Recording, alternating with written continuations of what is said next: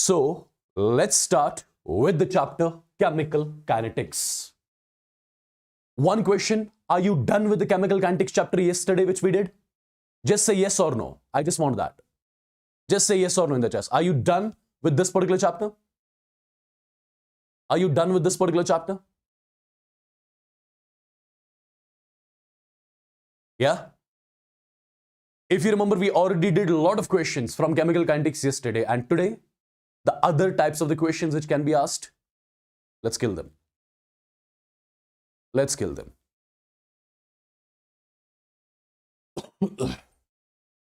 Perfect, guys. So let's get going then. Let's get started with the first question of the chapter Chemical Kinetics, which is on your screen now. A very simple and basic question, and I believe everyone among you can solve this particular question. Give it a try. Let me know its answer in the comment section quickly. In the chats quickly. Let me know its answer in the chats quickly. Till then, I'm going to write the reaction again, what is given to us. BrO3 negative plus 5 times Pr negative plus 6 times H positive.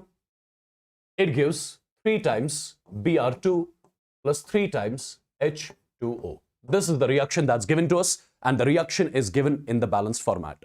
Well, I can see majority of the students are coming up with option D. Let's exactly get to know what is going to be the correct answer of this particular question. My dear students, if I want to write the rate, expression, I'll be starting with BrO3 negative, which is a reactant. If it is the reactant, I'll start with minus sign. 1 divided by stoichiometric coefficient is 1, right? Then it's change in the concentration of BrO3 negative divided by time taken is equal. Write the rate in terms of Br negative. In terms of Br negative, it is minus 1 by stoichiometric coefficient. Change in the concentration of Br negative divided by time taken. Perfect. Write the rate in terms of Br2. Since it is the product, so start with plus sign. 1 divided by stoichiometric coefficient. Change in the concentration of Br2 divided by time taken. Right? You can write in terms of water as well.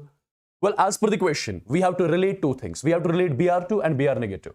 We have to relate Br2 and Br negative. My dear students, if you relate these two terms, if you take 3 here, it becomes minus 3 divided by 5. D of Br negative divided by dt is equal to D of Br2, change in the concentration of Br2 divided by time interval. Do you see any option matching this? Do you see any option matching here? Is there any option matching, people?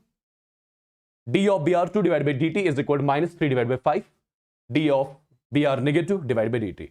I believe option D is the correct answer of this particular question. If this question is clear, say yes or no in the chats. Yeah? Tahir is saying he did this question early in the morning. That's great. Perfect. So absolutely it's option D. Absolutely it's option D, which is going to be the correct answer of our first question. Number 1. Do you know, in your NEET 2019, the question was asked of the similar type? Similar type question was asked. Can you quickly let me know what is going to be the answer of this question? In the chats. In the chats. Quickly.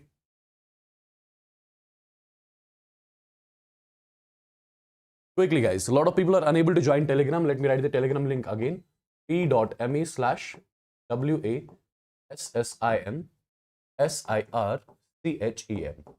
You can join this.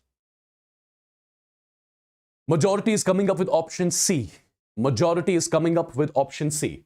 So let's get to know exactly what is going to be the correct answer of this particular question. My dear students, again you'll be doing the same thing. You are given with a balanced chemical equation. Write its rate. Write its differential form. Write its differential form. R is equal to. If I write the rate in terms of N2, you'll start with minus sign. Then you write change in the concentration of N2 divided by time interval dt is also equal. In terms of H2, it's going to be minus 1 divided by 3. Change in the concentration of H2 divided by time interval. In terms of NH3, NH3 is a product. So start with plus sign. 1 divided by 2. Change in the concentration of NH3 divided by time interval dt. Now, as per the question, you have to relate what? What is going to be the correct answer now? If you see the options, my dear students, What is going to be the correct answer? What is going to be the correct answer? Quickly, if you see the options. People are saying option C. Is that? Is it going to be option C? Option C cannot be the one, right? Because this is minus here. This is minus here and this is plus here. Or, yes, option C only, right? So, this term and this term you can relate. So, option C, is it matching? Minus dN2 divided by dt is equal to plus 1 by 2 d of NH3 divided by dt. So, it's absolutely option C which is going to be the correct answer of this particular question. My dear students, you can understand what type of questions are asked in your NEET examination, right? I'm moving ahead. I am moving ahead. I am moving ahead. I am moving ahead. Just a second.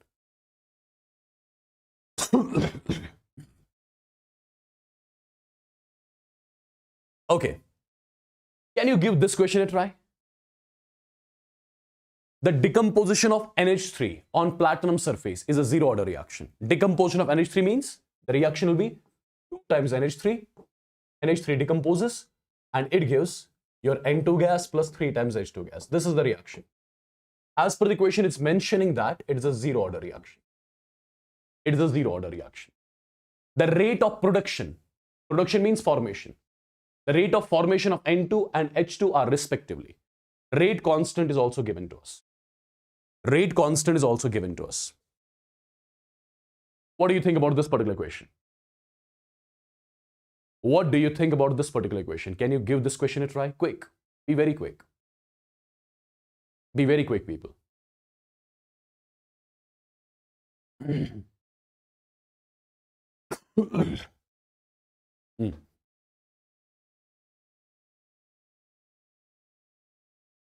Be very quick. What do you think?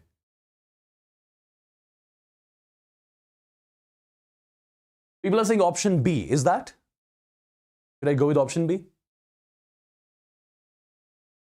People are saying option B.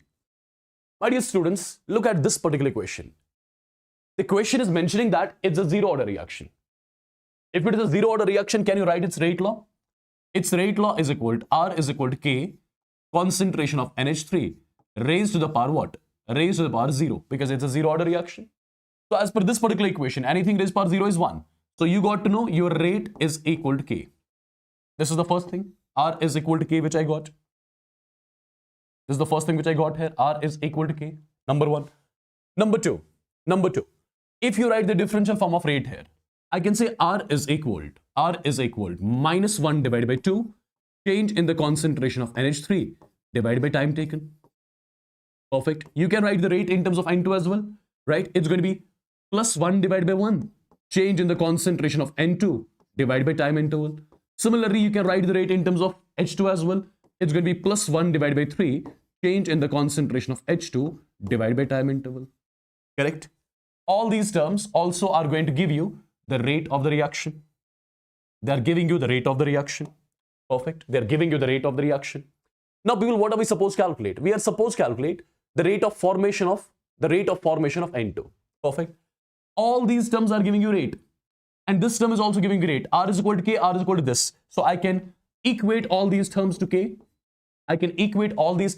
Because R is equal to K, R is equal to this, R is equal to this, R is equal to this. So R has to be equal to K as well. Perfect. So rate of formation of N2. My dear students, if you relate this term and this term, I can say plus d of N2 divided by dt. Plus d of N2 divided by dt has to be equal to what? It has to be equal to K. And what is K? K is given to me as per the question, which is 2.5 into 10 raised power minus 4. So it is 2.5 into 10 raised power minus 4. And it's going to be moles, liter inverse, second inverse. What do you call this particular term as? This particular term you call as the rate of formation of N2. That was the first thing which I was supposed to calculate. Rate of formation of N2. Rate of formation of N2 we got. Rate of formation of N2 we got. What is the second thing? Rate of formation of H2. Now do one thing. Relate this H2 term with this K. Right? What can I conclude? I can say dH2 divided by dt is equal to 3 times K. dH2 divided by dt is equal to what? It is equal to 3 times your K. Right? So it's going to be 3 multiplied by 2.5 into 10 raised power minus 4 moles liter inverse second inverse. Correct? Correct, people? So This is going to be 7.5 into 10 raised per minus 4. 7.5 into 10 raised per minus 4. So it has to be option B, which has to be the correct answer of this question. Right? I believe this sort of a question you can solve from now on. Right? Someone is saying my NEET score is watching right now. How many people are watching? 700 something? Oh, nice. Good. Good. But make sure it's not more than 720. Make sure it's not more than 720. Is this particular question clear, people? So whenever you see this sort of a question, this is the approach which you'll be using to solve the question. Right? Let me move ahead. Let me move ahead. Basically, here the options we do not need. You're given with the reaction XA plus YB gives ZC. Some data is given. Choose the correct statement among the following. So basically, you have to get the value of X. You have to get the value of Y. Right? Or get the ratio of X is to Y is to Z. This is the question. Get the ratio of X is to Y is to Z. This is your question. You need to get the ratio of X is to Y is to Z, where X, Y, and Z, these are the stoichiometric coefficients of your reactants and products. Can you give it a try? Can you give it a try, people? Can you give it a try? My dear students, the reaction that's given to us, you can write its differential form. It will be, if you look at the reaction, write the rate in terms of A. It has to be minus 1 divided by X, change in the concentration of A divided by dt. In terms of Y, it has to be minus 1 divided by Y, change in the concentration of B divided by dt. In terms of Z, it has to be plus 1 divided by Z, change in the concentration of C divided by dt. Agreed? This is one equation. This is one equation. Now, as per the question is concerned, we are given with some other things as well. We are given with minus d of A divided by dt. Minus d of A divided by dt is equal to minus d of B divided by dt. Minus d of B divided by dt, which is equal to 1.5 times d of C divided by dt. Correct? This is something which is given to us as per the question. This is the given data. This is the given data. Now, guys, if you look carefully, can I do one thing? If I remove this 1.5 from here, and if I want to write it as 1 divided by 1 by 1.5, will it make a difference? That 1.5 again goes up. It won't make a difference. Now, if you compare these two equations, this is minus 1 by 1. This is minus 1 by 1. This is 1 divided by 1 by 0.5.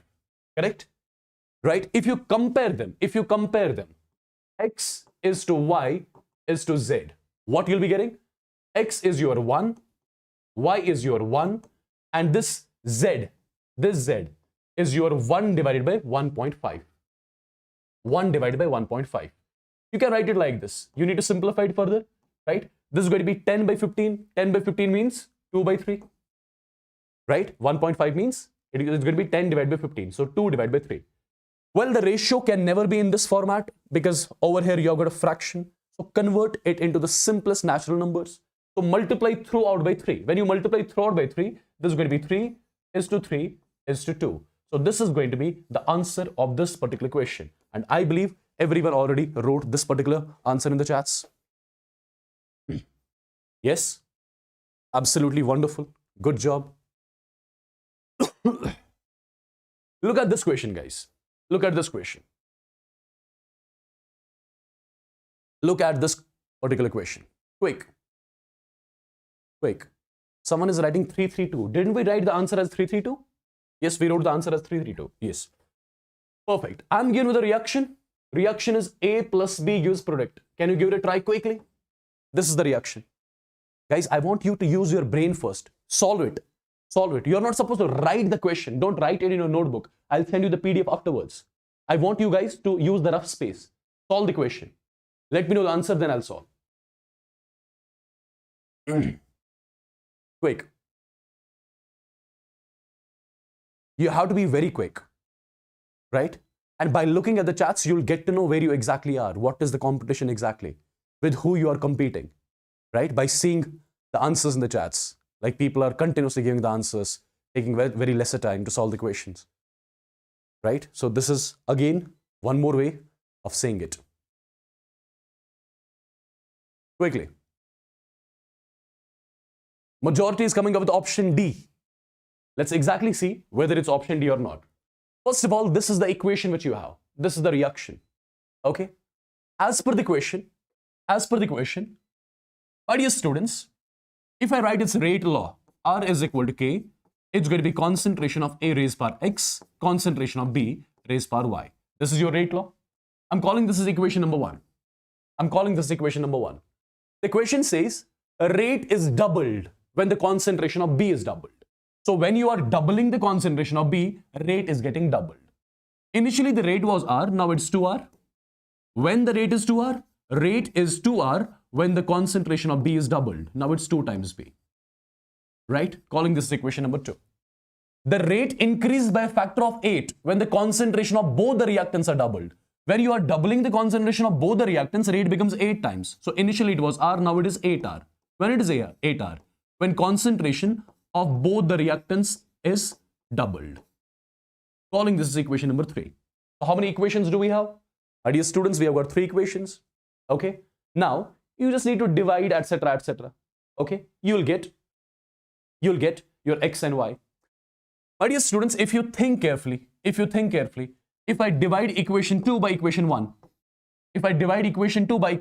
R and R gets cancelled. So on left side we get 2.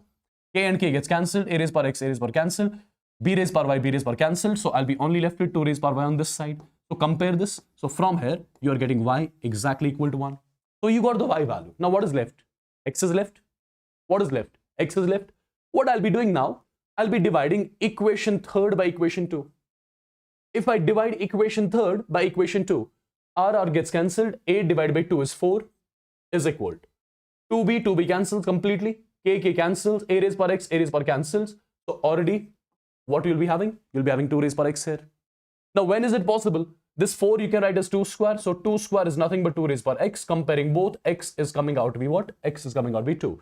So you got your X, you got your Y. So your rate law exactly will be of what nature? It will be R is equal to K, concentration of A raised power X, X was 2, and concentration of B raised power Y, Y is your 1. Perfect, this is the answer of the question. I believe all of you have solved this question properly. So it's option D, which is the correct answer of this particular question. Similar type of question I'm giving you. You need to give it a try. Similar type of question. Similar type of question, guys. What do you think? Similar type of question. Similar type of question I'm giving you. What do you think? Be very quick. Be very quick. For the reaction between A and B. So reaction is happening between A and B. Order with respect to A is 2 and order with respect to B is 3. The concentration of A and B are doubled. The rate will increase by a factor of what? Easy kill question you call this. Easy kill question you call this. As per the question, A and B are reacting and they'll be forming the product. Order with respect to A. Order with respect to A, which is represented by X, that's 2. Order with respect to B, which is represented by Y, that's 3. So you got your X and Y. Now write the rate law. R is equal to K. Concentration of A raised power X, matlab raised power 2. Concentration of B raised power Y, Y is your 3. Perfect. Now as per the question, what exactly are we doing? Concentration of both A and B are doubled. You are making this 2 times. You are making this 2 times. You are making this also 2 times. This will be 2 ka square, that will be 4. This will be 2 ka cube, 2 2s are 4 2s are 8. So 8 multiplied by 4 will be 32. So rate will increase by 32 times.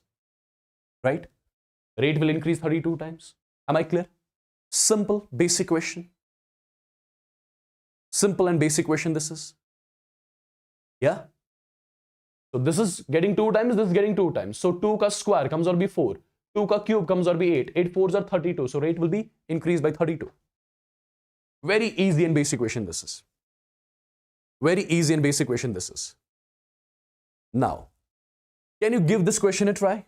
Well, I have not given any options here. You have to tell me the answer in the chats. Well, this is not one question. These are two questions actually. These are two questions actually. These are two questions. This is not just one question. Look at the question carefully and try to solve.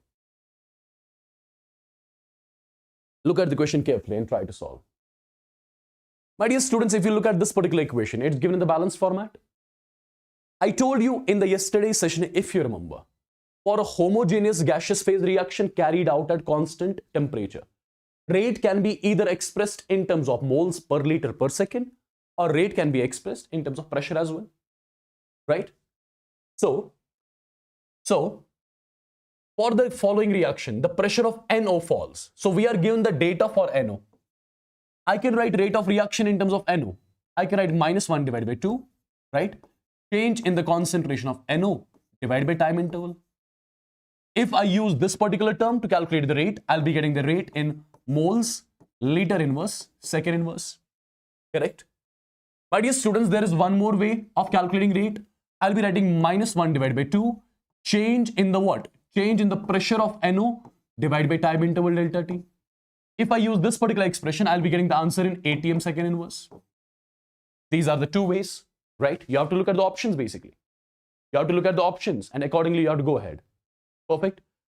As per the question, the pressure of NO falls from this to this. All right, pressure of NO falls from this to this. So this was the initial pressure of NO. This is the final pressure and this is the time interval. So let's solve this particular question first. R is equal to -1 by 2. Change in the pressure of NO, which will be final pressure of NO minus what? Minus initial pressure of NO divided by time interval is 10 seconds, right? I believe you can solve this one now. I believe you can solve this one now. And the answer is going to be in ATM second inverse. So this is one of the question, done and dusted. Look at the second question. Second question. If you use this particular term, you'll be getting the answer in moles per liter per second. So we have solved this particular question in ATM second inverse. Now, moles per liter per second. It's -1 by 2. -1 by 2. Change in the concentration of NO. Can I write, instead of concentration of NO, can I write pressure of NO divided by RT? I hope you remember. Your ideal gas equation, PV is equal to nRT. In the yesterday session, I've showed you, right? So P will be equal to N divided by VRT. What is N by V? N by V is concentration. So P is equal to concentration RT. So if I'm using the pressure of NO, so here has to be the concentration of NO and R and T. So concentration of NO is nothing. It is pressure of NO divided by RT. That's why I wrote concentration of NO is pressure of NO divided by RT. So R will be equal to -1 divided by 2. Change in the pressure of NO, which will be final pressure of NO. That is how much? 2.5 minus initial pressure of NO. That is 5 atm divided by time interval. You already know how much is that. That's 10 seconds. Time interval is 10 seconds. Now R and T, right? R and T. What is the value of R which we'll be using here? Quick.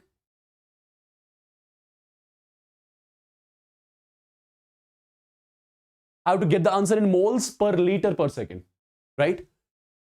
R has got three values. First value is 8.314 joules per Kelvin per mole. Second value is 0.0821 atm liter per Kelvin per mole. Third value of R, if you do not know, it is 1.98 calories per Kelvin per mole. Perfect. I have to get the answer in moles per liter. In which of the units do you see liter? Here I can see liter. So which value of R I'll be using? 0.0821, right? 0.0821. And let me tell you, in order to reduce the calculations, instead of 0.0821, you can use the term 1 by 12. 1 by 12 is also 0.0821. So R is nothing but 1 by 12. And temperature must be given in the question itself, 300. So multiplying it with 300 as well. Now it's a matter of calculation and you'll be getting the answer finally in moles, liter inverse, second inverse. If I'm clear, let me know once in the chats. Okay? If I'm clear, let me know once in the chats. This sort of a question can be asked. One, calculate the rate in terms of ATM second inverse. Second, calculate the rate in terms of moles per liter per second. And this is the procedure which you need to follow to solve both the questions. Simple and basic this is. It is just you should be careful with the units basically. Nothing else. Yeah? Nothing else. Okay. Do you remember I have told you how do we approach to this particular question? I gave you a trick also. I gave you general approach of solving as well as trick also. So let's solve this question with the help of a trick. Let's solve this particular question with the help of trick. First of all, I want you guys to use your brain. What do you think? What should be the answer? What should be the answer of this question? Be very quick. You need to be very quick, guys. You need to be very quick. What should be the answer of this question?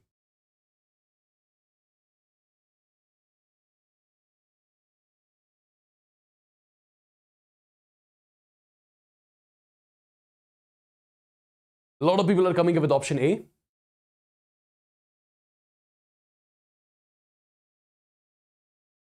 Option D. Someone is saying video is not clear. You just change your settings. I think you are watching at 140p. Yeah? All right, people. First of all, the reaction that's given to us, 2A plus B gives C plus D. 2A plus B gives C plus D. If I write the rate law, R is equal to K, concentration of A raised power X, concentration of B raised power Y. This is your rate law. Perfect. Now, guys, think carefully. Think carefully. Think carefully. First of all, if you look at second and third experiment, in second and third experiment, one thing is common. You have kept the concentration of A as 0.3 molar. So, in your second and third experiment, you are not changing the concentration of A. So, imagine as if A is not here. What is happening to the concentration of B? From 0.2 to 0.4, you are making it 2 times. You are making 2 times. So, you are making the concentration of B 2 times. Perfect. What is happening to the rate? Rate is becoming 4 times. Rate is becoming 4 times. 7 4s are 28, right? Rate is becoming 4 times. So when you double this, this is becoming 4 times. When is that possible? When is that possible? When you are doubling B, this is becoming 4 times, which is only possible if the power here will be 2. Then only 2 ka square will come out to be 4. So Y value I got to know as 2. Y value is 2, right? Erase whatever we have done.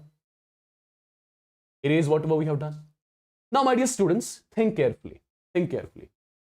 Think carefully. We are done with half of the question. Second part. If you look at the first and the fourth experiment, the concentration of B is kept same. Concentration of B is kept same. Imagine B is not here. Concentration of B is kept same. Now, what is happening to the concentration of A?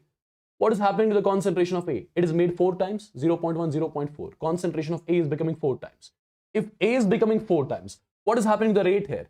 What is happening to the rate here? Check it out. 6 1, 6 4 are 24. So rate is also becoming 4 times. So when you are making this 4 times, rate is becoming 4 times. When is that possible? When the power here will be 1, then only 4 raised power 1 will be 4. If the power was 2, 4 ka square should have been 16 then. So here on making this 4 times, this is becoming 4 times. So you can categorically say the value of X is 1. So Y is equal to 2, X is equal to 1. So your rate law will eventually settle to what? Concentration of A raised power 1, concentration of B raised power 2. Do you see any of the option like this? A raised power 1, B raised power 2? Yes, it's option D, which is going to be the correct answer of this particular question. Am I loud and clear? Perfect. All right. Moving on to the next question. Moving on to the next question. Moving on to the next question.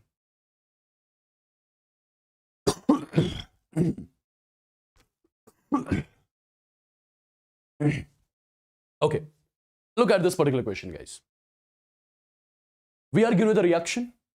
I'll write the reaction till you solve this. 2 times N2O5, it gives 4 times NO2. With that, you're writing O2. Rate and rate constant. Rate of the reaction as well as the rate constant of the reaction. Both are given. Perfect. Wonderful. Rate of the reaction is 1.02 multiplied by 10 raised power minus 4. Write the units with it. Moles liter inverse second inverse. What is rate constant? Rate constant is 3.4 into 10 raised power minus 5 second inverse. The concentration of N2O5 at that time. When rate of reaction is this, rate constant is this. What will be the concentration of N2O5 at that time? What will be the concentration of N2O5 at that time? How you are going to approach this question? Try to understand. Just tell me one thing. How do you check the order of this particular reaction? Do you know what is the order of this reaction? How do you check order? I'm asking you, order. Don't tell me the answer. Tell me the order of the reaction. My dear students, if you remember, there is one way of checking the order of reaction with the help of units of rate constant. What are the units of rate constant here? Rate constant units are second inverse. Second inverse, if rate constant unit is second inverse, that means this reaction follows the first order kinetics. It is the first order reaction. It is the first order reaction. It is the first order reaction. Right? And by the way, this session is not only the question solving. I'll be giving you some extra topics as well. Okay? I'll be teaching you some extra topics as well. For example, you know, this time the level is going to be comparatively up. Okay? So there's a probability that questions might be asked from those part of the chapters which were not touched yet. For example, there are parallel reactions, right? Kinetics of parallel reactions, first order parallel reactions. I'll show you in the today's session what kinetics of parallel reactions is all about. From that also question can be asked, right? In the yesterday's session, I did not teach you the thermodynamics of the galvanic cell. Till now, question has never been asked, but the level will increase for sure. So maybe the question can be asked. Okay? I did not teach you the kinetics of first order gaseous phase reactions. Don't worry, that will be done today. But first we'll solve the questions. Some questions we'll solve, and eventually in between I'll teach you the things as well. I hope I'm clear with this. I hope I'm clear with this. All right. So my dear students, you understood this is the first order reaction. If it is the first order reaction, right, it's rate law. Rate law is generally written as R is equal to K, concentration of N2O5 raised per X, and X value over here is 1 because order is 1. Perfect. What am I supposed to calculate? Concentration of N2O5. So concentration of N2O5 is nothing. It is a rate divided by rate constant, right? Rate is given, rate constant is given. Take the rate is given 3.4 into 10 raised power minus 5 moles per liter per second divided by rate constant. What did I do? This is R divided by K. What is R? R is this. Okay. I just took reverse. R is equal to 1.02 into 10 raised power minus 4 divided by K is nothing but 3.4 into 10 raised power minus 5. When you solve this, the value comes out to be 3 molar, right? So 3 molar has to be the concentration of N2O5. I hope I'm clear. I hope I'm clear. Okay. So this sort of a question can be asked again. This, without even solving, you can solve this question. Without even solving, you can let me know the answer. What do you think? Be very quick. Be very quick. Be very quick, people. Be very quick. Be very quick. What do you think? When initial concentration of reactant is doubled, half-life of the zero order reaction. What about the half-life of the zero order reaction? Half-life of the zero order reaction, T half is equal to A naught divided by 2K. Where A naught is the initial concentration, you know it. When you double this, automatically this will double because both are directly proportional. So when you double the initial concentration of the reactant, your half-life of the zero order reaction, it gets doubled. There is no need to think a lot for this particular question. It's easy. It's easy. Okay, this question I want to see how you are going to solve. This question I want to see how you are going to solve. Because in this one, you have to use a bit of your brain. Bit of your brain. You have got the reaction A gives B, right? This is the reaction. Rate constant is given as 0.6 into 10 raised power minus 3. This is moles, liter inverse, second inverse. Okay. If the concentration of A is 5 molar, if the concentration of A is 5 molar, then concentration of B after 20 minutes will be. So initial concentration is given, right? The concentration of B after 20 minutes. The concentration of B after 20 minutes. Concentration of B after 20 minutes. Concentration of B after 20 minutes. How you are going to solve this? How you are going to solve this? Think over it. Think over it. Think over it, people. Think over it. First of all, if you look at the rate constant units, you can directly say it is a zero order reaction. It is a zero order reaction. Absolutely, it's a zero order reaction. from the rate constant units, I got to know that, right? Now, if you remember, how did we derive the expression for the zero order reaction, the integrate rate constant? How did we do that? If you remember, at time t is equal to 0, we assume initial concentration of reactant is A0. So this has to be 0. What happens afterwards? When the reaction starts, concentration of reactant decrease with time. Concentration of reactant decrease with time. Let's say concentration of reactant left at time t is AT, right? And concentration of product formed at time t is BT. Perfect. We have to check at time t is equal to 20 minutes. At time t is equal to 20 minutes. What is the concentration of B? What is the concentration of B? Think carefully, guys. If you remember, we have our integrate rate equation as AT is equal to A0 minus KT. This is the equation, our integrate rate equation. Perfect. Now, the initial concentration of reactant is how much? A0, right? The concentration of reactant left is AT. I had A0. I am left with AT, right? So how much has got converted into product? I had A0. I am left with AT. So how much has got converted into product? Can I say concentration of B at time t is equal to 20 minutes, which is BT. Initially I had A0. I'm left with AT. So A0 minus AT, that is the amount which has got converted into product. So basically I have to get the value of A0 minus AT. Basically I have to get this value, A0 minus AT, right? Now guys, if I need to calculate A0 minus AT, so in this particular equation, I'll write this equation as A0, would take AT on this side, A0 minus AT, take KT on the other side is equal to KT. This particular term, A0 minus AT, what do you call as? Concentration of B at time t, right, is equal to K multiplied by T. What do we have to calculate? Concentration of B at time t is equal to 20 minutes. It has to be equal to what? K times T. What is K?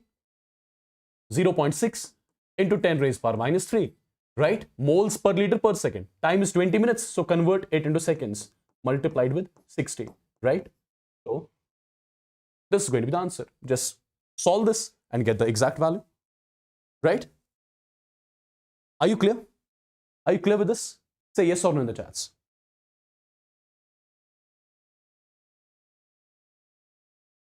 Are you clear? Yeah?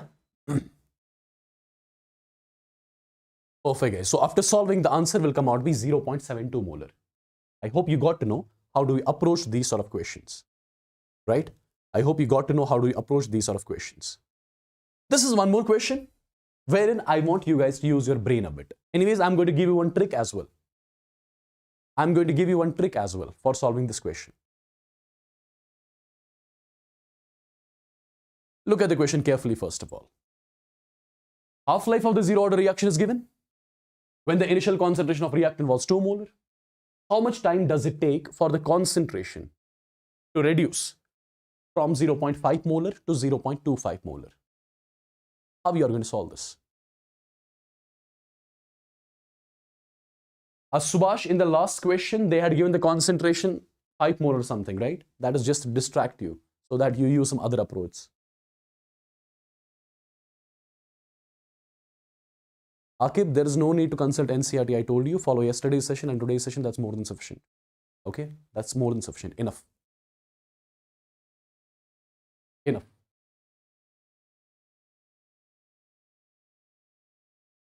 Let me show you a general way of solving this sort of a question, right? Let me show you the approach first of all.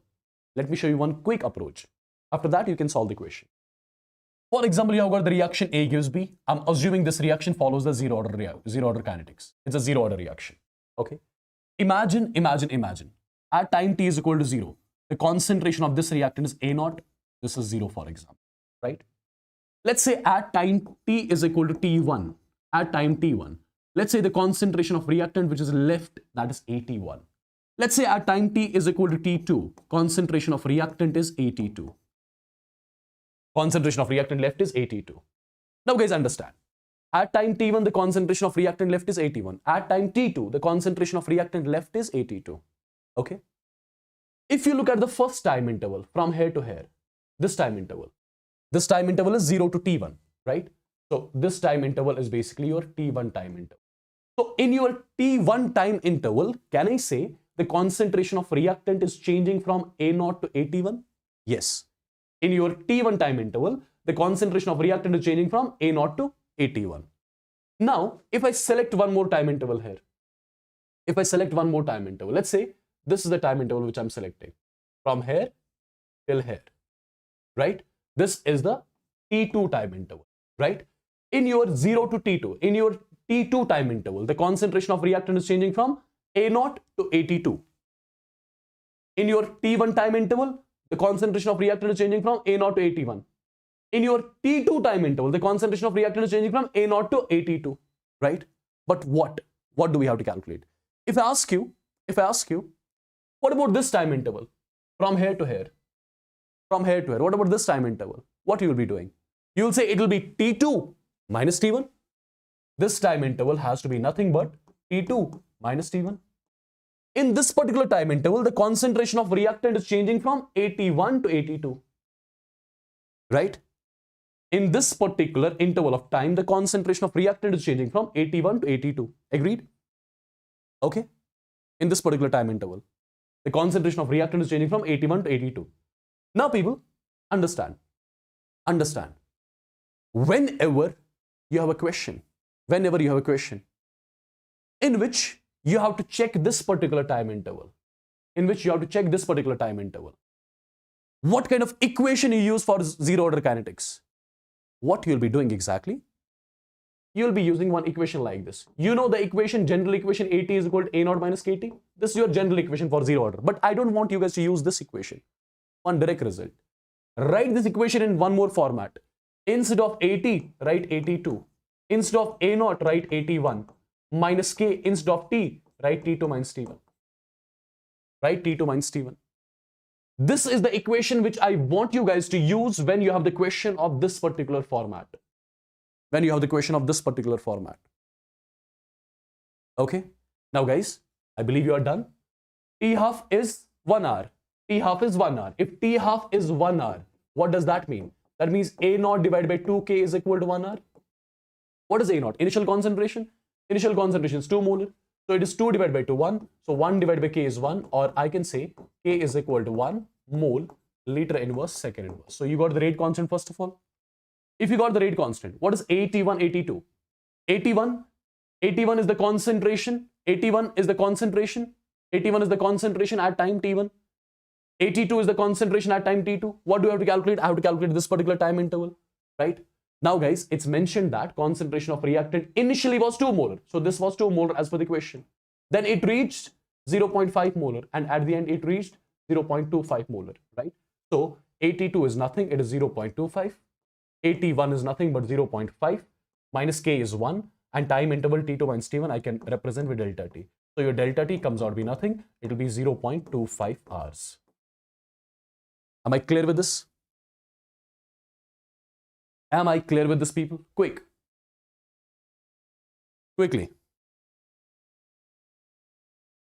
When you get this sort of a question, this is the approach which you will be using. Okay? Perfect. And it is particularly valid for zero order reactions. Whenever you are supposed to check how long will it take for the concentration of reactant to change from AT1 to AT2, that means this time interval you are supposed to calculate. And this is the equation which you'll be using at that point of time directly without giving a second thought. Now, if the similar sort of question is asked in the first order kinetics, what do we do there? If the similar sort of question is asked from the first order kinetics, what do we do there? Let me show you that. If the similar sort of question, take a note of this one. And edit in your yesterday's notes. Okay? Edit in your yesterday's notes. For example, you have got a first order reaction like this. A gives B. Guys, I'll have to turn the lights off, right? Okay, let's say this is your first order reaction. Imagine this is your first order reaction, okay? Let's say at time t is equal to 0, your initial concentration of reactant is A0. At time t is equal to T1, your concentration of reactant is AT1. At time t is equal to T2, your concentration of reactant is AT2. Okay? At the same time, I'm assuming at time t is equal to T1, let's assume rate of reaction is R1. At time t is equal to T2, let's say rate of reaction is R2. Whenever you see this kind of the question, this kind of the approach, whenever you see this sort of a situation given in the first order, whenever you see this sort of a situation given in the first order, initial concentration given, then two different times, two different concentrations, or two different rates, right? Now, what do we do at that time? What kind of equation do we use? You know your integrated rate equation, that is K is equal to 2.303 divided by T. It's going to be log of A naught divided by AT. This is your general first order equation. But I don't want you guys to use this equation here in this particular situation. What I would want you guys to do is, I would want you guys to write K as such, 2.303 as such. Instead of T, you write T2 minus T1. T2 minus T1 log of. Instead of A naught, I want you to write AT1. Instead of AT, I want you guys to write AT2. This is the situation, this is the expression which I want you guys to use in that sort of equation. If imagine in the first order reaction, you are supposed to calculate the time interval in which the concentration of reactant is changing from AT1 to AT2. Calculate the time interval in which the concentration of reactant is changing from AT1 to AT2. That means this time interval from here to here you are supposed to calculate. That means T2 minus T1 time interval you are supposed to calculate. I want you guys to use this equation, number one. Or if you do not want to use this equation, then use this equation.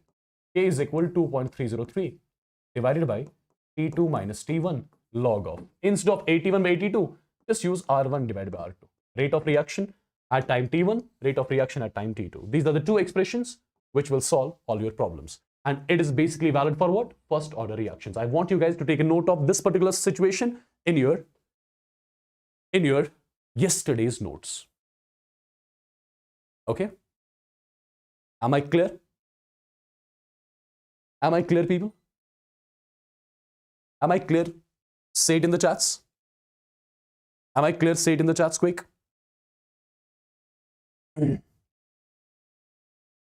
Look at the question which was asked in your NEET 2020. I want you guys to kill this question. Half-life of the zero order reaction is given. Initial concentration of the reactant is given. Rate constant we are supposed to calculate.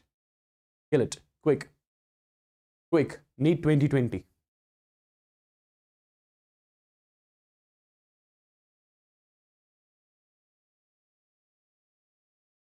I want you guys to solve this quickly.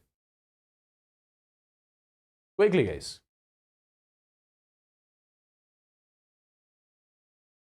Imagine the zero order reaction which is given to us, that's A gives B. This is our zero order reaction, right? This is our zero order reaction. Initial concentration of reactant is given as how much? 0.02 molar, right? Half-life of the reaction is given as 100 seconds. Half-life is given as 100 seconds. Now, since this reaction follows the zero order kinetics, now what do we do? You know, in the zero order kinetics, T half is equal to A naught divided by 2K. Perfect. T half is equal to A naught divided by 2K. Can I say K is nothing but A naught divided by, 2 times the T half. What is A naught? A naught is 0.02 divided by 2 multiplied by, what is T half? T half is 100. Perfect. I believe it's clear. So this will be 2 into 10 raised power minus 2 divided by 2 into 10 raised power 2. So 2 to cancel. This comes up. So 10 raised power minus 4. And it's going to be, since it's a zero order reaction, moles later inverse, second inverse. Is there any option as 10 raised power minus 4? Yes, I can see this option as 10 raised power minus 4. Done? Simple. Right? This sort of a question you should be able to solve if it is asked. Right?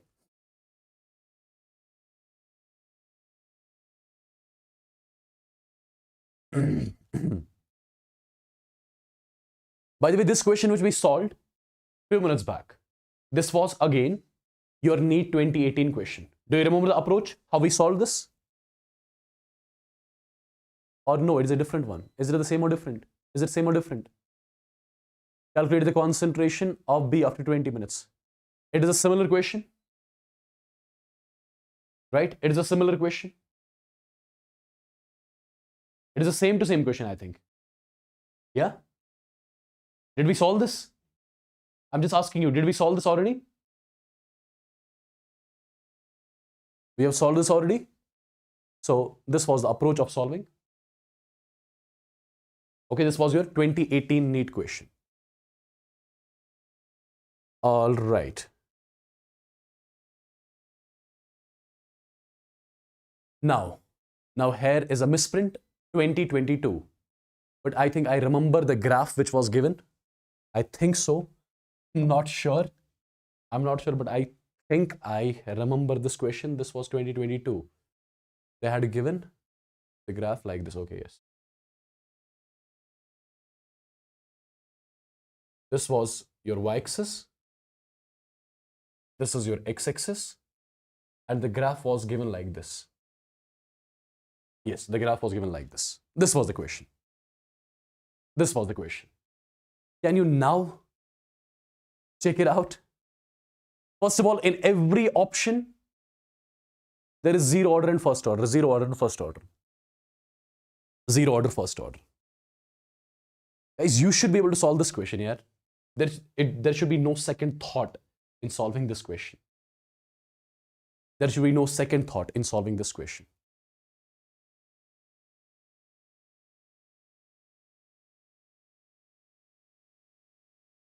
No second thought in solving this question. See, for a zero order reaction, if you want to plot a graph between rate versus time, rate versus concentration of reactant, See, in the zero order reaction, rate of the reaction is independent of the concentration of reactant. The graph will be like this, right? Graph will be like this. For the first order reaction,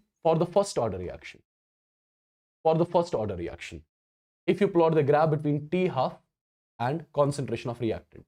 For the first order reaction, you know, T half is nothing but 0.693 divided by K. So T half is independent of concentration of reactant. So it's the same.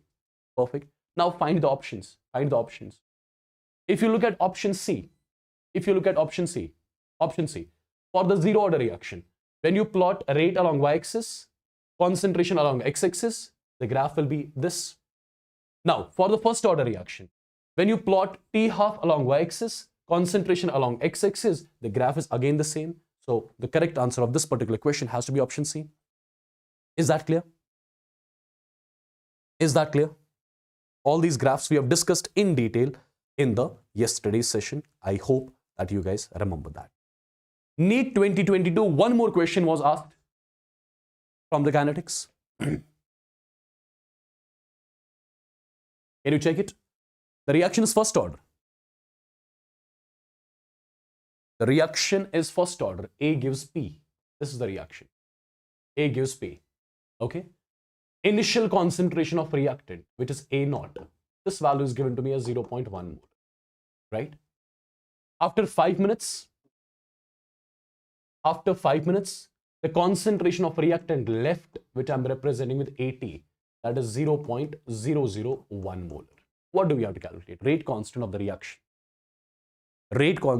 reaction. But this time we have to calculate it in minute inverse, not second inverse. Can we check it? People? I'll be simply using what? I'll be using the integrated rate equation for the first order kinetics. You know, your K is nothing but 2.303 divided by T, and it's log of A naught divided by AT. Do you remember I gave you one expression like this? So K has to be equal 2.303 divided by T. What is T? 5 minutes. Right? I'm using this condition in the question. T is equal to 5 minutes. Log of A naught was 0.1. So 10 raised power minus 1 divided by AT is your 10 raised power minus 3. Perfect. Now the question is almost done and dusted. So K is nothing but 2.303 divided by 5. This will be log of 10 raised power 2. Right? It comes up. It becomes 10 raised power 2. So log of m raised power n is n log m. So 2 comes to the front. Right? 2 comes to the front. This becomes 4.606 divided by 5. And now the units are going to be minute inverse because you used the value of time here in minutes. Right? Now it is just a matter of calculation. It will be 5 9s are 45. So this will be 0.9 something. 0.9 minute inverse is going to be the answer of the question. Yes? Done? I hope I'm clear. I hope I'm clear, people. I hope I'm clear with this. This is one more amazing question. Let me tell you, this question was not asked in NEET. This question was not asked in JEE mains, but this question was asked in advance. This question was asked in advance. But I believe, if you have watched the yesterday's session, you should be in a position to solve this question. This was the integer type question which was asked, I think like 5-7 years back. But you can solve this question. That is the reason why I have particularly picked this question. Because that confidence should be there, right? Whatever type of the question can be asked from, is asked from the kinetics, you should be able to solve that. See guys, what the question is all about.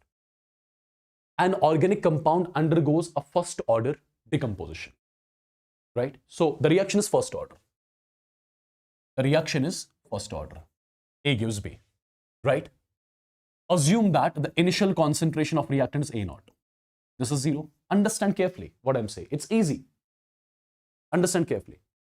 Time taken for its decomposition to 1/8 and 1/10 of its initial concentrations are T1/8 and T1/10. So as per the question, at time T is equal to T1/8, how much reactant is left? 1/8 of A0 is left. So that will be A0/8. This is the concentration of reactant left at time.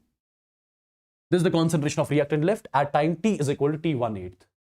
Similarly, as per the question, at time T is equal to T1/10, how much reactant is left? It is A0/10, 1/10 of initial. So tell me how many conditions did we get? I got 2 conditions. This is condition number 1 and this is condition number 2. This is condition number 2, right? Now people, the reaction is following which kinetics? First order kinetics. In the first order kinetics, our integrated rate equation, one of the format is T is equal to 2.303 divided by K log of A0 divided by AT. Log of A0 divided by AT. This is our general expression. This is our general expression. Now, my dear students, if I fit this condition here, instead of T, I'll write T1/8. T1/8 is equal to 2.303 divided by K log of A0 as such divided by, what is AT? AT in the condition is A0/8. A0/8. So A0 cancel, 8 comes up. 8 comes up. Or else 8 can be written as 2 raised power 3. It can be written as 2 raised power 3. Log of m raised power n is n log m. It can be written as 3 log 2. It can be written as 3 log 2, right? 3 log 2. 3 log 2. Log 2 is how much? 0.3. So instead of entire thing, 3 into 0.3 is nothing but 0.9. So this is the value I got till now. Let me call this as equation number 1. Now, if I put the same condition, second condition in this expression, instead of T, I'll be writing T1/10 is equal to 2.303 divided by K log of A0 divided by, what is AT here? AT here is A0/10. So A0 cancel, 10 comes up, log of 10 is 1. Log of 10 is 1. So this is your equation number 2. This is your equation number 2. As per the question, I'm supposed to get this value. I'm supposed to get this value. I'm supposed to get the value of T1/8 divided by T1/10 multiplied by 10. This value I'm supposed to get. This value I'm supposed to get. T1/8 is how much? 2.303 divided by K multiplied by 0.9 whole divided by. T1/10 is how much? 2.303 divided by K, and I'm supposed to multiply it with 10. So this term cancel. 0.9 multiplied by 10 comes out to be 9. So 9 is going to be the answer of this question. Simple integer based question. Am I clear? Am I clear, people? Am I loud and clear?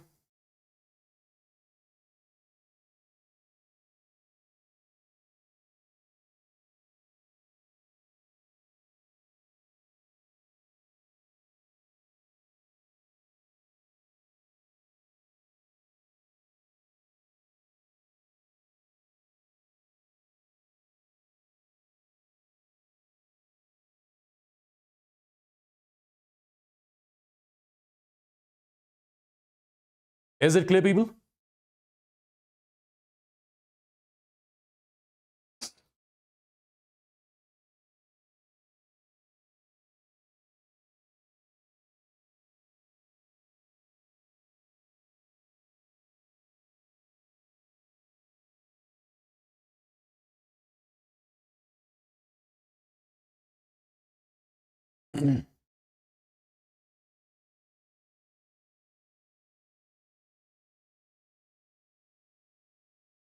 Just a second, people.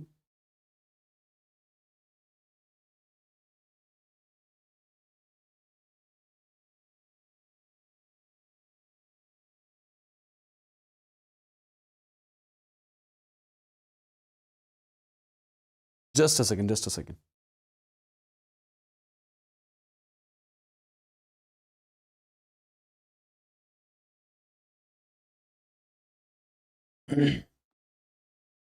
Okay, I'm moving on to one more question now. I hope this sort of a question, if it is asked, you should be able to solve this. Now look at this. Look at this question.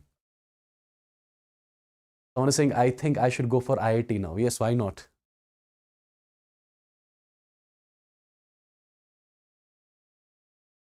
As per the question, log AT versus T curve is given. This angle is given 135. We have to choose the half-life. We need to choose the half-life of the reaction.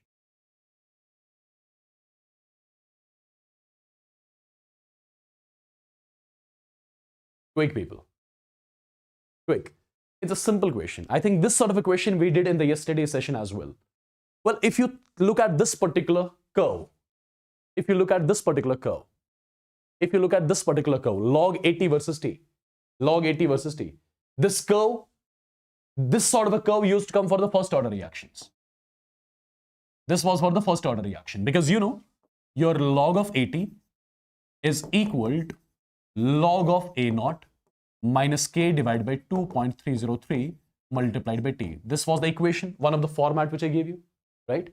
Since in this question, log AT you are plotting along y-axis, T you are plotting along x-axis. So this becomes your M, sign is minus, and this is C. Y is equal to minus mx plus C. So it has to be a straight line with negative slope, right? What about the slope of this particular curve? Slope of this particular curve is nothing but minus K divided by 2.303. What is slope?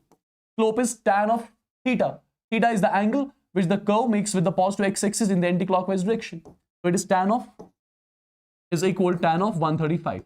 Tan of 135 is nothing but minus 1. So over here I can get the value of K, 2.303. And since in the options the units are minutes, so I'm using minute inverse here, rate constant.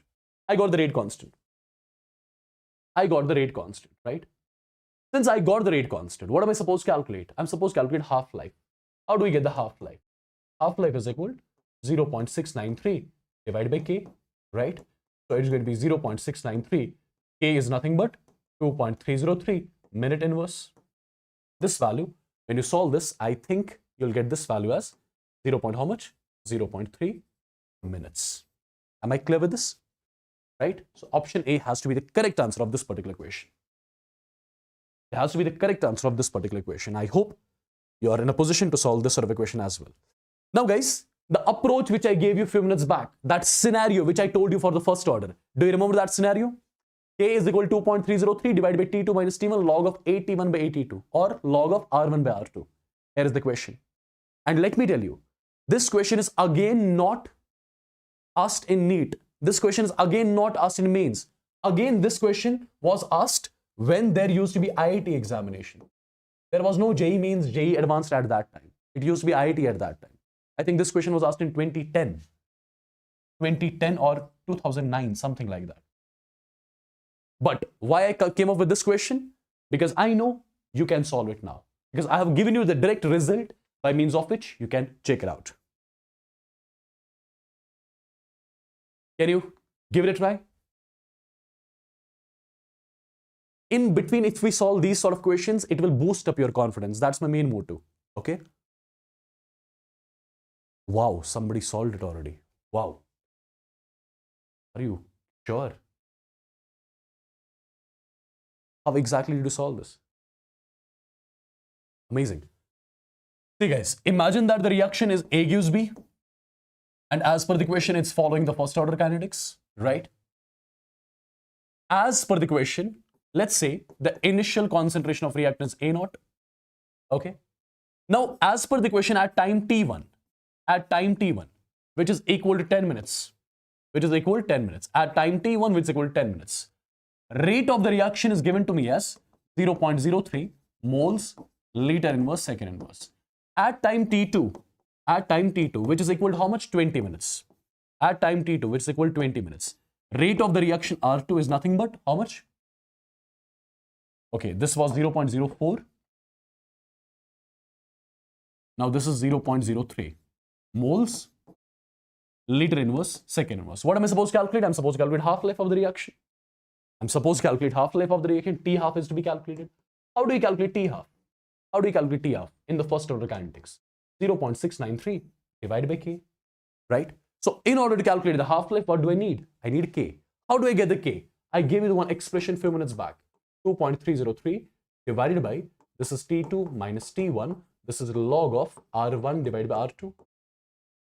So K has to be equal to 2.303 T2 minus T1.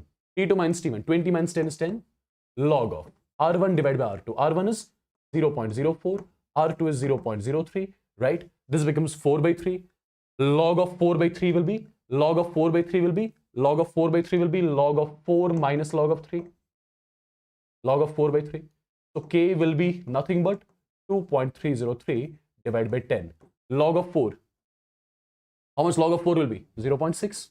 Log of 3 is how much? 0.47. Perfect. Yeah, you can solve it here and get the rate constant, which is going to be in minute inverse, because here delta T you are taking in minutes. If you got the K, put the value of K here. When you put the value of K here, as far as I remember the answer, it will be 24 minutes. So half-life of this reaction is nothing but 24 minutes. Am I clear? Am I clear with this? Am I clear with this? I'm asking everybody. I'm asking everybody. Am I clear with all these things?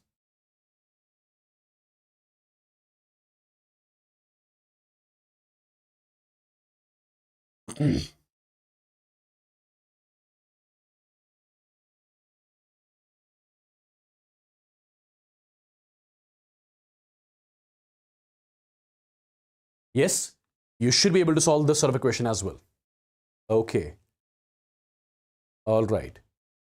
Do you remember this sort of equation we also solved in the yesterday session? Do not look at your notes. Solve it right now again. Without seeing the solution, you should be solving this question. Without seeing the solution. Without seeing the solution, I'm saying. You have to solve this question.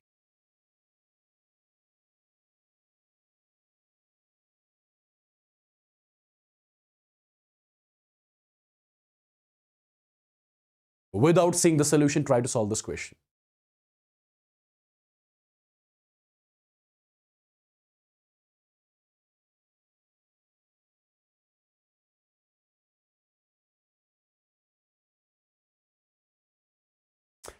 See guys, the reaction that's given to us, that is C4H8, which is your cyclobutane. It is getting converted to ethylene, C2H4. This is the reaction. First thing, if I ask you what is the order of the reaction, look at the rate constant units. Second inverse. That means it's a first order reaction. The reaction follows the first order kinetics. Number one. As per the question, in what period of time will the molar ratio of these two be 1? What does that mean?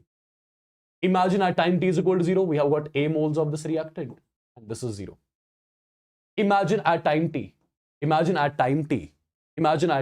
out of A moles of reactant, X got dissociated. So I'll be left with A minus X.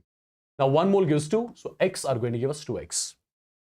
These are the moles of reactant left at time t. These are the moles of product formed at time t. I think, let's assume this is the time. Let's assume this is the time at which the moles of reactants and products got equal. Let's say this is the time at t. I would say, let's assume A minus X is equal to 2X. Because if A minus X is equal to 2X, then only I can say A minus X divided by 2X is equal to 1. What does that mean? That means the moles of reactant divided by moles of product is equal to 1. That's something I was supposed to calculate. That's what I'm supposed to calculate. At what time will the ratio of moles of products to reactants, right? At what time will the ratio of their moles come out to be 1? When the ratio of moles of reactant product comes out to be 1, what does that mean? That means their moles are equal, right? That means their moles are equal. As simple as that. As simple as that. I hope I'm clear with this. I'm assuming this is the time at which the moles of reactants products are becoming equal. So this is the time at which the ratio of their moles will be 1, right? So A minus X, from here I can say X is nothing but A divided by 3. So I got the value of X. What do I have to calculate? I have to calculate this time. I have to calculate this particular time. I have to calculate this particular time. At what time the moles of reactant products became equal? At what time the ratio of the moles became 1? Since it's the first order reaction, I'll be using the first order kinetics. You know, your T is equal to 2.303 divided by K. It is a log of A naught divided by AT. Perfect. This is something which you know. This T we are supposed to calculate. T is equal to 2.303 divided by K value is given to me as 2.3 into 10 raised power minus 4. Log of what is A naught? Initial moles or initial concentration, whatever. So A divided by AT. This AT concentration of reactant left, moles of reactant left. So it is A minus X. It is A minus X. X is A by 3. So A minus A by 3 comes out to be 2A by 3. So in the denominator you have got what? You have got 2A divided by 3. A got cancelled. So it is 3 by 2. So it is a log of 3 by 2. Log of 3 divided by 2 means it is the log of 3 minus log of 2. Perfect. So this term cancel. T will be 10 raised power minus 4 goes up. It's 10 raised power 4. Log of 3 is 0.47. Log of 2 is 0.3. This will be 0.17 into 10 raised power 4. The value will be 1700 and the answer is going to be in seconds. Is it clear? Is it clear, people? So what is meant by this particular thing? It means that at 1700 seconds, the moles of reactants and products have got equal. At 1700 seconds, the ratio of moles of reactants and products have become 1. I hope I am clear to everyone. Chalo, NEET 2020. NEET 2020. What do you think about this? What do you think about this? Quickly, people.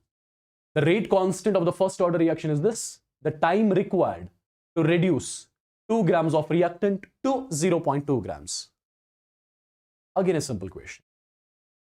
You have got the reaction as A gives B, right? Okay. Let's say the initial amount of reactant, which I'm representing with A naught, that is 2 grams. Perfect. Let's say at time t, the amount of reactant left, which I represent with AT, that is 0.2 grams. I have to calculate in what period of time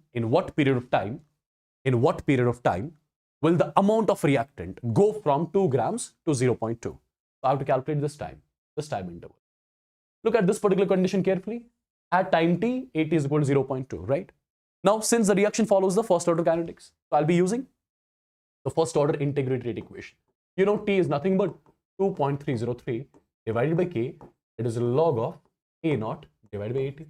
Equation is done already, right?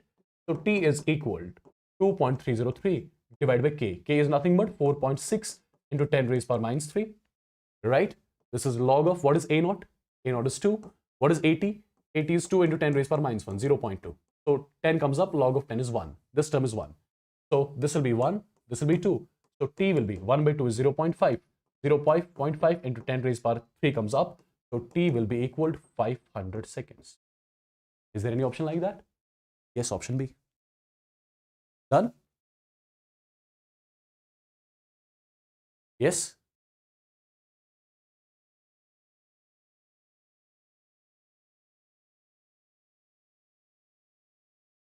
Am I clear, people? Am I clear? Am I clear? Quick,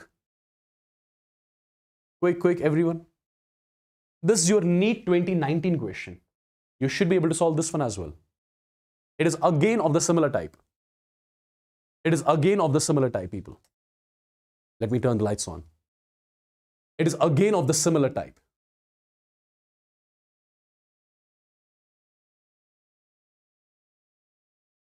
Right? And it's a very short and precise question. The question is, if the rate constant of the first order reaction, I'm given the first order reaction, A gives B, right? As per the question, it's a first order reaction. its rate constant is K. Okay.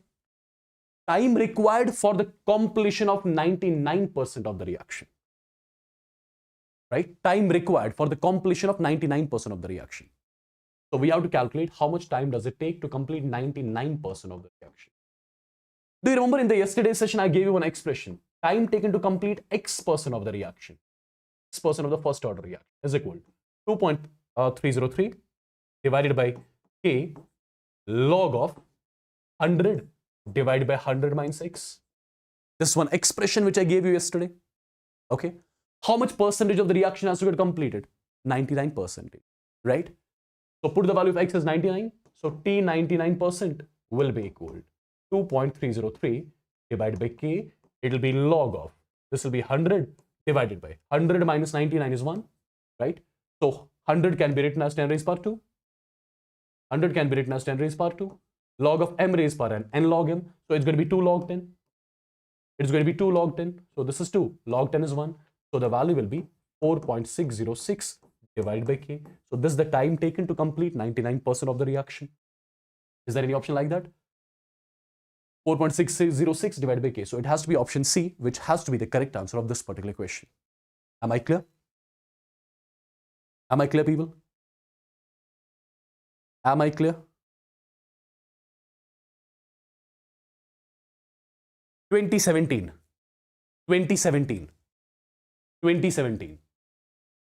A first order reaction has a specific reaction rate, that means rate constant, as 10 raised power minus 2 second inverse.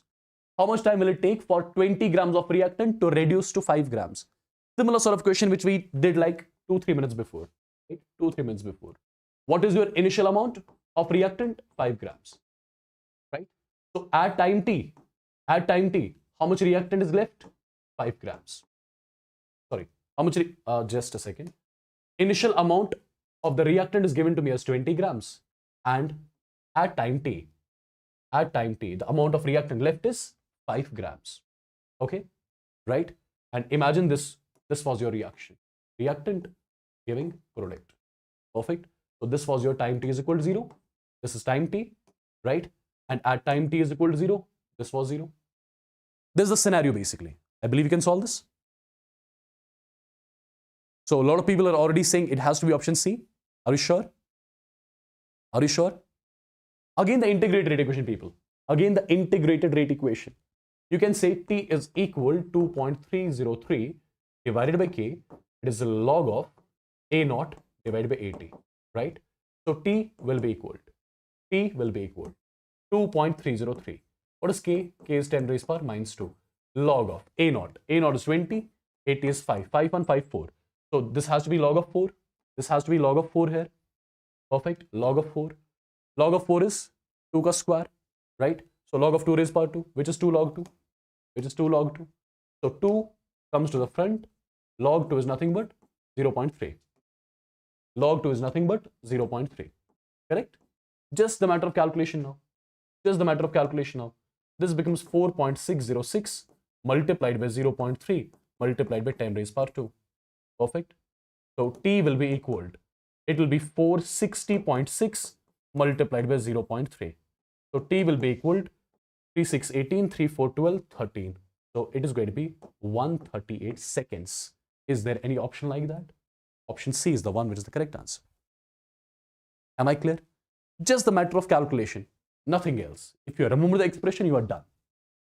If you remember the expression, you are done. Okay? Perfect.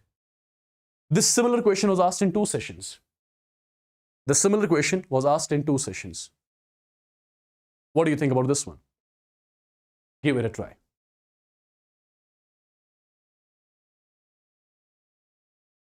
Give it a try. A first order reaction which is 30% completed has a half-life, 30% complete in 30 minutes, has a half-life of. As per the question, 30% of the reaction is getting completed in 30 minutes. This is something which is given to me. The reaction is first order. A gives B. Let me use a general approach which you guys have been solving, which you guys have been using. And after this question, I'll teach you first of all some other things, then we'll move on to the other questions. Right? See guys, 30% reaction is completed in 30 minutes. Time taken to complete X% of the reaction is equal to 2.303 divided by K. It is a log of 100 divided by 100 minus X. Okay? Someone is asking, sir, aap kya padha rahe ho? I am teaching English. English grammar is right now going on. English grammar. Right?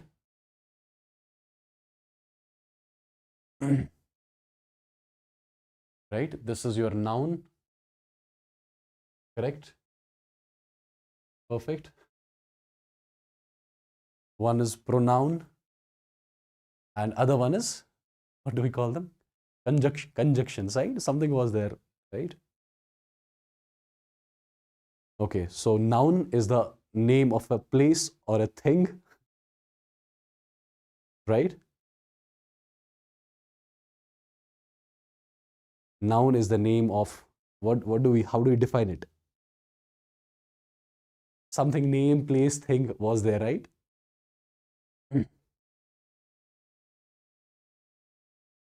Oh, verb used to be there too.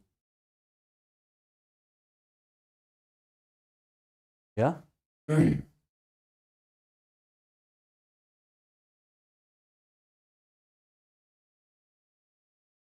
lot of people are coming, huh? Anyways, as per the question, 30% of the reaction is complete. So X is 30. So take the value of X as 30. So time taken to complete 30% of the reaction. So T 30% is given to me as 30 is equal to 2.303 divided by K. This is log of 100 divided by 100 minus 30 is 70. Perfect. 100 minus 30 is 70. So from this particular equation, can't we get the value of K? Because everything is given. We can get the value of K. Once we get the value of K, after that, calculate the half-life. How do we calculate the half-life? T half for the first order is nothing but 0.693 divided by K. K you would have calculated here, put it here, and get the half-life. Isn't it simple? Isn't it simple, people? Am I clear with this? Am I clear with this? Now, guys, before doing other questions, I need to teach you something. Or let's do one more question, then I'll teach you a concept, an important concept, which may be asked.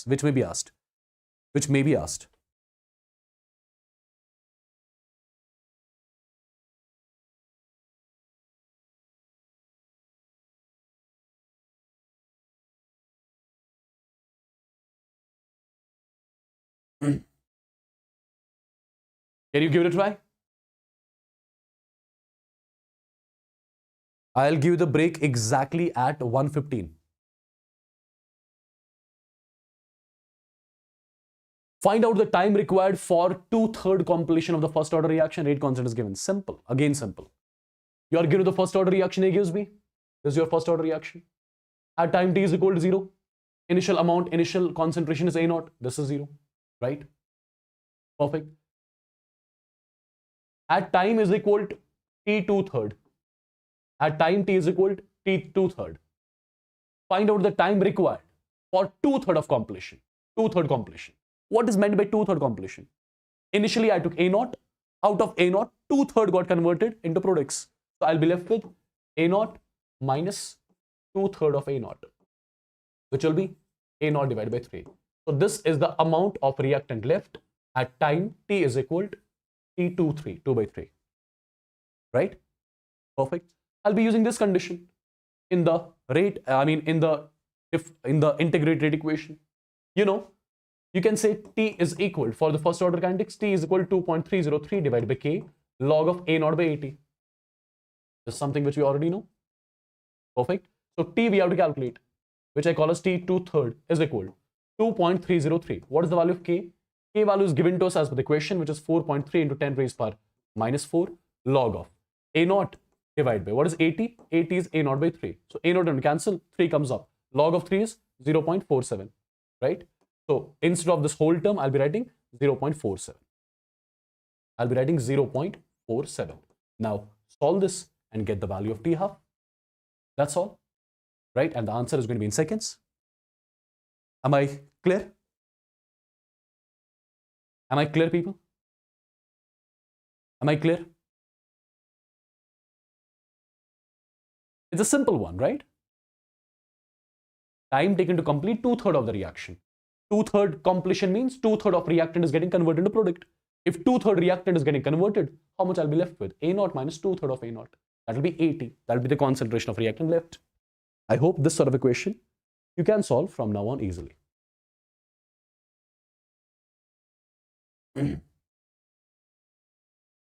Okay. Now, guys. Now. Okay, one more amazing question is there. And I feel you won't be able to do it. Why do I think so? I feel I've already demotivated you, right? Or you will be able to solve, but there might be one mistake which you will do. There might be a mistake which you will do.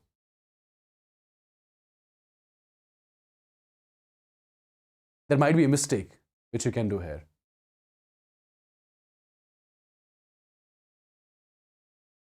Look at the question carefully. I feel you might do a mistake in this question. See, guys. See, look at this question. It's a nice one. It's a good one. It's a good one. It's a good one, people. It's a good one. Yeah? As per the question is concerned, if you look at the reaction is given in the format A gas, it gives B gas plus 2 times C gas. This is the reaction that's given to me, right? As per the reaction, as per the question, the reaction is taking place in a container. The reaction is taking place in a container, and volume of that particular container, volume of the vessel is nothing but 2 liters. Okay? Whatever is going to happen, everything is going to happen at constant pressure temperature. So pressure temperature has been kept constant. Pressure temperature has been kept constant. Initially, as per the question, we are starting with 0.1 mole reactant. So this will be 0, this will be 0, because the reaction has not started yet. The reaction has not started yet. Now, my dear students, what do we have to calculate? Find the concentration of A after 250 seconds. Find the concentration of A after 250 seconds. Concentration of A at 250 seconds. What is concentration? It will be moles of A divided by volume of the system in liters at 250 seconds. Right? Right? Concentration of A at 250 seconds. Moles of A at 250 seconds divided by volume of the system in liters at 250 seconds. Try to understand. At time t is equal to 250 seconds. We have to calculate the concentration of A at 250 seconds. Now, what is this 250 seconds? But dear students, if you look at the rate constant unit, it is second inverse. That means the reaction is first order. If it is first order, can't we calculate its half-life? We can do that. If we calculate the half-life of the reaction, it will be 0.693 divided by K. What is K value? K will be 2.77 something into 10 raised power minus 3. When you solve this term, you will get the value exactly as 250 seconds. Do you get it? When you solve this particular term, you'll get the value exactly as 250 seconds. What are we supposed to calculate? Calculate the concentration of A left at 250 seconds. What is 250 seconds? Half-life. So basically, we have to calculate the concentration of A left when 50% reaction is complete. When 50% reaction gets completed, we have to calculate the concentration of A at that time. Yeah? Right? So we got to know this 250 seconds is your half-life. Perfect. At the half-life, what happens? 50% reaction gets completed. 50% reaction gets completed. So initially, I took 0.1 moles of reactant. At half-life, how much reactant I'll be left with? If 50% got converted into products, that means 50% will be left. So 0.1 divided by 2 will be left. These are the moles of reactant left at 250 seconds at half-life. Now, it's not done yet. It's not done yet. 1 mole gives 1 mole. So how much got converted? I took 0.1. I took 0.1 in the beginning. Out of 0.1, 0.1 by 2 got converted. 1 gives 1, 0.1 by 2 gives 0.1 by 2. 1 mole gives 2 moles. 0.1 by 2 gives 2 into 0.1 by 2. 2 into 0.1 by 2. That comes out to be 0.1. My dear students, if you look carefully, these are the moles of all the reactants and products which are present in the container at 250 seconds, at half-life. Right? Now, if you are thinking that we are supposed to calculate concentration of A at 250 seconds, at half-life, if you are thinking, you will do something like this: Na divided by volume of the vessel in liters, number of moles of reactant at 250 seconds is 0.1 divided by 2, volume of the vessel is 2 liters, the answer will be 0.1 divided by 4 molar. You are absolutely wrong. And that will be one of the options here. That will be one of the options here. You're absolutely wrong if you are following this procedure. Why is that? Why is that? Why is that? See, I'll tell you why is that. I'll tell you why is that.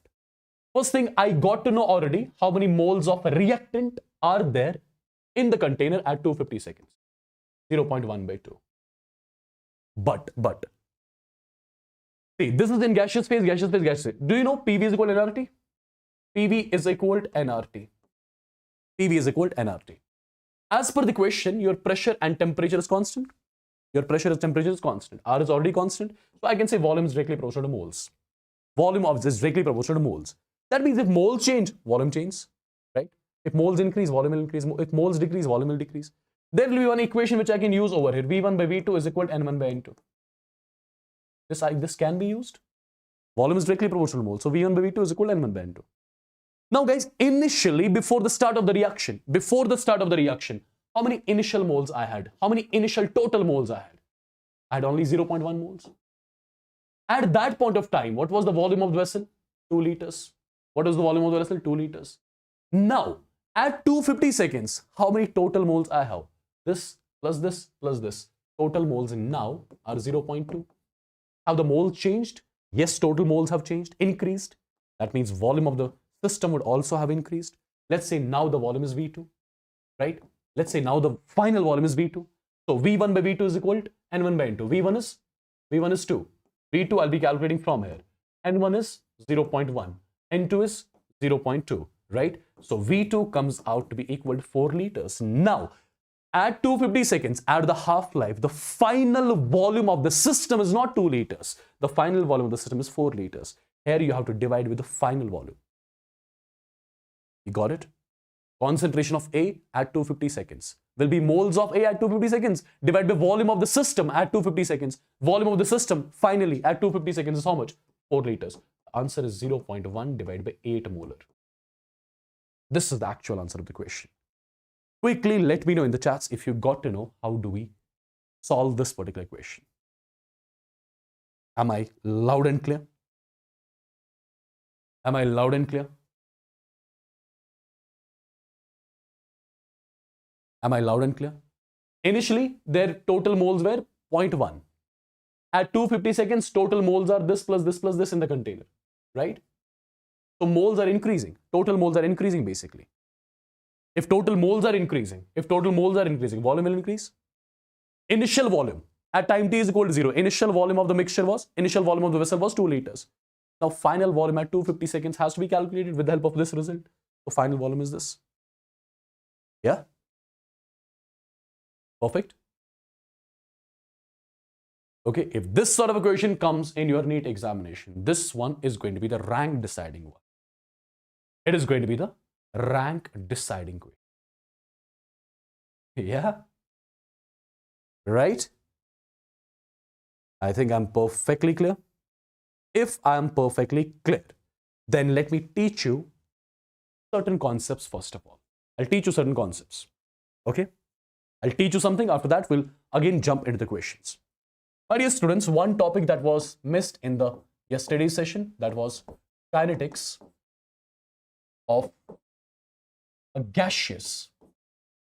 Kinetics of a gaseous first order reaction. Kinetics of the gaseous first order reaction. Kinetics of the gaseous first order reaction. For example, imagine that I've got the reaction in this format. A gas, it gives B gas plus C gas. Imagine rate constant of this reaction is K, and it follows the first order kinetics. It follows the first order kinetics. Try to understand what exactly I'm going to say. And this particular reaction, imagine it will be happening in a container basically, right? It will be happening in a container. Initially at time t is equal to 0. Initially at time t is equal to 0, there will be only reactant in the container, right? There will be no product.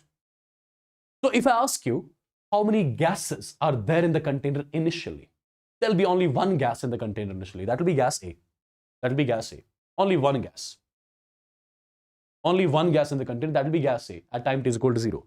So at time t is equal to 0, whatever is the pressure that is entirely due to A, let's say that pressure is, for example, P naught ATM, P naught bar, whatever. So pressure due to B and pressure due to C right now will be 0 because B and C has not got formed yet. B and C has not got formed yet. Okay. Now, my dear students, at time t, when the reaction starts, moles of reactants decrease, moles of product increase. If moles of reactant decreases, that means pressure due to reactant decreases, pressure due to reactant increases, right? Now, treat these pressures in the similar way as you treat moles. Out of P naught, subtract X. This will be P naught minus X. 1 mole gives 1 mole, X gives X. 1 gives 1, X gives X. What is this P naught minus X? This is the pressure due to A at time t. This is pressure due to B at time t. This is pressure due to C at time t. Okay? Since it's a first order reaction, a first order reaction takes infinite time to complete. First order reaction takes infinite time to complete. Perfect? Infinite time to complete. It does not undergo completion.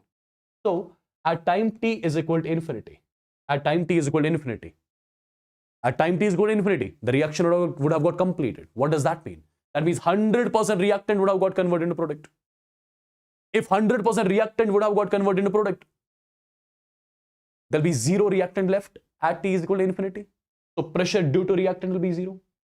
Pressure due to reactant will be 0. Because entire reactant has got converted. Since 1 mole gives 1 mole, this P naught would have given P naught. 1 mole gives 1 mole, P naught would have given P naught. Right? Now guys, if I ask you, what is the total pressure? What is the total pressure?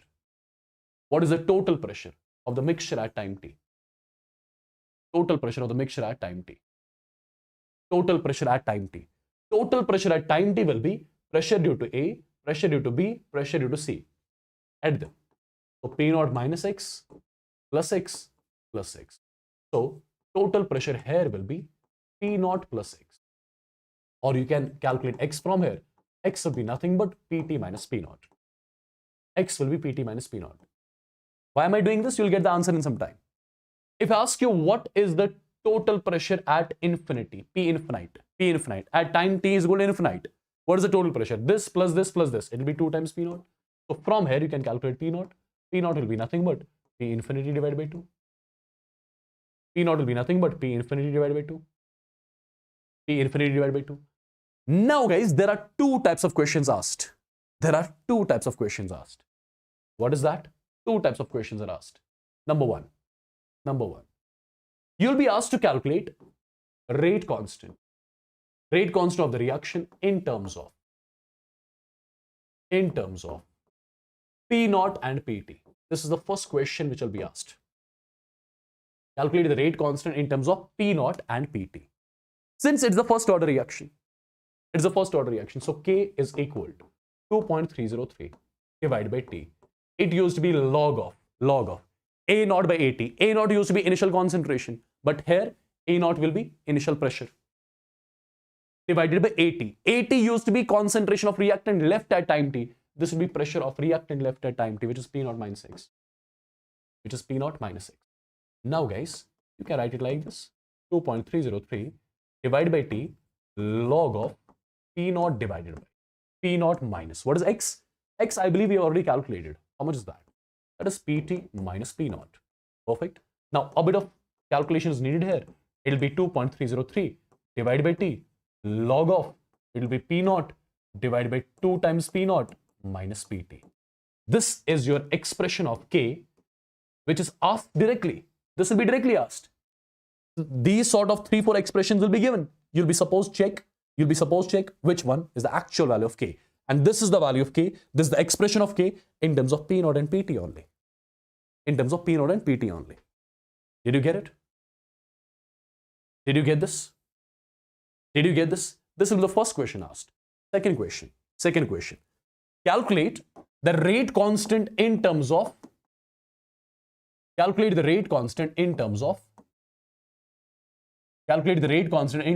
Pt and P infinite. This can be one more question asked. Calculate the rate constant in terms of Pt and P infinite. Since already for this particular reaction you got the expression. Right? The same expression again.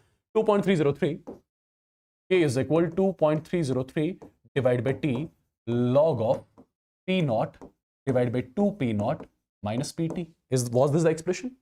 2P naught minus Pt. Yes, this was the expression. But this is the expression in terms of P naught and Pt. What do I need? I need in terms of Pt and P infinite. My dear students, if you look carefully, have I already eliminated P naught in terms of P infinite? Yes. P naught is nothing but P infinite by 2. I can say P naught is nothing but P naught is P infinite by 2. So substitute in the given equation. So K will be nothing but 2.303 divided by T. It is log of, instead of P naught, it's going to be P infinite by 2 divided by 2 times. Instead of P naught, P infinite by 2 minus Pt. So 2 got cancelled. So K here will be equal to 2.303 divided by T.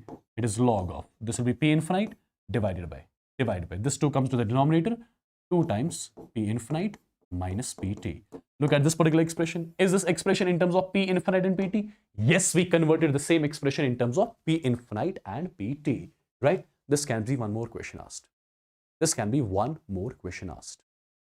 Am I clear? You are not supposed to remember these expressions. You are supposed to make these expressions.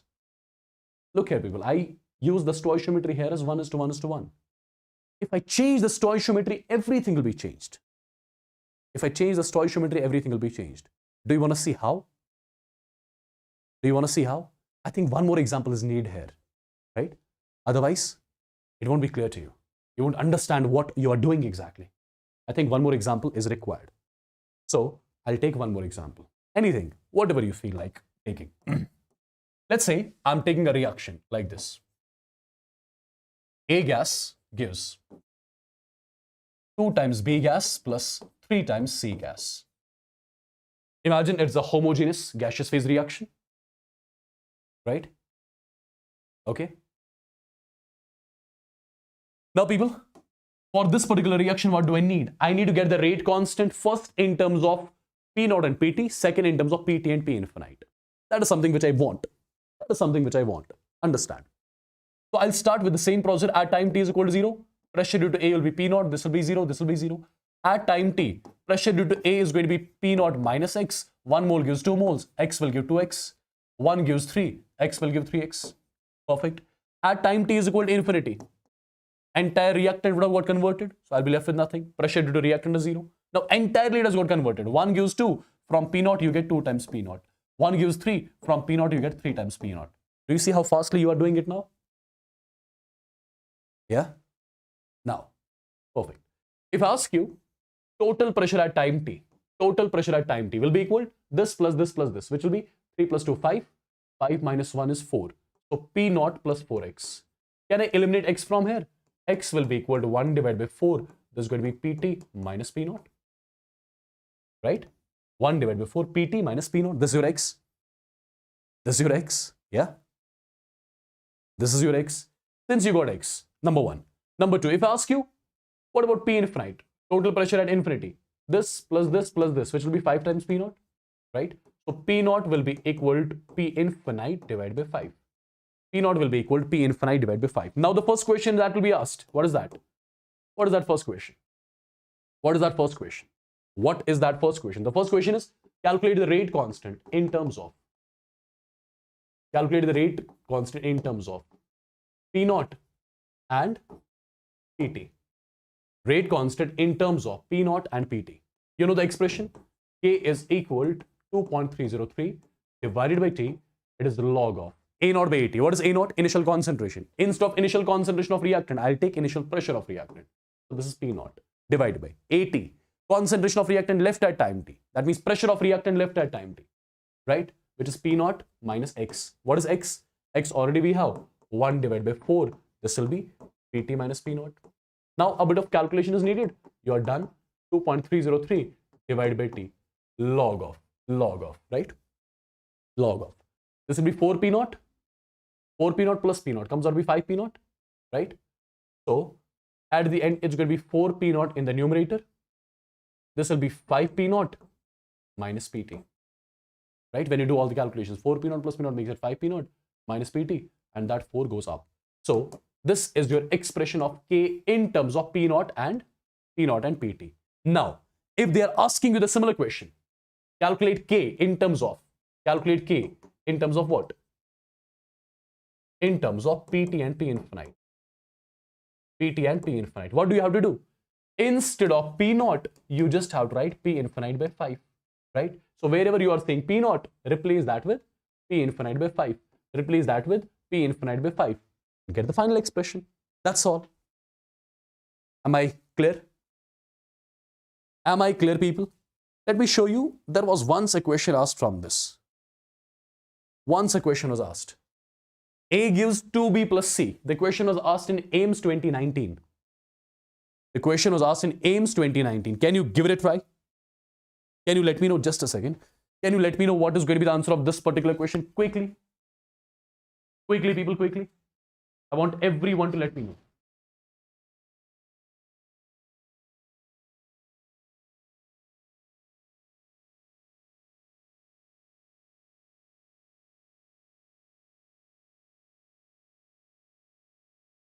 Can you give it a try?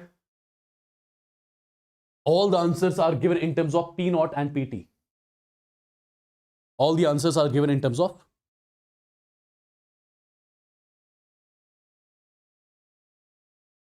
you can solve this. That's what I want.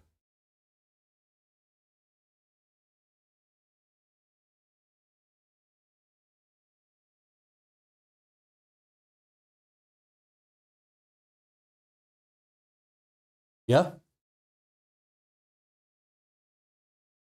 Clear?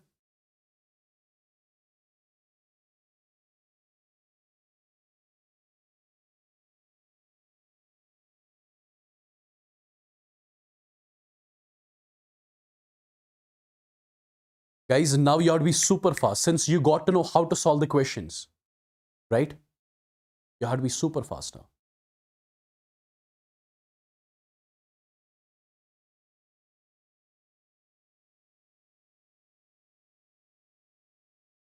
See how fast you are supposed to be.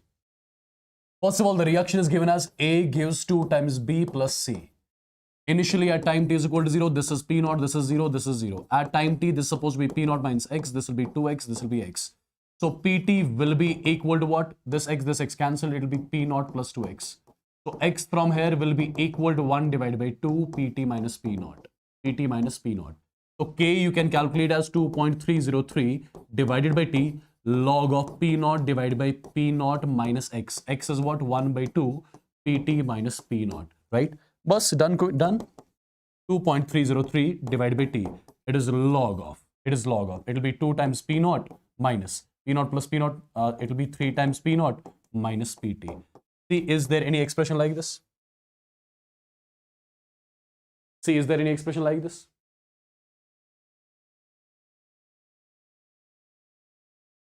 This is the expression, right? Done? If you remember the procedure, how do we do it? Like, if you remember the procedure which I showed you a few minutes back, you are definitely going to kill this question. Even any sort of question, whatever stoichiometry they give you, right? But this is the expression in terms of P naught and Pt. Anyways, they would have asked the question. They can ask the question in terms of Pt and P infinite as well. There you have to replace P naught by P infinite, right? You have to get the relation between P naught and P infinite. And over here, your P infinite will be 3 times P naught.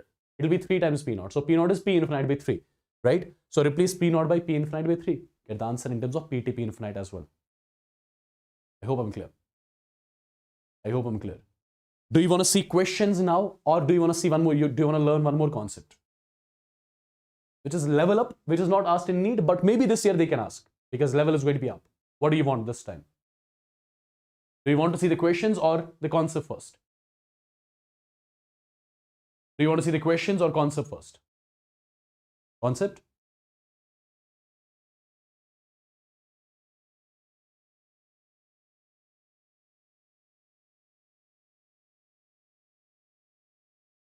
One more concept.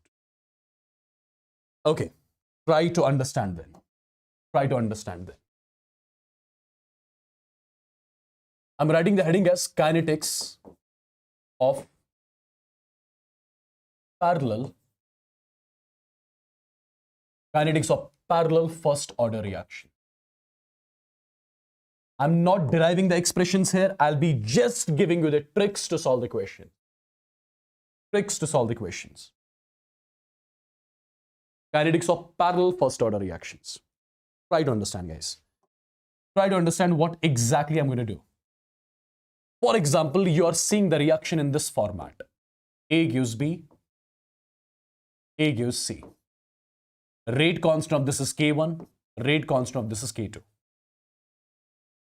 Okay? I'm assuming this step is also first order, this step is also first order.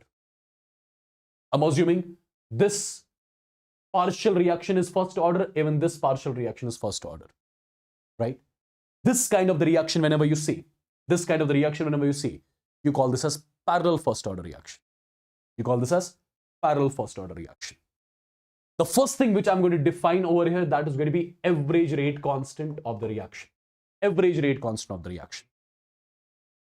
That is simply the sum of individual rate constant.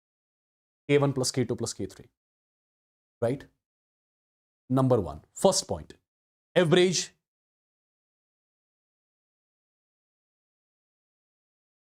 K average is equal to K1 plus K2. Number one.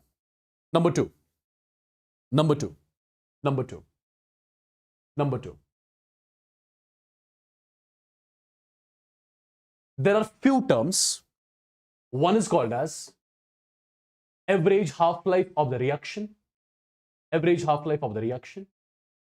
One is called as partial half-life of first reaction. One is called as partial half-life of second reaction. This is your first reaction. This is your second reaction. One is called as average half-life of the reaction. One is called as partial half-life.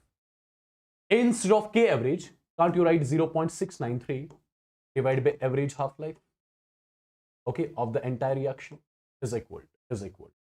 Instead of K1, you can write 0.693 divided by partial half-life of the first reaction plus this is going to be 0.693 divided by partial half-life of the second reaction. So this dog got cancelled.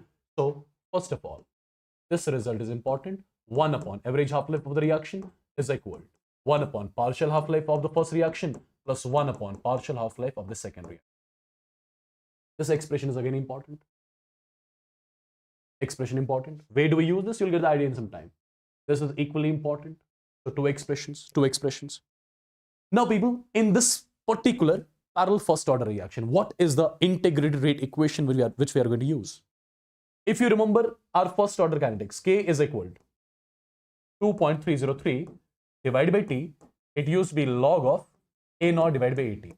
This was your integrated rate equation for the first order kinetics. Now guys, since we are talking about parallel first order reaction, so instead of K, you just have to write K average. And instead of K average, you can write K1 plus K2. So this is your integrated rate equation here. This is your integrated rate equation here. Number 2. Number 3. This is your integrated rate equation here. At the same time, if you remember, in the last session, I gave you one expression for the first order kinetics. AT is equal to A naught e raised power minus KT. Instead of K here, you have to write K average. So your expression becomes AT is equal to A naught e raised power minus. Instead of K, K average. K average here is nothing but K1 plus K2, right? Multiplied by T. This becomes one more form of the integrated rate equation for the parallel first order reactions. Okay? Right? Guys, remember these expressions. Maybe you would not have studied all this in your schools, coachings, wherever. Okay? But there is high probability that the question is going to be asked in NEET from this particular concept which I'm teaching you right now. Okay. Now, people, first of all, in the parallel first order reaction, whenever you see this sort of a reaction, right, in which both the steps are first order, you call this as parallel first order reaction. The first expression is K average, K1 plus K2. Second expression, 1 by average half-life is equal to 1 by partial half-life of first reaction plus 1 by partial half-life of second reaction. Number 3, K average is equal to 2.303 divided by T log of A0 by AT. Next, A0 is equal to, AT is equal to A0 e raised power minus K average into T. These are few expressions which you need to remember. Number 1. Number 2. Imagine at time T is equal to 0. Imagine at time T is equal to 0. What do we have? What do we have? Let's assume we have got A0 moles of reactant at time T is equal to 0 in the container. Since this reaction has to happen in the container, right? I'm assuming at time T is equal to 0. How many moles of reactant do we have? A0, for example. These are the moles of reactant, right? Okay. Your B and C combinedly I'll be calling as products. B and C combinedly I'll be calling as product. So your product contains B and C. So at time T is equal to 0, how many moles of product will be there? Since the reaction has not started yet. Since the reaction has not started yet. So moles of product will be 0. Moles of product will be 0, right? I'm taking a term here. That's X. I'm writing a term here. That's X. Let's say X represents number of moles. X represents number of moles of reactants. Number of moles of reactants which dissociate, which break down into products. Which dissociate into products. I'm defining a term. X. What is X? X are those moles of reactants which are dissociating into products. Which are dissociating into products. Right? X are those moles of this reactant which are dissociating into products. Now, my dear students, try to understand. At time T is equal to 0, the initial moles of reactant was A0. Initial moles of product were 0. Perfect. The first question that will be asked. What will be the moles of B? What will be the moles of B or moles of C at time T?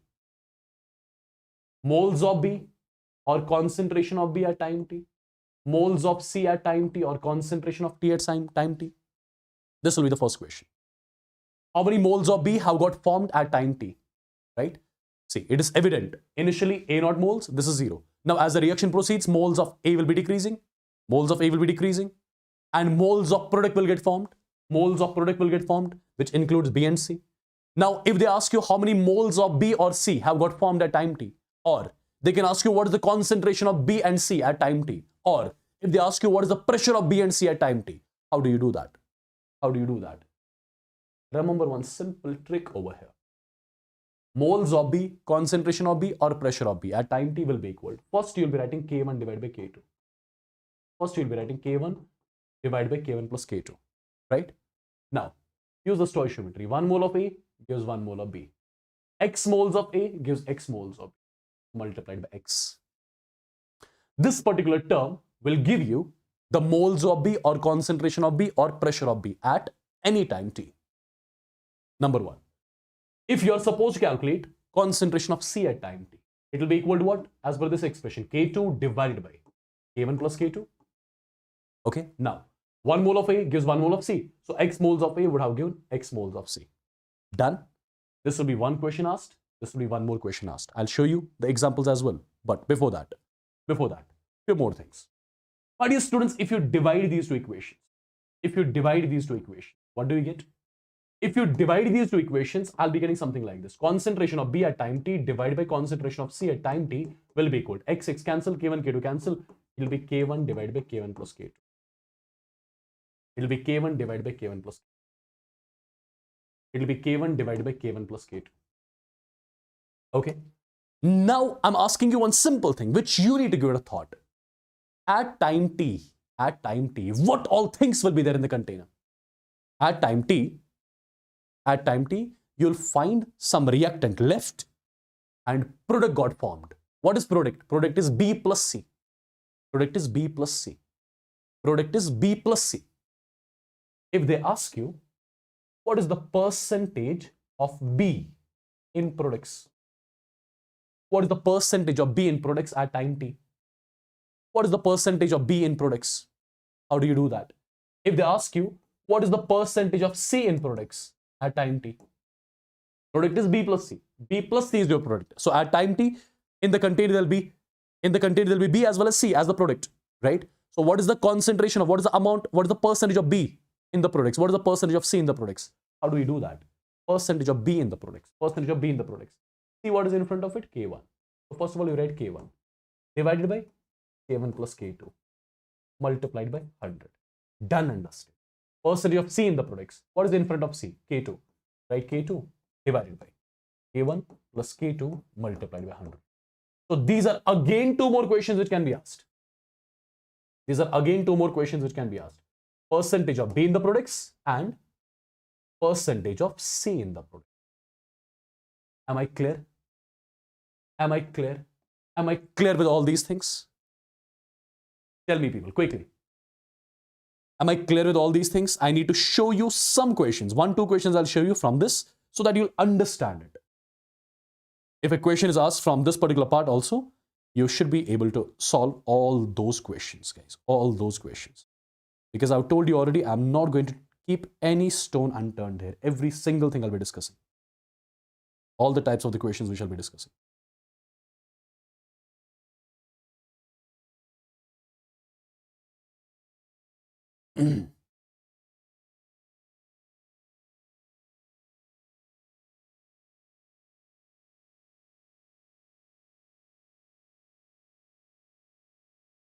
Perfect. Amazing.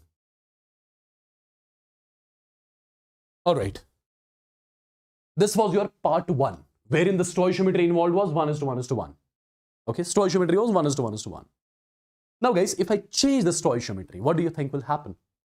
If I change the stoichiometry, what is going to happen? I believe you're studying all this for the first time, is that? And guys, by the way, these expressions which I gave you, they have got long derivations. No need to remember them. No need to remember them. No need to remember them.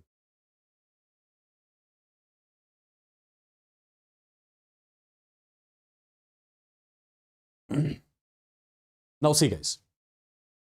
For example, I'm taking the reaction like this. Let's say the reaction is like this. A gas, try to understand very carefully. Use 2B gas. Use 2B.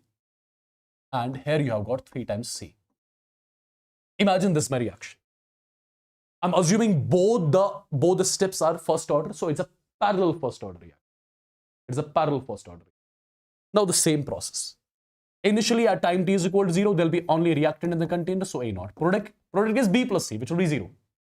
Right? Now, at time t, the concentration of reactant left is 80.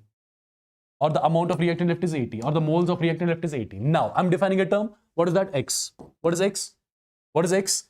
These are the moles. These are the moles of reactant.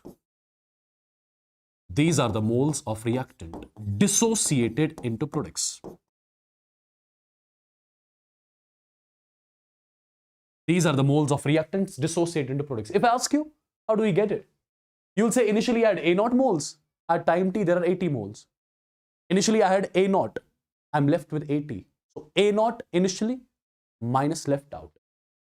So X is nothing but A naught minus 80, right? X is nothing but A naught minus 80. Perfect. A naught minus 80. Perfect. Let's say rate constant of this particular one is K1. Rate constant of this particular one is K2. Average rate will be K1 plus K2. Average rate will be K1 plus K2. And already AT value you know. AT value you know. It is A naught e raised power minus K1 plus K2 into T. Right? So you can get expression for X as well here.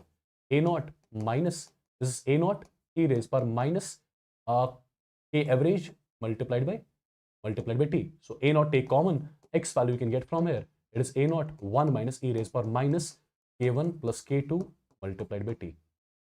Perfect. This is the value of X here. This is the value of X here. Same thing you could have done here also, right? At time t, amount of reactant left is 80. So this X would be equal to what? it will be equal to A naught minus AT, right? So finally, it will be A naught 1 minus e raised power minus K1 plus K2 multiplied by T. Perfect? Just to let you know. Just to let you know. Now guys, what is the first thing which we'll be doing?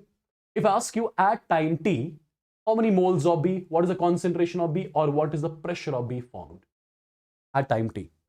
At time t. How you are going to do it? How you are going to do it? First of all, you'll start with K1. So it is K1 divided by K1 plus K2. Then use the stoichiometry. 1 mole gives 2 moles. So X would have given 2X. Perfect. Concentration of C, which has got formed at time t. It is going to be K2 divided by K1 plus K2. Now, 1 gives 3, so X would have given 3X. Perfect. You got 2 equations. You got 2 equations. This topic is boring, but it will be asked. So understand it. Remember it. Okay? There's nothing boring or interesting in your examination. All are equally important. If you divide these two, concentration of B at time t divided by concentration of C at time t will be equal. You will get it as 2 times K1 divided by 3 times K2. 2 times K1 divided by 3 times K2. Okay? 2 times K1 divided by 3 times K2. This was your first expression from which question will be asked. This is your second expression from which question will be asked. And this is your third expression from which question will be asked. Now, at time t, if you talk about products, if you talk about your products consists of B and C. Your products consists of B and C. If I ask you, what is the percentage of B in products at time t? What is the percentage of B? What is in front of B? 2 times K1. You'll write 2 times K1 divided by this plus this. It will be 2 times K1 plus 3 times K2. And you'll be at the end multiplying it with 100. Similar, percentage of C in the products. Percentage of C in the products. In front of C, what do you see? It is 3 times K2. Divided by what? 2 times K1 plus 3 times K2 multiplied by 100. Right? These are 2 more questions which will be asked from this parallel first order reaction. From this parallel first order reaction. I hope I am clear to all of you. Is it clear now? Is it clear, people?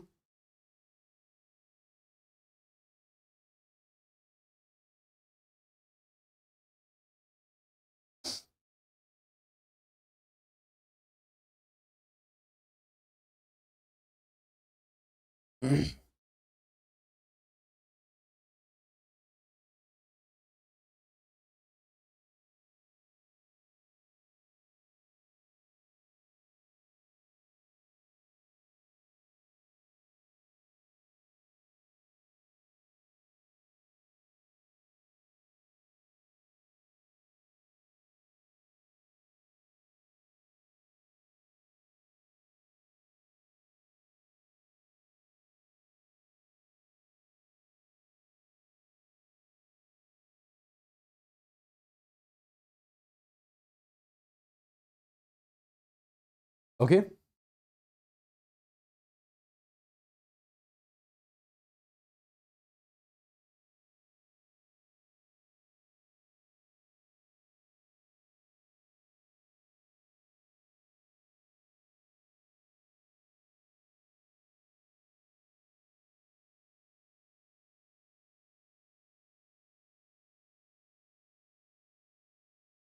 Perfect, guys.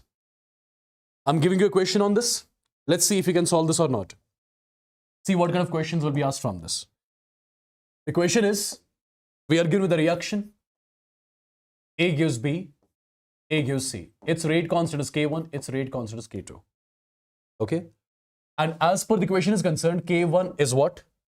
K1 is 0.693 minute inverse. And your K2 is 0.1386 minute inverse. 1386 minute inverse. Perfect. I'm asking you to calculate the percentage distribution. I'm asking you to calculate the percentage distribution of B and C in the products. Can you give it a try once? Quickly. Can you give it a try once? Can you solve this question on your own quickly? You should be, guys. You should be able to.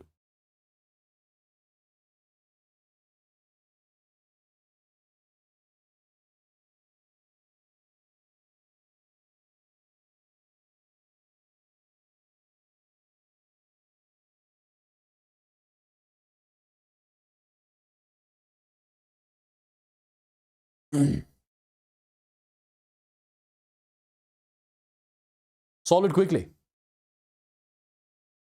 Percentage distribution of B and C. Stoichiometry is 1:1:1. So I'll say percentage of B in the products will be equal to, it's going to be K1 divided by K1 plus K2 multiplied by 100. Okay, what is K1? 0.693. What is K1?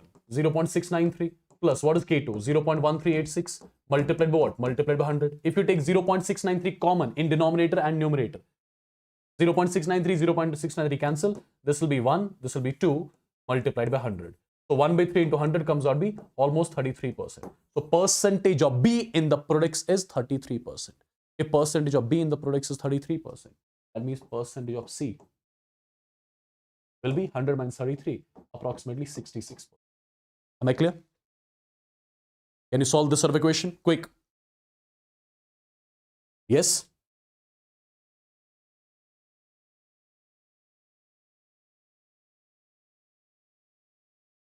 Right, people?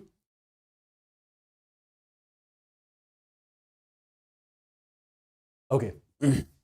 One more question I'm giving you here. Let me see if you can do this or not. One more question. I'm giving you the reaction A gives 2B and A gives 2C. Rate constant here is K1, rate constant here is K2. Okay. As per the question, it's mentioned that K1 divided by K2 is equal to 1 by 2. K1 divided by K2 is equal to 1 by 2. Okay, K1 by K2 is equal to 1 by 2.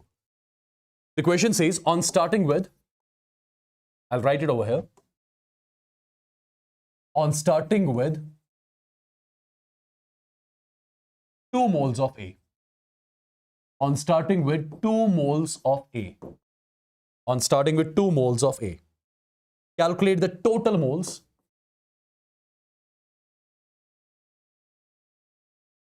Calculate the total moles after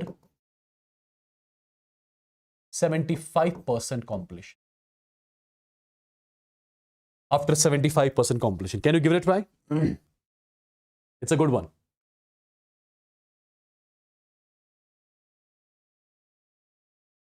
It's a good one.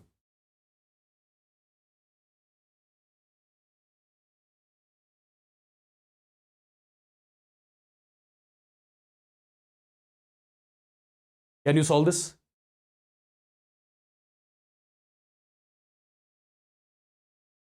You are starting with 2 moles of A. You have to calculate the total moles which are present in the container after 75% completion.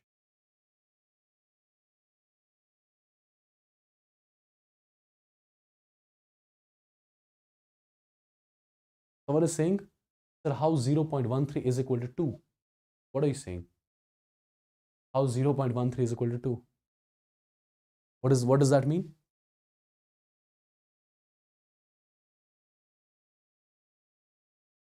How 0.13 is equal to 2? Wow. Then I should say 2 plus 2 is equal to 5. I can say something like this. Right? How 2 plus 2 is equal to 5?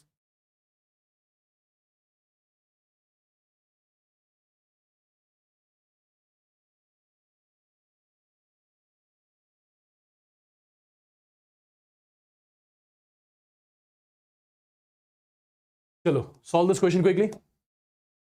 Solve this question quickly. Solve this question quickly. First of all, you're starting with, if you look at the question carefully, you're starting with how many moles of reactant? You're starting with 1 mole of reactant, I think, or 2. You're starting with 2 moles of reactant. So moles of product, which involves B and C, that will be 0. That will be B and that will be 0, right? Right? That will be 0. Okay, now, when 75% reaction gets completed, 75% reaction gets completed means 75% of the reactant gets dissociated into products. So what is X? X is 75% of 2. That will be 1.5. So these are the moles of reactants which dissociate into products, right? These are the moles of reactants which dissociate into products. Now it's clear. It's clear. I started with 2 moles, out of which 1.5 are getting dissociated into products. So I'll be left with 2 minus 1.5 is 0.5. So basically when 75% reaction gets completed, how many moles of A are present in the container? There are 0.5 moles of A in the container. Now, product would have also got formed. It's evident product would have also got formed, right? Product also would have got formed. Now, if I ask you how many moles of B would have got formed at 75% completion, moles of B formed at 75% completion, moles of B formed at time t, how do you do that? K1 divided by K1 plus K2. K1 divided by K1 plus K2. Use the stoichiometry. 1 mole gives 2 moles. From X you get 2X. So this will be 2X. I hope I'm clear. So K1 divided by K1 plus K2. It is 1 by 2. So it has to be 1 divided by 1 plus 2 into 2 times the X. What is X? X is 1.5. X is 1.5. So this is 3. 3 by 3 is 1. So you got to know that how many moles of B have got formed after 75% completion. 1 mole of B has got formed. 1 mole of B has got formed. If I ask you how many moles of C have got formed at 75% completion, at 75% completion, that will be equal to how many moles of C? How many moles of C? K2 divided by K1 plus K2. K2 divided by K1 plus K2. Now, 1 mole gives 2 mole. 1 mole gives 2 moles. X will give 2X. Okay, this will be 2 divided by 1 plus 2 and multiplied by 2 times X. X is 1.5. So this is 3. 3 2s are 6. 6 divided by 3 is 2. So 2 moles of C also have got formed. Now, the question says how many total moles are there in the container at 75% completion? Total moles in the container when 75% reaction has got completed. When 75% reaction has got completed, there will be some moles of reactant which are left, which are 0.5. And how many moles of B and C have got formed? 1 mole of B has got formed and 2 moles of C has got formed. So in total, there will be 3.5 moles present in the container when 75% reaction would have got completed. Am I clear? Am I clear, people?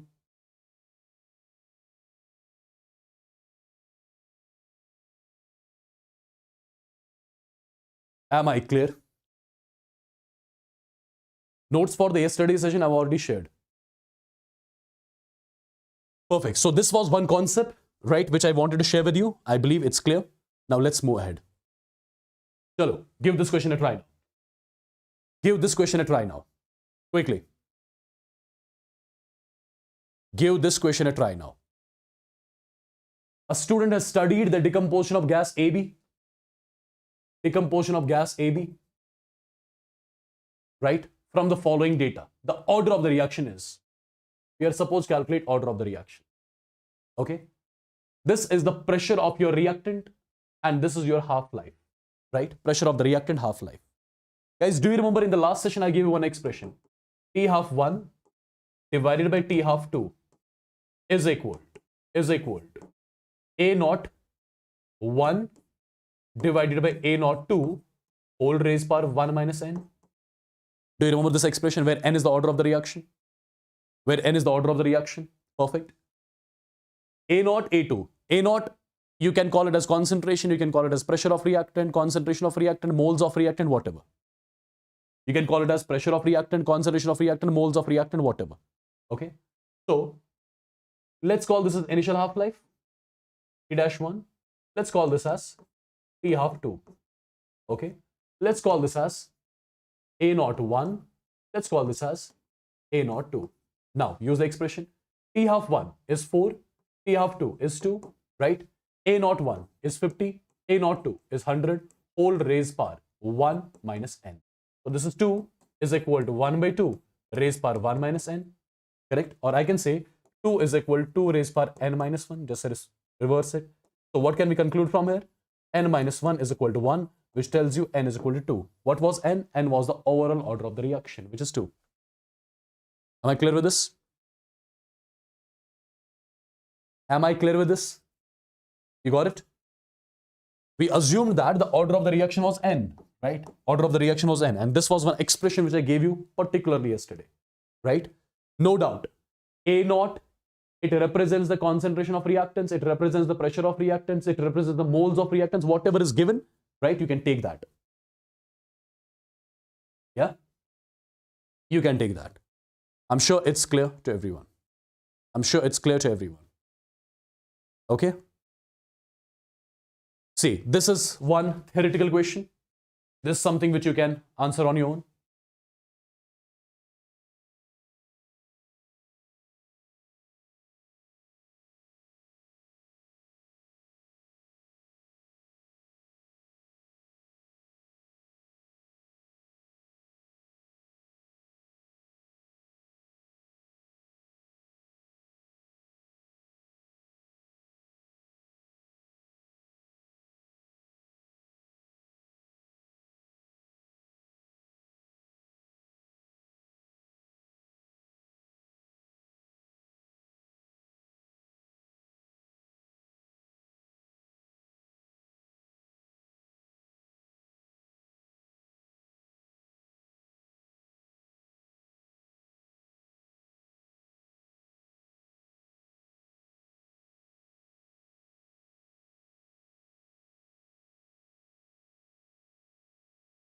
Is it done, people? Is it done? An increase in the concentration of reactant. If you increase the concentration of reactant, basically you are increasing the number of reactants. If number of reactants are increasing, collisions will increase. If collisions are increasing, what does that mean? Collision frequency will increase. Collision frequency will increase. You should know it also. Okay, you should know it. What about this particular question? What about this particular question? Quickly. The rate of the chemical reaction doubles for every 10 degree. Okay, if the temperature is raised by 50 degree, the rate of reaction increases by about. I gave you an expression yesterday. R2 divided by R1 is equal to 2 raised power delta T divided by 10. Do you remember this? So R2 will be equal to R1. It will be 2 raised power delta T, change in temperature, raised by 50. So 50 divided by 10, that's 5. R2 is equal to 2 raised power 5 times R1, which is 32 times R1. So rate increased by 32 times. Rate increases 32 times. Yes? Simple expression I gave you yesterday. Yeah?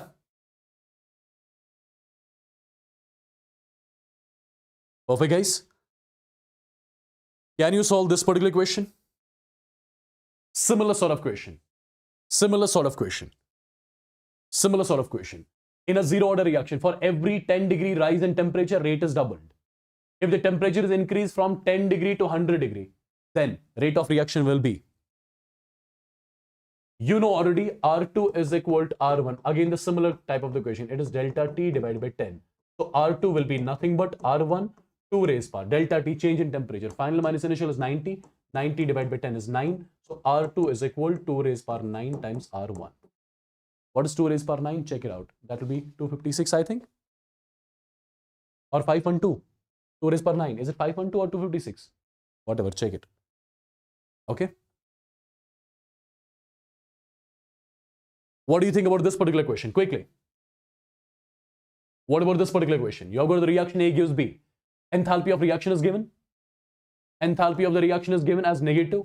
That means the reaction is what? Reaction is exothermic. If it is exothermic, energy of products will be less than that of energy of reactants, right? Energy of products will be less than that of reactants. Over here, product has got more energy than reactants. Over here, same. Over here, more. Over here, less. So B is the correct answer. Yes? B is the correct answer. B is the correct answer. Right? B is the correct answer. This is one more asked question, guys. Can you give it a try? One more asked question.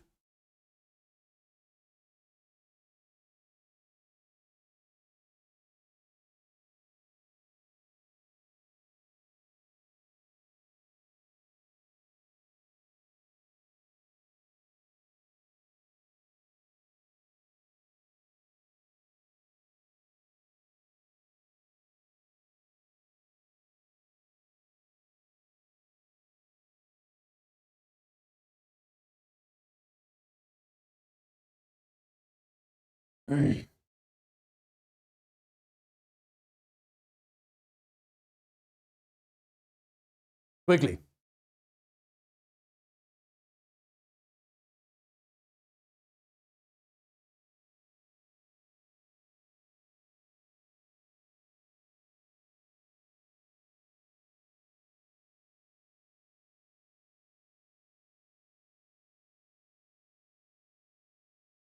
Solid people, quickly.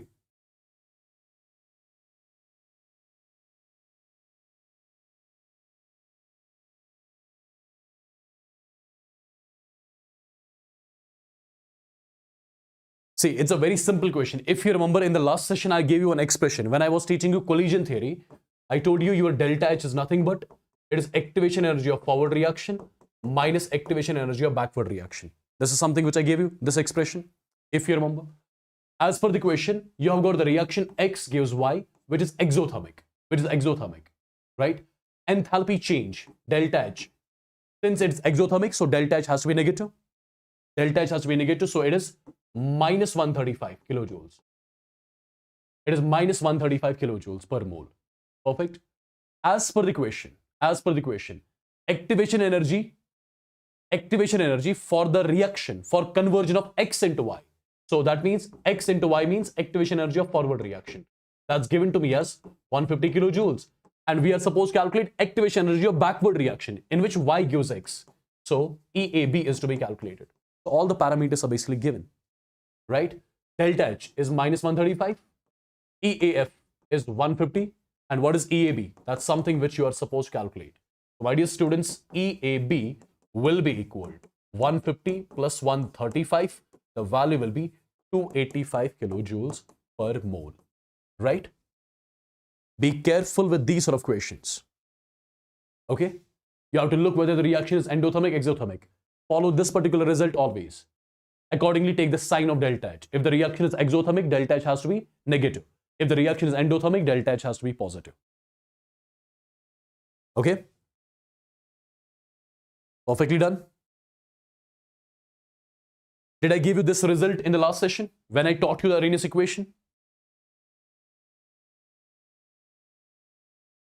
I gave you this result, if you remember, when I taught you the Arrhenius equation. Ln of K2 divided by K1 is equal to EA divided by R, T2 minus T1 divided by T1, T2. This is the result which we discussed in the last session, if you remember. So mark your option directly. People are saying B. Why it will be B? Here you have got log. If it is log, then in the denominator it has to be 2.303. So it has to be ln. It has to be ln. It has to be ln, right? It has to be ln. Okay? This is your result here. This is your result here.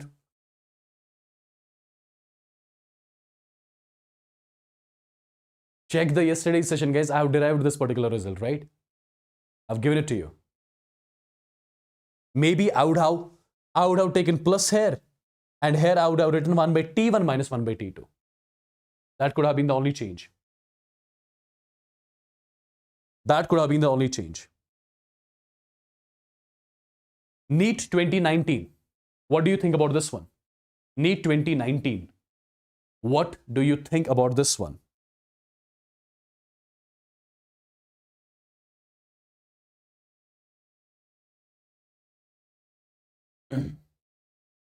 What do you think about this one?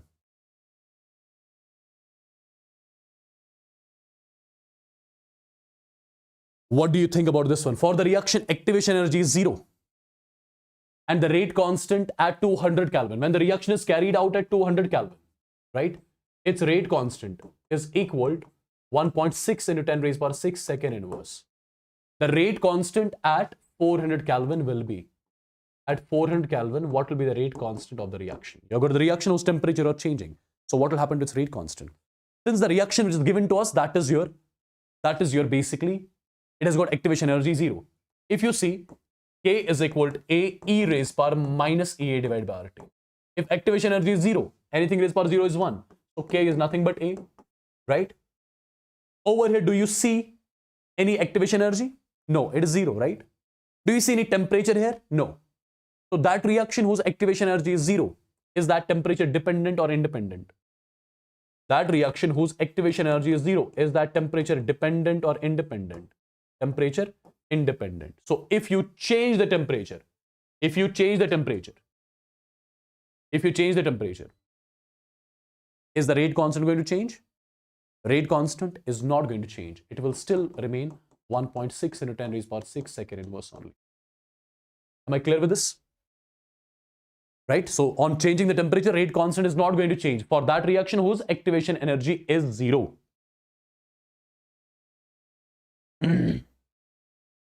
I hope I'm clear.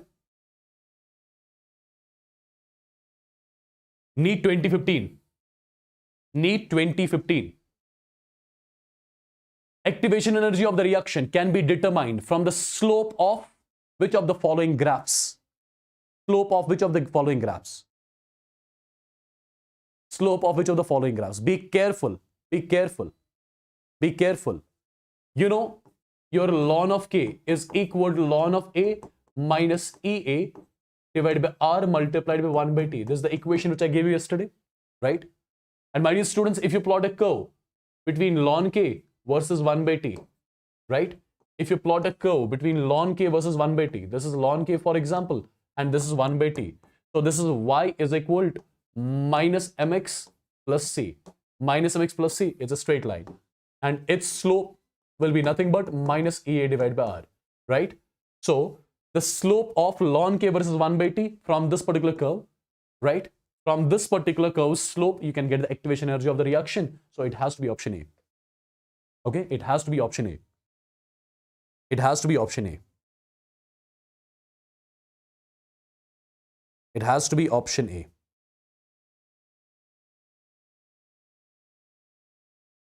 Look at this particular question quickly. Look at this particular question quickly. Calculate the activation energy of the reaction in kilojoules per mole and kilocalories per mole. You are given with the graph log k versus 1 by T. If you remember in the last session, I've told you log k versus 1 by T. Its slope will be what? Its slope is minus EA divided by 2.303 R. And slope is nothing, that is tan of theta. Tan of theta. You know, theta is tan inverse minus 3. So tan of theta will be minus 3. Right? Tan of theta will be minus 3. So I can say minus minus got cancelled. And EA is equal to 2.303, right? 2.303 multiplied by 3 multiplied by R. So I'll say EA is equal to, this is 6.909 R over here. Perfect. Now you have got two questions to solve basically. One, you have to calculate activation energy in kilojoules per mole. At that time, what I'll be doing, I'll be taking the value of R in joules, 8.314 joules per Kelvin per mole. But I want in kilojoules, so I'll be dividing with 1000 as well. The final answer will be here in kilojoules per mole. In the second question, the value of R has to be taken in calories, which is 2 calories per Kelvin per mole. But I want the overall answer in what? Kilocalories, right? Dividing with 1000, so it is kilocalories per mole here. Perfect. So I believe it's now the matter of calculation, and you can accordingly solve your question. Okay. Perfect.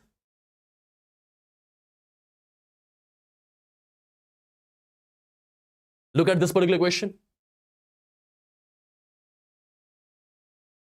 It's again a simple question. Again a simple question. Again a simple question. Slope of ln k versus 1 by T. Ln k versus 1 by T slope is minus EA divided by R. That is minus EA divided by R. And this slope is given to us as minus 5 into 10 raised power 3. Guys, be careful whether it is mentioned as log k or ln k. If it was log k, then slope was minus A by 2.303 R. But here it's ln k, so the slope is minus EA divided by R. Okay, so minus cancel. Right? What do we have to calculate? Activation energy. Activation energy is nothing. It is 5 into 10 raised power 3 multiplied by R. We have to get the answer in kilojoules. So what do you need to do? 5 into 10 raised power 3. R will be 8.314 joules per Kelvin per mole divided by 1000. And the final answer will be in kilojoules per mole because I divide with 1000. Just done and dusted. Right? 8 5s are 40. So approximately this is the answer B. Yeah, approximately B is the answer.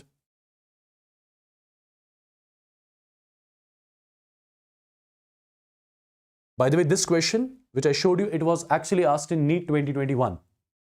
This question was asked in your NEET 2021.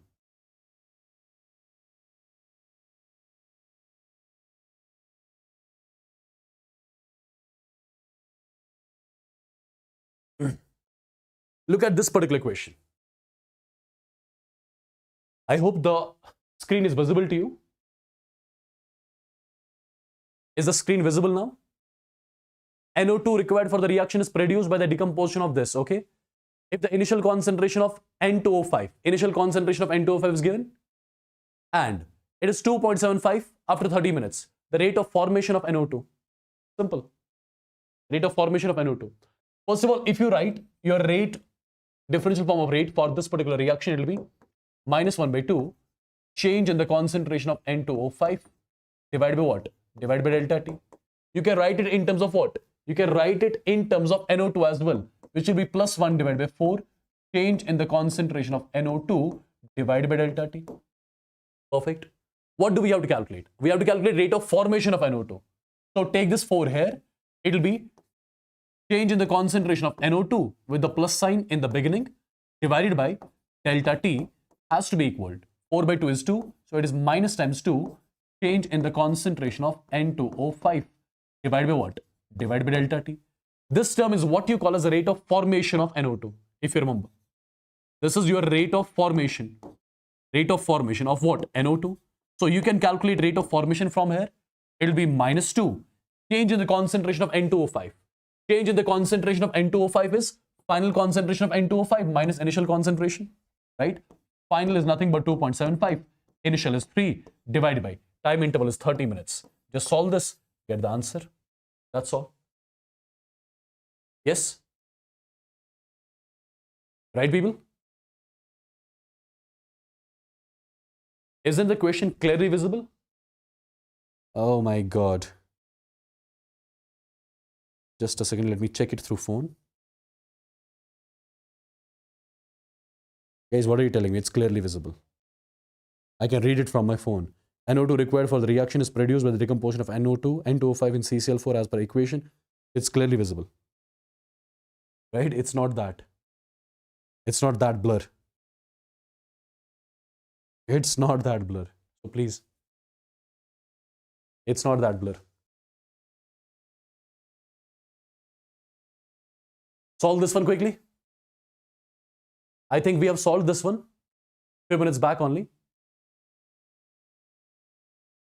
In that question which I gave you, there it was mentioned as the gas was AB. Here it is AB3. That's it. No change. Which equation you are going to use? T12 divided by T12 is equal to A01 by A02 whole raised power 1 minus n. From there you can get the n value. And I remember its answer now. It's 2. We have solved it. We have already solved it, right?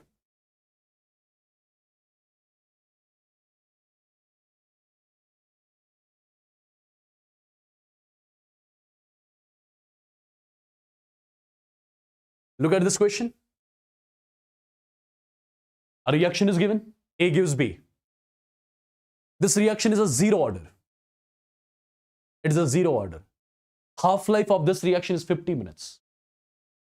Half-life of this reaction is 50 minutes. It is 50 minutes. The time taken for the concentration of A to reduce to 1/4 of its initial value.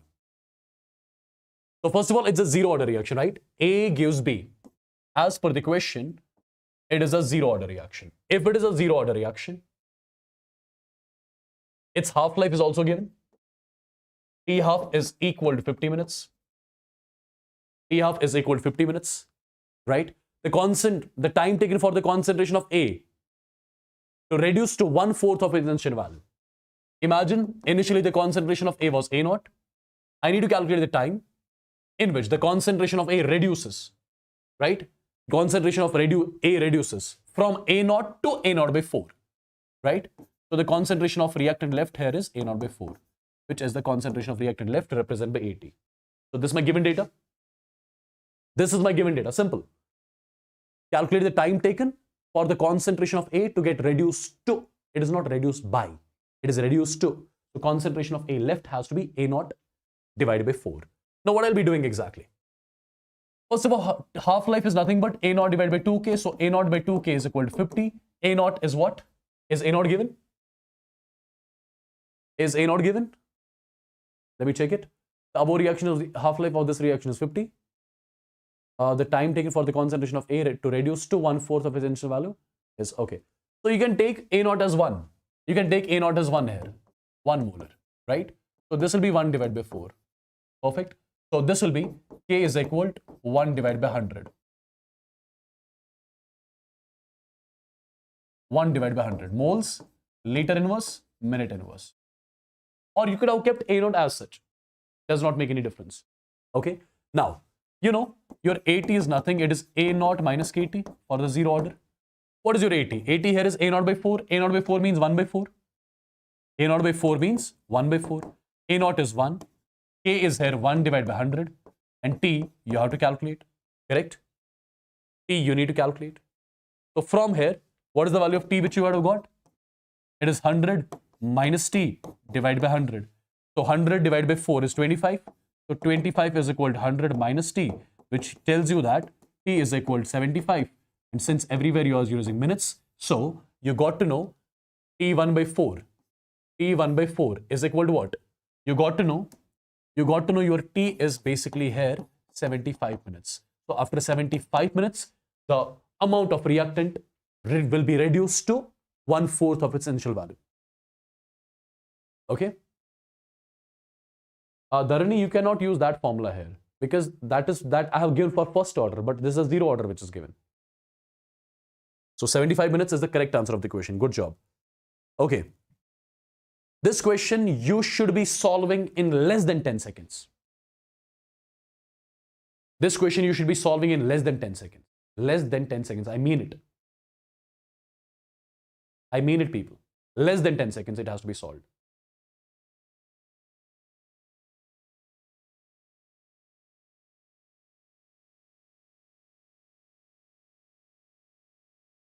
Less than 10 seconds it has to be solved.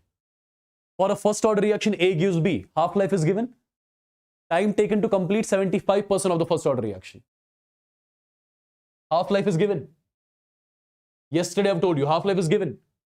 Half-life is how much? 30 minutes. And I've told you already, time taken to complete 75% of the first order reaction is equal to 2 times the half-life, right? So 2 multiplied by 30 minutes comes out to be 60 minutes. This is the time taken to complete 75% of the reaction. Tell me what is the time taken to complete 99.9% of the same reaction? Time taken to complete 99.9. Quick. Time taken to complete 99.9 of the reaction. What will be the answer then?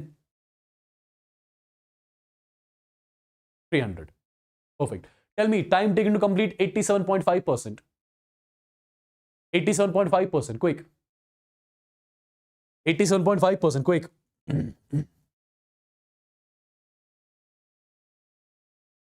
That'll be 3 times, right?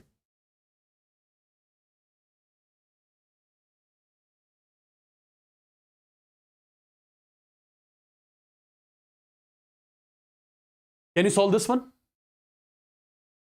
Similar type. Decomposition of X exhibits a rate constant. Rate constant of the reaction is given as 0.05 micrograms per year. Okay. How many years are required for the decomposition of 5 micrograms of X into 2.5? Right? Can you solve this? It's a simpler one. How many years are required for the decomposition of 5 micrograms of X to 2.5? What does that mean? 5 to 2.5. That means 50% completion. 50% completion means you are supposed to calculate half-life. What is half-life?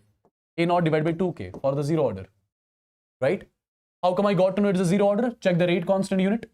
It is same moles per liter per second type. Right? So it has to be A naught. A naught is the initial amount. How much is the initial amount? 5 microgram divided by 2 times. What is K? K is 0.05 microgram per year, right? So this term cancel, right? So it'll be how much? The answer is going to be 50 years. The answer is going to be 50 years. I hope I'm clear. I hope I'm clear.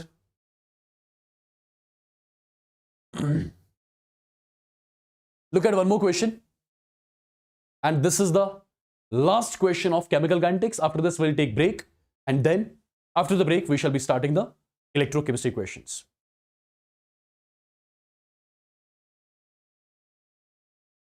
The rate constant of the first order reaction. You are given the expression. A reaction follows this equation. Ln K is equal to 33.24. Is it 33.24 or 3324? Chalo, we'll take it as 33.24. 33.24 minus 2 into 10 raised power 4 into 1 divided by T. A reaction is following this particular equation. We have to calculate activation energy.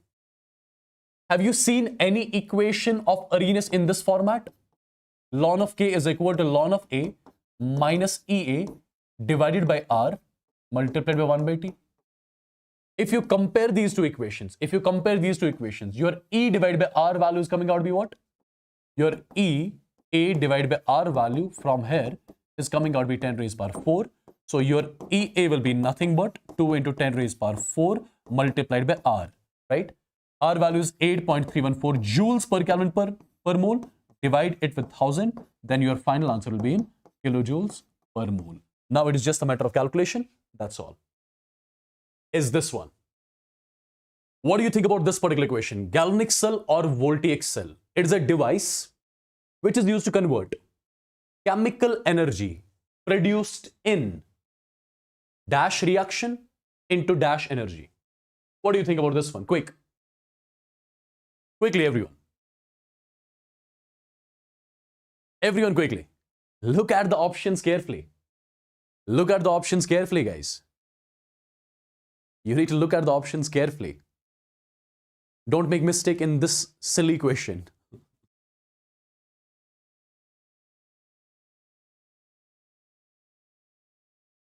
Galvanic cell is the one which converts chemical energy produced in a redox reaction.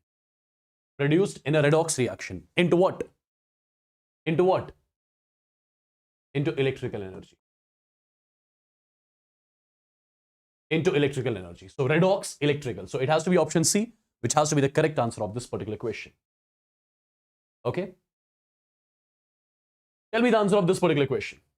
Something which we discussed in the last session. Very simple and basic. In Daniel's cell, what happens? Which electrode is anode and which is cathode? Quickly, everyone. In your Daniel cell, your zinc electrode that works as anode and copper electrode that works as cathode, right? Correct, people? Your zinc electrode, it behaves like the anode, and copper electrode, it behaves like the cathode. Okay, one more theoretical one. The potential difference between the electrodes, okay? The potential difference between the electrodes in a galvanic cell. Between the electrodes, he's asking. He's not asking about the potential difference between the rod and the solution. Potential difference between the electrodes. What do you call as? You call that as cell potential. You call that as cell potential.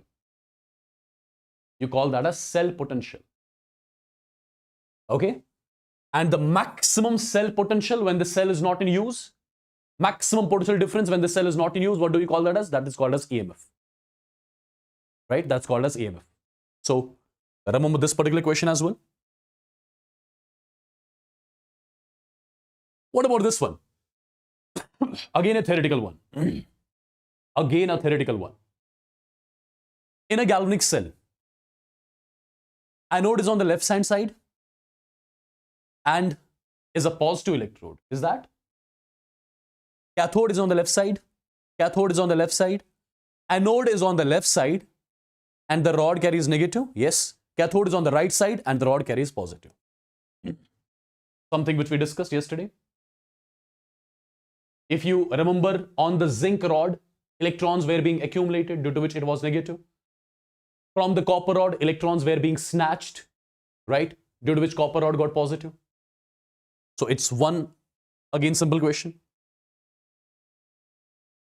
Tell me about this one. The potential which develops between the rod and the electrolyte. What do you call that potential difference as? The potential difference, the potential which gets created between the rod and the solution, between the rod and the electrolyte. What do you call that as? Electrode potential. Correct? You call that as electrode potential.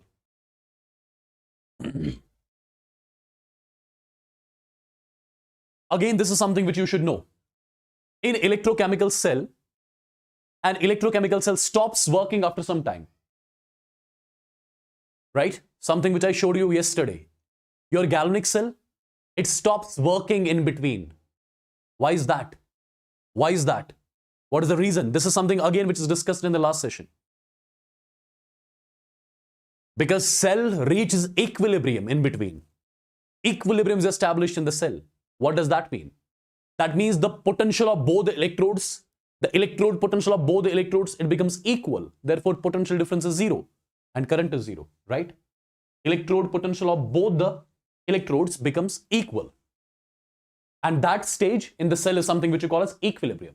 At equilibrium, your E cell is zero. Your delta G is also zero. Something which we discussed in the last session. Okay? Look at this particular question. Again theoretical. Again theoretical. Which of the following statements are correct? Reduction for the galvanic cell. Reduction is taking place at cathode, oxidation at anode. Absolutely right. Reduction at cathode, oxidation at anode. Reduction at anode? No. Electrons flow from anode to cathode. In your galvanic cell, the moment of the direction of electrons is from anode to cathode, right? Right? Electrons flow from cathode to anode. No, current flows from cathode to anode. So 1 and 3. 1 and 3. Yes, these were the conclusions which I gave you in the last session regarding the galvanic cell.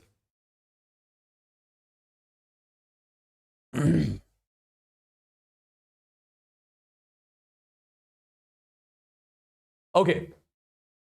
If you remove the salt bridge, what will happen? If you remove the salt bridge, what will happen? Liquid junction potential gets created, right? And the overall potential difference between the electrodes, that drops to zero. Cell stops working after some time, right? Cell stops working after some time. Okay? Cell will stop working after some time if you remove the salt bridge.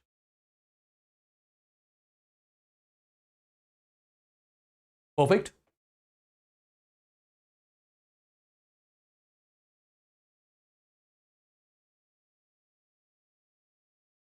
What do you think about this one? In a galvanic cell, which of the following statement are correct related to salt bridge? Salt bridge completes the internal circuit if you use two containers, right? If you use two containers.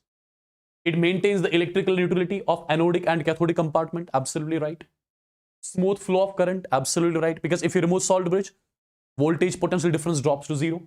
That means all are correct. Yes.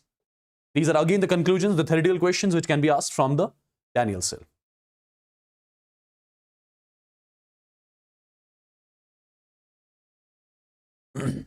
Okay. Standard hydrogen electrode, SHE. Standard hydrogen electrode. We say its electrode potential is zero, right? SOP, SRP of hydrogen electrode, that is zero. And that is something which we assume, correct? I told you that in the last session. That is something which we assume. We assume the electrode potential of SHE as zero. Okay? That is something which is assumed. So option 4 is the one which is correct.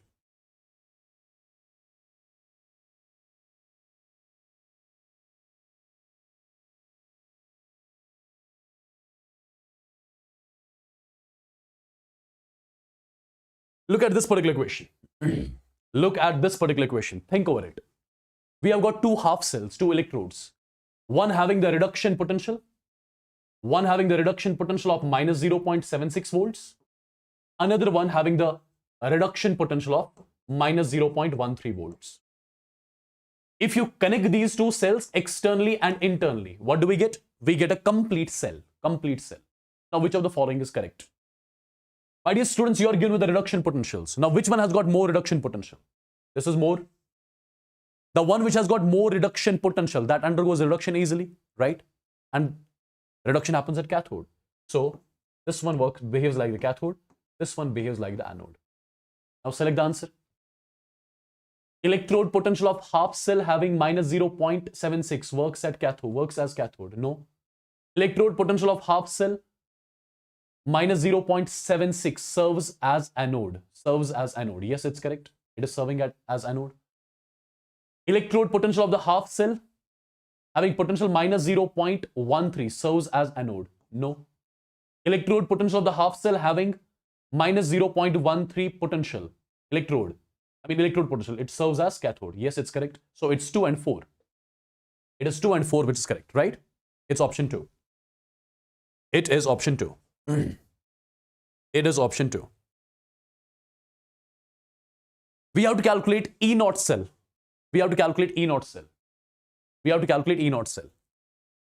Right? We are given with the cell and its standard EMF is to be calculated. How do we calculate standard EMF? You should know it by now. E naught cell is equal to E naught of cathode minus what? Minus E naught of anode. We use SRP of this as well as SRP of this. We take SRP of cathode as well as SRP of anode here. Perfect. Now, your zinc electrode is your cathode. This is your cathode and this is your anode. Perfect. Now look at this particular value. 0 to plus 2. 0 to plus 2. Increase. Increase means oxidation. So, this is your SOP. But what do we need? We need SRP. Its SRP is minus 0.76. Right? This is also SOP. What do we need? SRP. SRP will be plus 0.34. Now, your SRP of cathode is minus 0.76 minus SRP of anode. SRP of anode is plus 0.34. Perfect. The value will be minus 1.1 volts. Is it clear? Is it clear, people?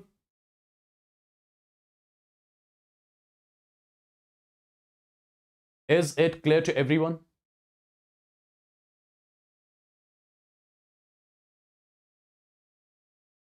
This was minus 0. This is minus 0.34. This is SOP. So SRP will be plus. SRP will be plus.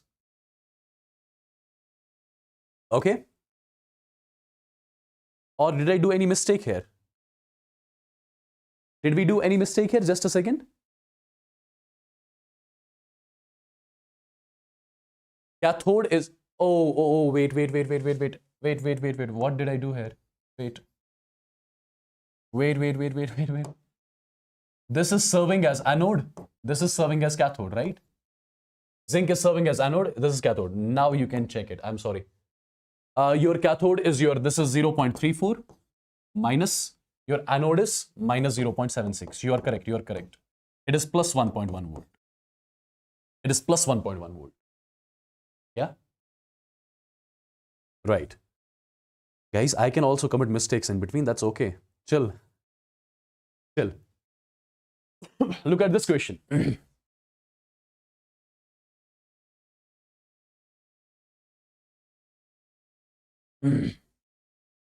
Give it a try. Give it a try, people. Give it a try. Standard electrode potentials are given. You are given with one electrode whose electrode potential is given as plus 0.15 volts, right? Similarly, copper tri-positive getting converted into copper, this is given as minus 0.74 volt. Okay? The cell potential will be. And it's mentioned that everything is in standard condition. So basically your cell potential, your E naught cell has to be calculated here, which will be simply E naught of cathode minus E naught of anode. So first of all, you need to understand among these two electrodes, which one will be cathode and which one will be anode. Which one will be cathode and which one will be anode? You need to check it first of all. Check it out quickly. Quickly, what do you think about this one?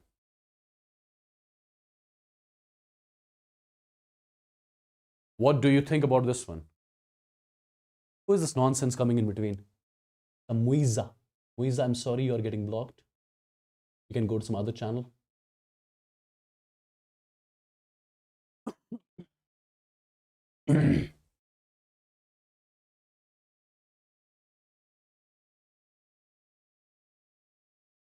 Quickly, guys. So first of all, check it out. +4 to +2, decrease in the oxidation state means reduction. So this is basically your SRP, right? +3 to 0, decrease in the oxidation state. This is also SRP. Now, if you look at these values, this SRP is more SRP means reduction. So this will behave like the cathode. This will behave like the anode, right? And already we are given with SRPs. So E naught of cathode, SRP of cathode is nothing but 0.15 minus SRP of anode is what? Minus 0.74, correct? Now what will be the value exactly? Value will be 0.89 volts. Is it clear? Simple and basic question. We discussed it in the last session as well. Yeah? In detail, we have discussed all these things.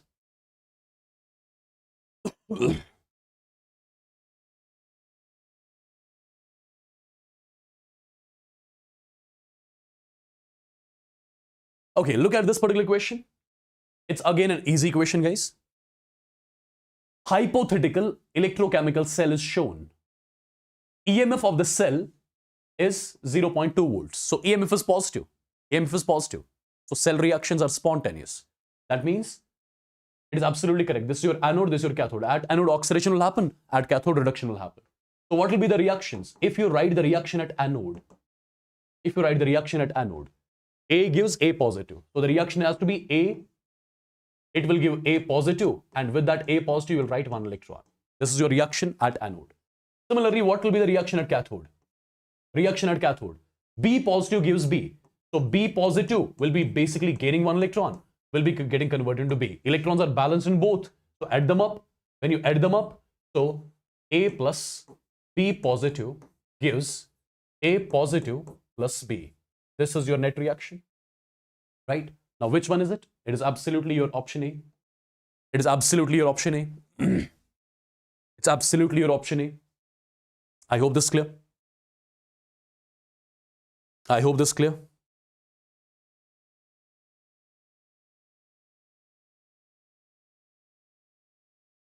What do you think about this one? What do you think about this one? You're given with a cell. And if concentration of zinc dye positive as well as copper dye positive, both are doubled, what will happen to EMF? What will happen to EMF? My dear students, first of all, if you write the net cell reaction here, net cell reaction will be, I'm writing it directly, zinc plus copper dye positive gives zinc dye positive plus copper solid. This will be your net reaction, right? This is aqueous, and this is solid. If you write the reaction quotient for this will be concentration of zinc dye positive raised power 1 divided by concentration of Cu dye positive raised power 1. Okay? If you write the Nernst equation says that E cell is equal to E naught cell minus 0.0591 divided by N, then it's going to be log of QC, where QC is what? Concentration of zinc dye positive divided by concentration of Cu dye positive. This is your Nernst equation. Now, as per the question, if you double the concentration of this as well as this, if you make it 2 times, if you are making numerator 2 times, denominator 2 times, they'll get cancelled out. What will happen to E cell? Nothing. It remains the same. It remains the same. You got it? You're doubling the concentration of both. This is doubling, this is doubling.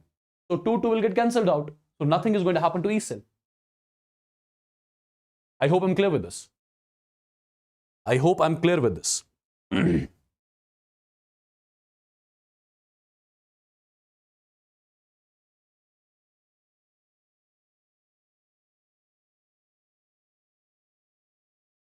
Look at this question carefully. Look at this question carefully. This is the salt bridge in between. On the left side, you have got hydrogen electrode whose partial pressure is H2. On the right hand side also, you have got hydrogen electrode. On both the sides, you've got same electrode. So which cell is it? Which cell is it? It's a concentration cell. It is a concentration cell. What do we have to calculate? We have to calculate EMF of the concentration cell.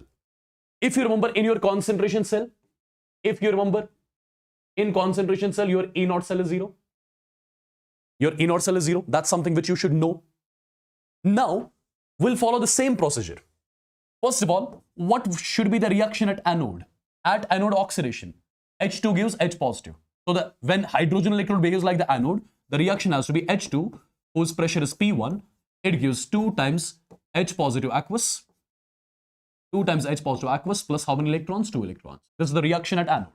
Similarly, reaction at cathode. Reaction at cathode will be how? What will be the reaction at cathode? Reaction at cathode will be 2 times H positive aqueous. 2 times H positive aqueous plus 2 electrons. Gives what? Gives H2 gas, whose pressure is what? Whose pressure is P2. Are the electrons balanced? Yes, the electrons are balanced. You can add them up. When you add them up, this term cancels. 2 gets cancelled. So your net reaction becomes H2, whose pressure is P1, gives H2, whose pressure is P2. These are net reaction. If I ask you what is the N value here? N value here is 2, right? What is the QC expression? QC expression is nothing but P2 divided by P1.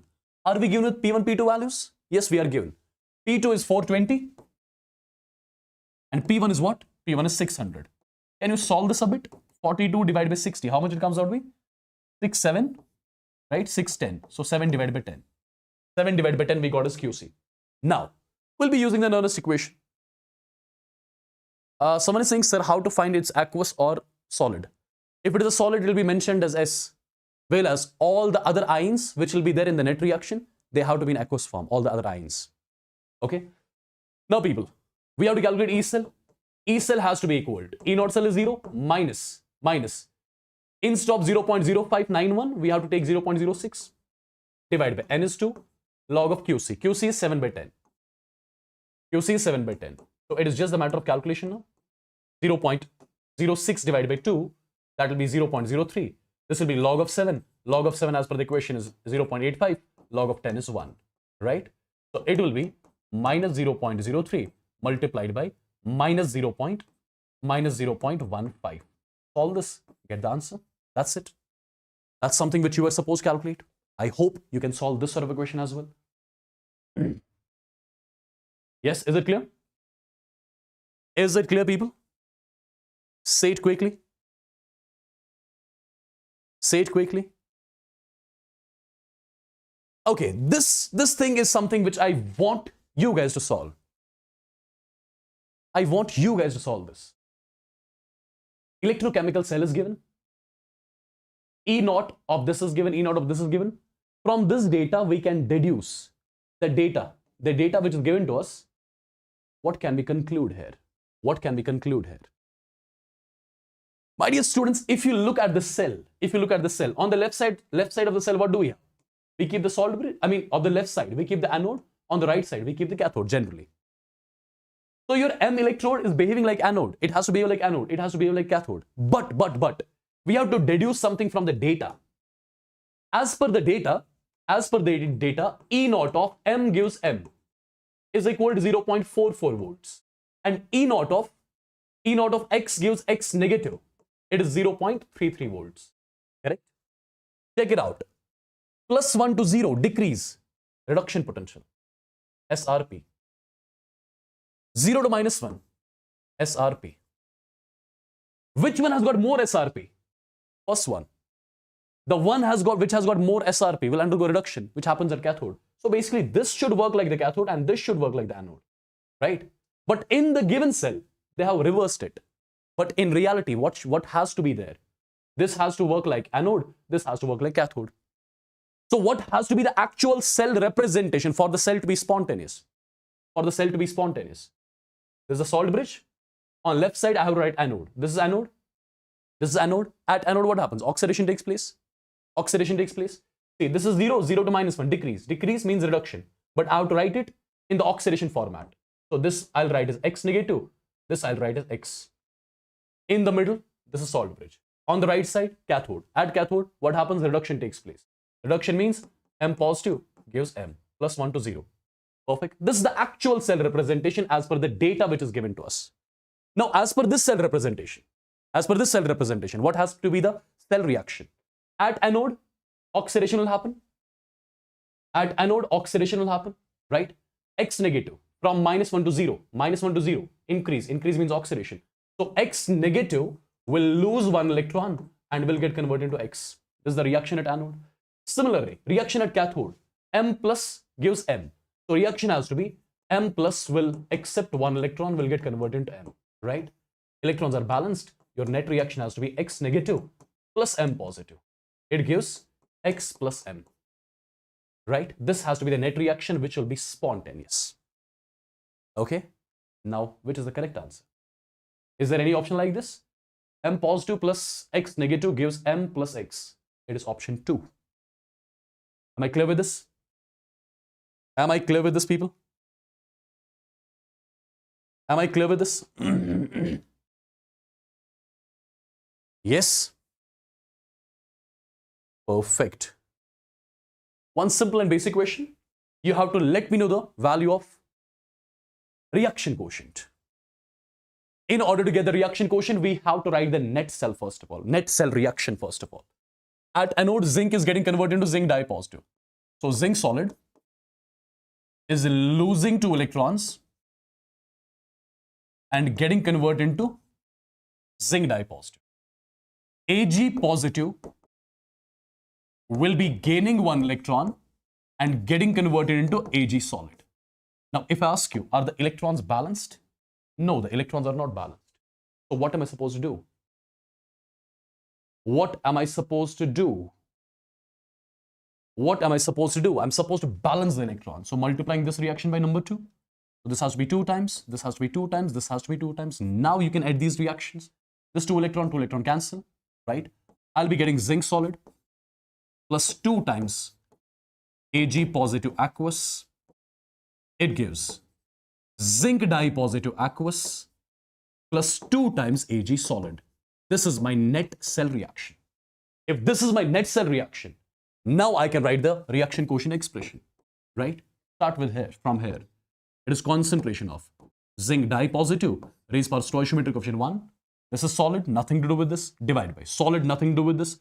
It's going to be concentration of Ag positive raised to the power 2. Stoichiometric coefficient is 2.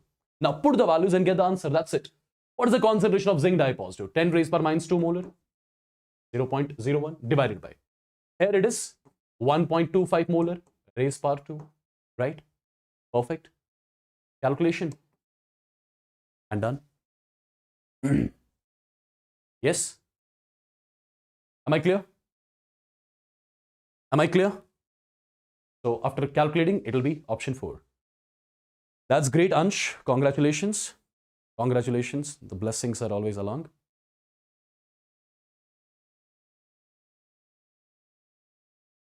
I hope all these sort of questions you can easily solve. Okay. One more similar question to calculate E naught cell. I am not going to solve it. You are going to solve it. Let me know the answer quickly. Let me know the answer quickly. Let me know the answer quickly. I am not solving this question because I've solved many questions like this. E naught cell you have to calculate. Standard EMF, E naught cell. E naught cathode minus E naught anode. SRP of cathode minus SRP of anode. Right? SRP of cathode, that means SRP of copper, 0.34 minus SRP of magnesium, minus 2.37. Right? So add them up.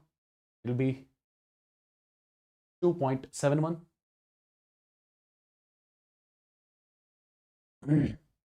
Right? Sign you can check. So what is the answer of it? Quickly.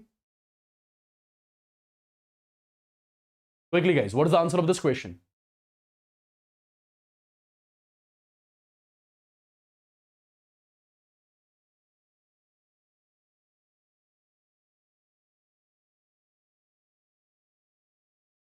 Majority is saying C. So it will be C only. Great.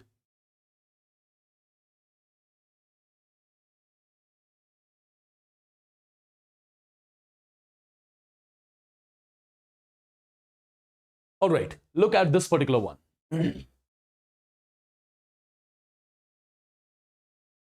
We are given with a cell reaction.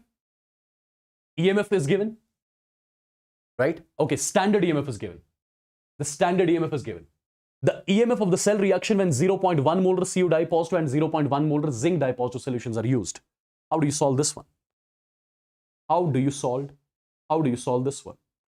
It is a simpler one. The reaction is already given. So first of all, get the reaction quotient. How?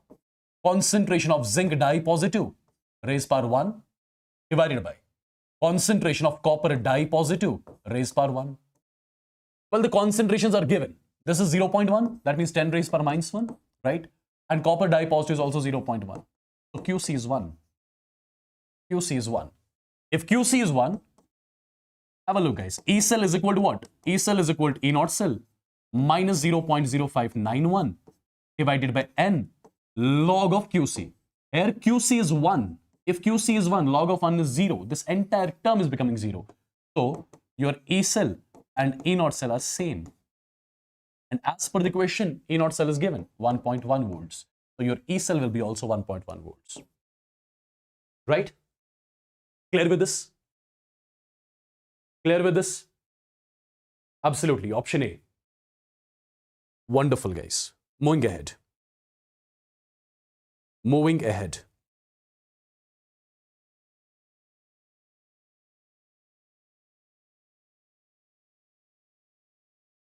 Can you give this question a try? For the cell whose E naught is given, by which of the following activity E cell will increase? By which of the following activity E cell will increase? Slowly, slowly, I'll increase the level. These are easy questions which I'm giving you. Just wait for some time. Wait for some time. Right? Wait for some time. What do you think about this one? How E cell will increase? How E cell will increase? First of all, if you write the net reaction, what will be the net reaction? See, at your anode, nickel will be getting converted into Ni dye positive plus 2 electrons, right? At your cathode, copper dye positive will be gaining 2 electrons, will be getting converted into copper solid. Perfect. Your net reaction will be nickel solid plus copper dye positive aqueous.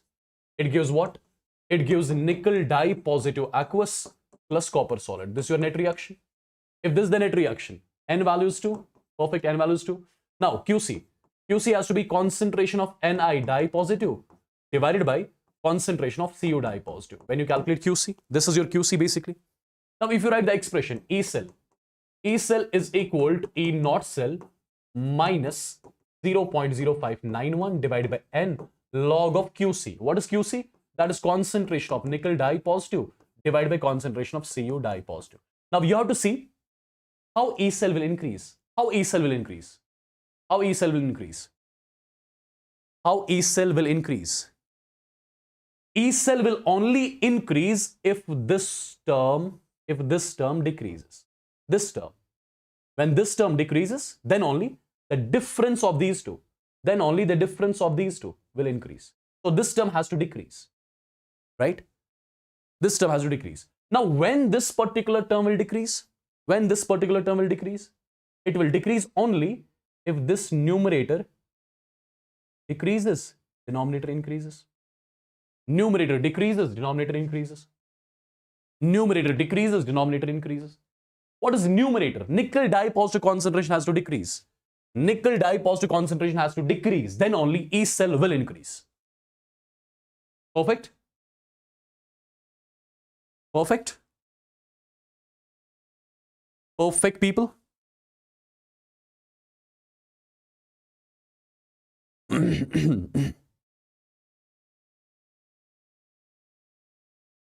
Okay. We are given with a reaction.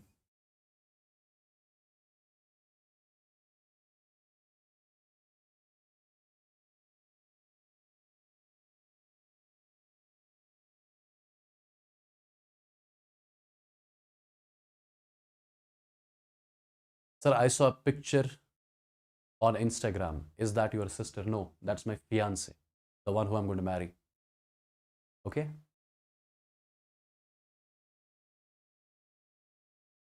Okay? Cool?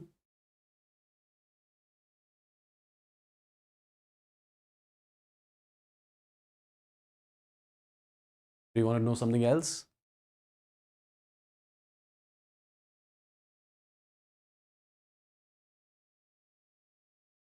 Do you want to know something else?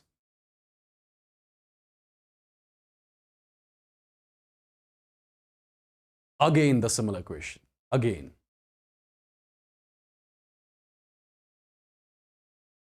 Again, the similar question. Again, the similar question. Okay, how do we solve this particular question, people? I believe if you look at this particular question, here you have got the equilibrium sign. Here you have got the equilibrium sign. And at the same time, your Kc is also given. Kc is also given. Yeah? Kc is also given. So what it means exactly? It means the cell is at equilibrium. When the cell is at equilibrium, you know it. E cell is equal to 0. When the cell is at equilibrium, E cell is equal to 0. What do we have to calculate? We have to calculate E naught cell, right? At equilibrium, if you remember, how do we write the Nernst equation? E naught cell is equal to 0.0591 divided by n log of Kc. Log of Kc, correct? What do we have to calculate? E naught cell.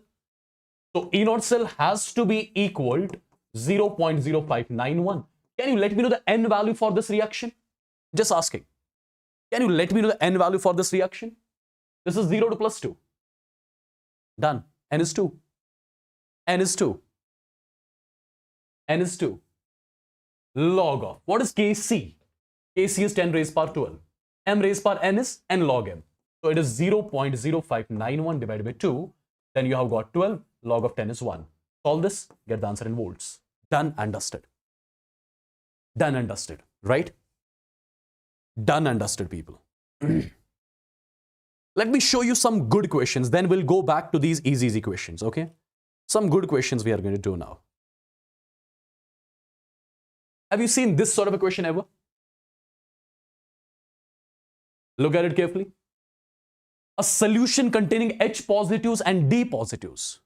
D positive, deuterium, D positive, is in equilibrium with the mixture of H2 and D2 gases at 25 degrees centigrade. If the partial pressure of both the gases are 1 atm, find the ratio of concentration of D positive and H positive concentration. My dear students, the question says that you have got two electrodes. One is your hydrogen electrode. One is your deuterium electrode. Deuterium electrode, right? You know, SRP as well as SOP of hydrogen electrode, that is 0. That is 0. Look at this one. D positive to D2. So plus 1 to 0. Decrease in the oxidation state. Reduction. So this SRP. So SRP of D2 is given. Minus 0.003 volts, right?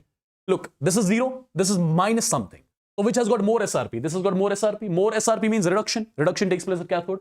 So when you connect these two electrodes, this will be working like the cathode and this will be working like the anode. Right? Perfect. Right, people? So I got to know that this electrode is going to behave like the cathode and this electrode is going to behave like the anode. So let me first of all represent the cell so that it becomes clear to you. Let me first of all represent the cell. My dear students, this is the salt bridge. On the left side of the salt bridge, I'll be writing anode. Which one is my anode? It is a deuterium electrode, which is my anode. So I'll write D2 gas. D2 gas gives D positive. D positive aqueous. This is my anode, right? You can check it out. 0 to plus 1, increase, oxidation, anode, right? Now, on the right side, we'll be writing the cathode, right? Cathode is your hydrogen electrode. How do I write it? H positive aqueous gives what? It gives H2 gas. It gives H2 gas. This is my cell representation, first of all. This is my cell representation, first of all. Okay, I've represented the cell. Since I've represented the cell, my dear students, can I write the reaction taking place at anode and cathode? At anode, I'll say D2 gas gives 2 times D positive aqueous plus 2 electrons. Similarly, at cathode, what is going to happen? At cathode, reduction is going to happen. 2 times H positive aqueous will be gaining 2 electrons and will be getting converted into H2 gas. Electrons are balanced. I can write the net reaction. Net reaction will be D2 gas plus 2 times H positive aqueous. It gives 2 times D positive aqueous plus H2 gas. Perfect. This is my net reaction. This is my net reaction. This is my net reaction. Okay. My dear students, if this is the net reaction, n value is 2. Okay. N value is 2. Get the QC expression. How do you get the QC expression? It's going to be, see, as per the question, it's mentioned that take the partial pressure of both the gases as 1. Partial pressure of both the gases taken as 1. Perfect. Partial pressure of both the gases has been taken as 1.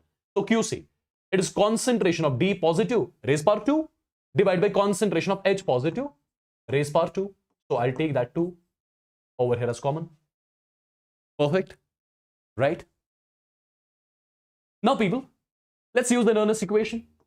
What do we have to calculate actually? Okay. Just a second.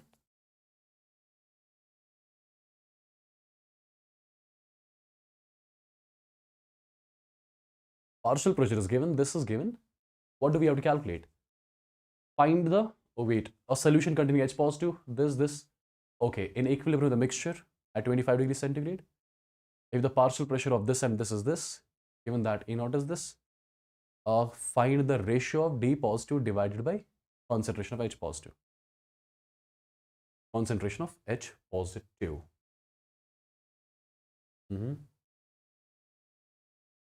Okay. How do you solve it, guys, now? How do you solve it? How do you solve it? In the question, one hint is given. In the question, one hint is given.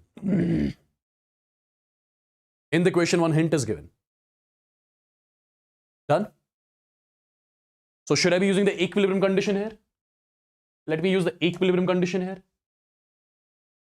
So I'll say E naught cell has to be equal to 0.0591 divided by N log of, instead of QC, you can call it KC. So it's going to be concentration of D positive divided by concentration of H positive whole raised power 2. Whole raised power 2. Perfect. E naught cell. E naught cell is your E naught of cathode minus E naught of anode. Right? SRP of E naught cell. E naught cathode. This is your cathode. Where is the cathode? 0. Right? E naught cathode is 0. Minus E naught anode. SRP of anode is this. So 0 minus this. It will come out to be 0.003. Lot of calculation, guys, here. 0.0591. N value is 2. Log of M raised power n log 2. So 2 comes here. It's going to be log of concentration of D positive divided by concentration of H positive. So 2 gets cancelled out. Right? 2 gets cancelled out. Perfect. So you got 0.003 divided by 0.0591 is equal to log of concentration of D positive divided by concentration of H positive. Can you let me know what this value comes out to be exactly? I want the exact value. I want the exact value, guys. Can you let me know what is the exact value which is coming out from here? Exact value I would need. How much is it? I need the exact value. Quickly, let me know in the chats.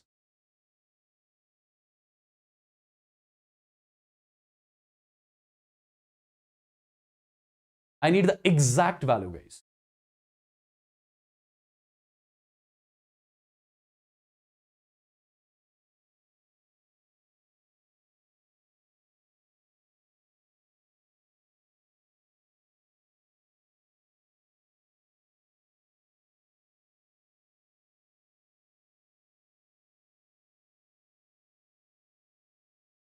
Quick. Is it 0.05? So this is coming out to be 0.05. This is coming out to be 0.05, right? 0.05. Now I'll be asking you a question here. Log of D positive divided by H positive is coming out to be 0.05, right? See, log of 1 is 0. Log of 2 has to be 0.3. Right? Log of 2 has to be 0.3. So, the answer of D positive divided by H positive has to be between 1 and 2. Correct? Log 1 is 0. Log 2 is 0.3. Perfect. It has to be between 1 and 2, but there are like two options between 1 and 2. There are two options. So either it's going to be this one or it's going to be this one, right? Or it's going to be this one. But guys, what I believe, in the question, you will be given with the value of NT log of 0.05. You'll be given with the value of NT log of 0.05. Okay? Got it? Am I clear with this? See, this is D positive divided by H positive. It will be NT log of 0.05. It will be NT log of 0.05. In the question, it will be mentioned how much NT log of 0.05 will be. Right? Or if you can take the approximation, to approximation, you can neglect these two options, this one and this one. See, log of 1 is 0, log of 2 is 0.3, right? Log of 1 is 0, log of 2 is 0.3. And this value, it is coming between. It is coming between, right? So D positive divided by H positive. Either, I mean, it's going to be between 1 and 2. Between 1 and 2. Closer to 1. Closer to 1. Closer to 1. So what has to be the answer of this particular question? Closer to 1. Closer to 1 is 1.12. If this sort of a question comes, it will take a lot of time, right? I get that completely. I get that completely. Just a second.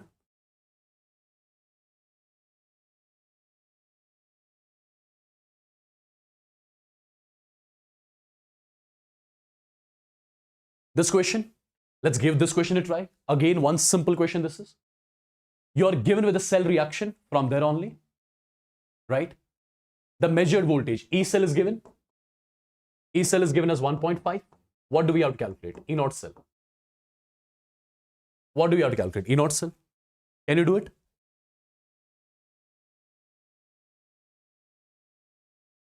Can you do this question?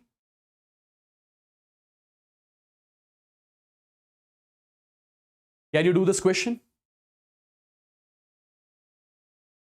It is a similar question, guys. What you are supposed to do? First of all, you'll get the N value.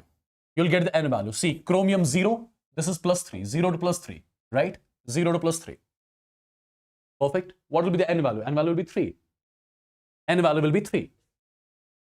N value will be 3. When you calculate it, you know how do we do it. If N is 3, you can write QC expression, which will be concentration of Cr tri positive, which is 0.3, right? Divided by concentration of Ag positive ka cube, right? This is 0.1 means 10 raised power minus 1 raised power 3. This is QC. Now you have to use a Nernst equation. E cell is given. E cell is equal to E naught cell minus 0.0591 divided by N log of QC, right? One equation, one unknown, you can calculate, right? Oh, I have already given the answer. I mean, you can solve this question because these sort of questions we have done it. These sort of questions we are done with. Okay? Just a second, just a second. Just a second.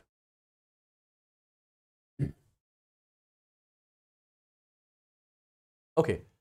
If I ask you one simple question over here.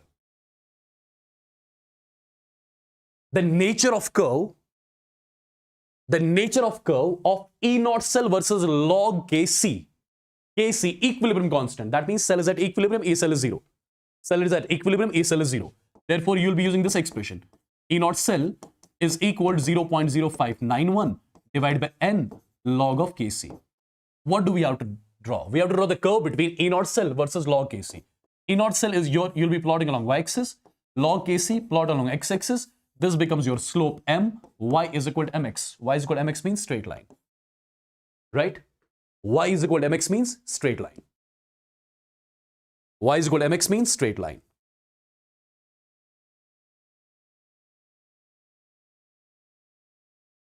Okay, this question, no need to solve. Just see the question and tell me the answer. In the Nernst equation, if Q will be equal to equilibrium constant, if Q is equal to K, if Q is equal to K, at that time, if Q is equal to K, at that time, what happens? Q is equal to K means equilibrium, equilibrium condition. If it is equilibrium condition, then at equilibrium, E cell is 0. E cell is 0. Why you are writing 1? E will be equal to E naught when QC is 1. If QC is 1, log of QC, log of 1 is 0. Then E is equal to E naught. But here the equation is different. The equation is different. So you have to look at the options. Do not rush. Do not rush. Do not rush at all. Just a second. Let's solve certain questions. Then I'll come to these questions again. Look at this particular question. The oxidation potential of the hydrogen electrode. The oxidation potential of the hydrogen electrode at pH equal to 10. Oxidation potential of the hydrogen electrode at pH is equal to 10. And partial pressure of H2 is equal to 1 atm will be. So basically you have got the hydrogen electrode like this. Let's say this is the solution containing H positives whose pH is given to me as 10. pH is given to me as 10. And this is your hydrogen electrode. Right? You know how do we make this hydrogen electrode? Its partial pressure is 1 atm. Correct? This is your hydrogen electrode. I have to calculate its oxidation potential. If I need to calculate its oxidation potential, I'll make sure this hydrogen electrode behaves like the anode. And when hydrogen electrode behaves like the anode, what reaction takes place? Oxidation reaction. And the reaction will be simply H2 gas gives 2 times H positive aqueous plus how many electrons? 2 electrons. If I ask you how many moles of electrons are exchanged here, 2. N is equal to 2. If I ask you what is the reaction quotient, QC, QC will be concentration of H positive raised power 2 divided by partial pressure of H2. Now you must be thinking, how do we calculate the concentration of H positive, right? Since pH is given as 10, when pH is given as 10, from pH you can calculate H positive concentration. H positive concentration is 10 raised power minus pH. So remember this, right? Perfect. So H positive concentration here will be 10 raised power minus 10. Molar. This is your H positive concentration. If you got the H positive concentration 10 raised power minus 10, 10 raised power minus 10. So this is 10 raised power minus 10 raised power 2. So it becomes 10 raised power minus 20 divided by partial pressure of H2 is how much? That's 1. So this is your QC. If this is your QC, what am I supposed to calculate? Oxidation potential. So I'll write the Nernst equation in the form of oxidation potential. I hope you remember. I'll write EOX is equal to E naught OX minus 0.0591 divided by N log of QC. Correct? Now, since we are given with a hydrogen electrode whose SOP is 0, so this is 0. N value already we know that's 2. QC value is equal to 10 raised power minus 20. Right? So you can calculate it. EOX is equal to minus 0.0591. N value is 2. Log of QC. QC is 10 raised power minus 20. So I'll say oxidation potential is equal to minus 0.0591 divided by 2 log of m raised power n, which is n log 10 is 1. 2, 1, 2, 10. So this is 0.591 volts. Is there any option like that? 0.591 volts. So option 3 is the one which is correct. Right? Perfect. Similar sort of approach which I gave you in the last session. Usage of Nernst equation. Usage of Nernst equation. Usage of Nernst equation. Usage of Nernst equation. Just a second.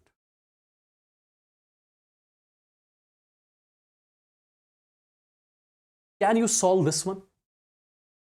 Can you solve this one? Standard electrode potentials. Li positive to lithium plus 1 to 0 decrease in the oxidation state, reduction. So its SRP is minus 3.03 volts, right? Similarly, Ba di positive gives barium. It's again SRP. How much? Minus 2.74 volts. Then you have got Na positive to sodium, minus 2.71 volts.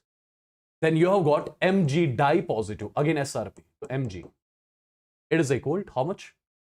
It is equal to minus 2.37 volts. Perfect. If you look here, plus 1 to 0, reduction. So Li positive is undergoing reduction here. This is undergoing reduction here. This is undergoing reduction here. This is undergoing reduction here. And which potentials these are? These are your SRPs. These are your SRPs. I have to check which of the following is the strongest oxidizing agent. Oxidizing agent undergoes reduction. Oxidizing agent undergoes reduction. Right? Perfect. The one which undergoes reduction easily is the better oxidizing agent. Is the better oxidizing agent. And which one undergoes reduction easily? The one which has got more SRP. Now check these values. Which of the following has got which value is maximum among all? Which value is maximum among all? This is the maximum value, right? Perfect. This is the maximum value among all. When you compare, this is the maximum value among all. Perfect. If this is the maximum value, maximum SRP means maximum tendency to undergo reduction. So Mg dye positive will undergo reduction easily. If Mg dye positive undergoes reduction easily, it will be the better oxidizing agent. So it has to be option D. It has to be option D. Right? It has to be option D.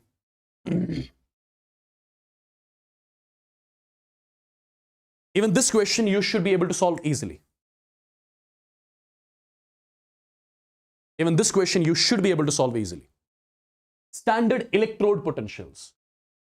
They're just giving you standard electrode potentials. They are not mentioning whether it is SRP or SOP. Whenever it is not mentioned that whether it is SOP or SRP, you'll be always considering that as SRP. They are in general mentioning standard electrode potential. So consider it as standard reduction potential. Remember this. Okay. So standard reduction potential of X is given as minus 1.2. Standard reduction potential of Y is given as plus 0.5. Standard reduction potential of Z is given as minus 3.0. Perfect. These are SRPs. We have to check the reducing power. We have to check reducing power, right? We have to check the reducing power. Now, you know, a reducing agent, the one which is the better reducing agent, that has the more reducing power. Now, reducing agent undergoes oxidation. So the one which undergoes oxidation easily, better reducing agent, more reducing power. Now, which one undergoes oxidation easily? The one which has got more SOP. But these are SRPs. What do I need? I need SOPs. I need SOPs. So reverse the sign. Plus 1.2, minus 0.5, plus 3 volts. Right? Now, which one has got maximum SOP? Z. Z has got maximum SOP, maximum tendency to undergo oxidation, better reducing agent, more reducing power. So Z has maximum reducing power. Followed by X, followed by Y. Is there any option like that? Z, X, Y. Am I clear? The concept I have given you in the last session, if you remember. Okay? So, this question is again easy. Tell me about this one. Here I want to see how much do you remember things. Here I want to see how much do you remember. You're given with standard reduction potentials, right? If you look in the first reaction, zinc dye positive is undergoing reduction, right? These are SRPs. These are SRPs. So if I mention it like this, zinc dye positive, when it undergoes reduction, right? Its SRP is minus 0.76 volt. Similarly, a chromium tripositive, when it undergoes reduction into chromium, its SRP is minus 0.74 volts. Over here, H positive, when it gets converted into H2, it is 0 volt. It is 0. Then at the end, we have got when Fe tripositive undergoes reduction, right, into Fe dipositive, its SRP is how much? 0.77 volt. What do I have to check? Strongest reducing agent. Strongest reducing agent. Reducing agent undergoes oxidation. The one which undergoes oxidation easily will be the better reducing agent, right? Now, which one undergoes oxidation easily? The one which has got more SOP will undergo oxidation easily. Now, how do you check? SOPs you have to compare. But what do I have? I have these SRP values. I'll convert them into SOP values. When I convert them into SOP, I'll write zinc gives zinc dye positive is equal to plus 0.76, right? Chromium gives chromium tripositive is equal to plus 0.74, right? H2 gives H positive is equal to 0. Fe dye positive gives Fe tripositive. This is equal to minus 0.77. If you look at these values, now here zinc is undergoing oxidation, chromium is undergoing oxidation, hydrogen undergoing oxidation, Fe dye positive undergoing oxidation. Which one do you see has got maximum oxidation potential? This is the maximum oxidation potential value, right? So maximum SOP, maximum tendency to undergo oxidation, better reducing agent. So I'll say it is the zinc which is going to be, it is the zinc which is going to be the better reducing agent. Clear? Clear, people? I'm pretty much sure this is again clear to everyone. One more question of the similar format. These are all asked questions.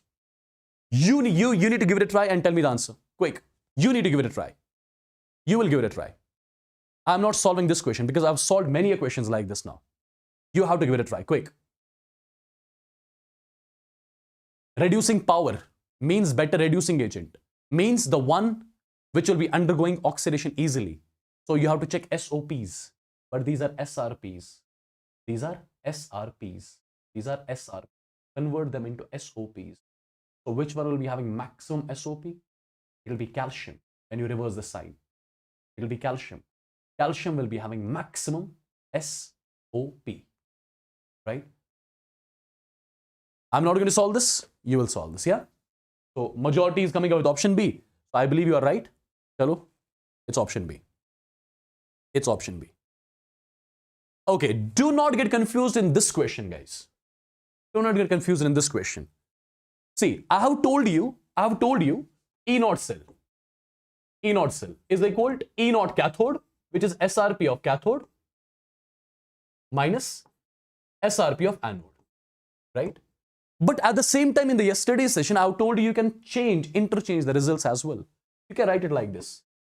E0 cell is equal to, instead of SRP of cathode, you can write minus times SOP of cathode.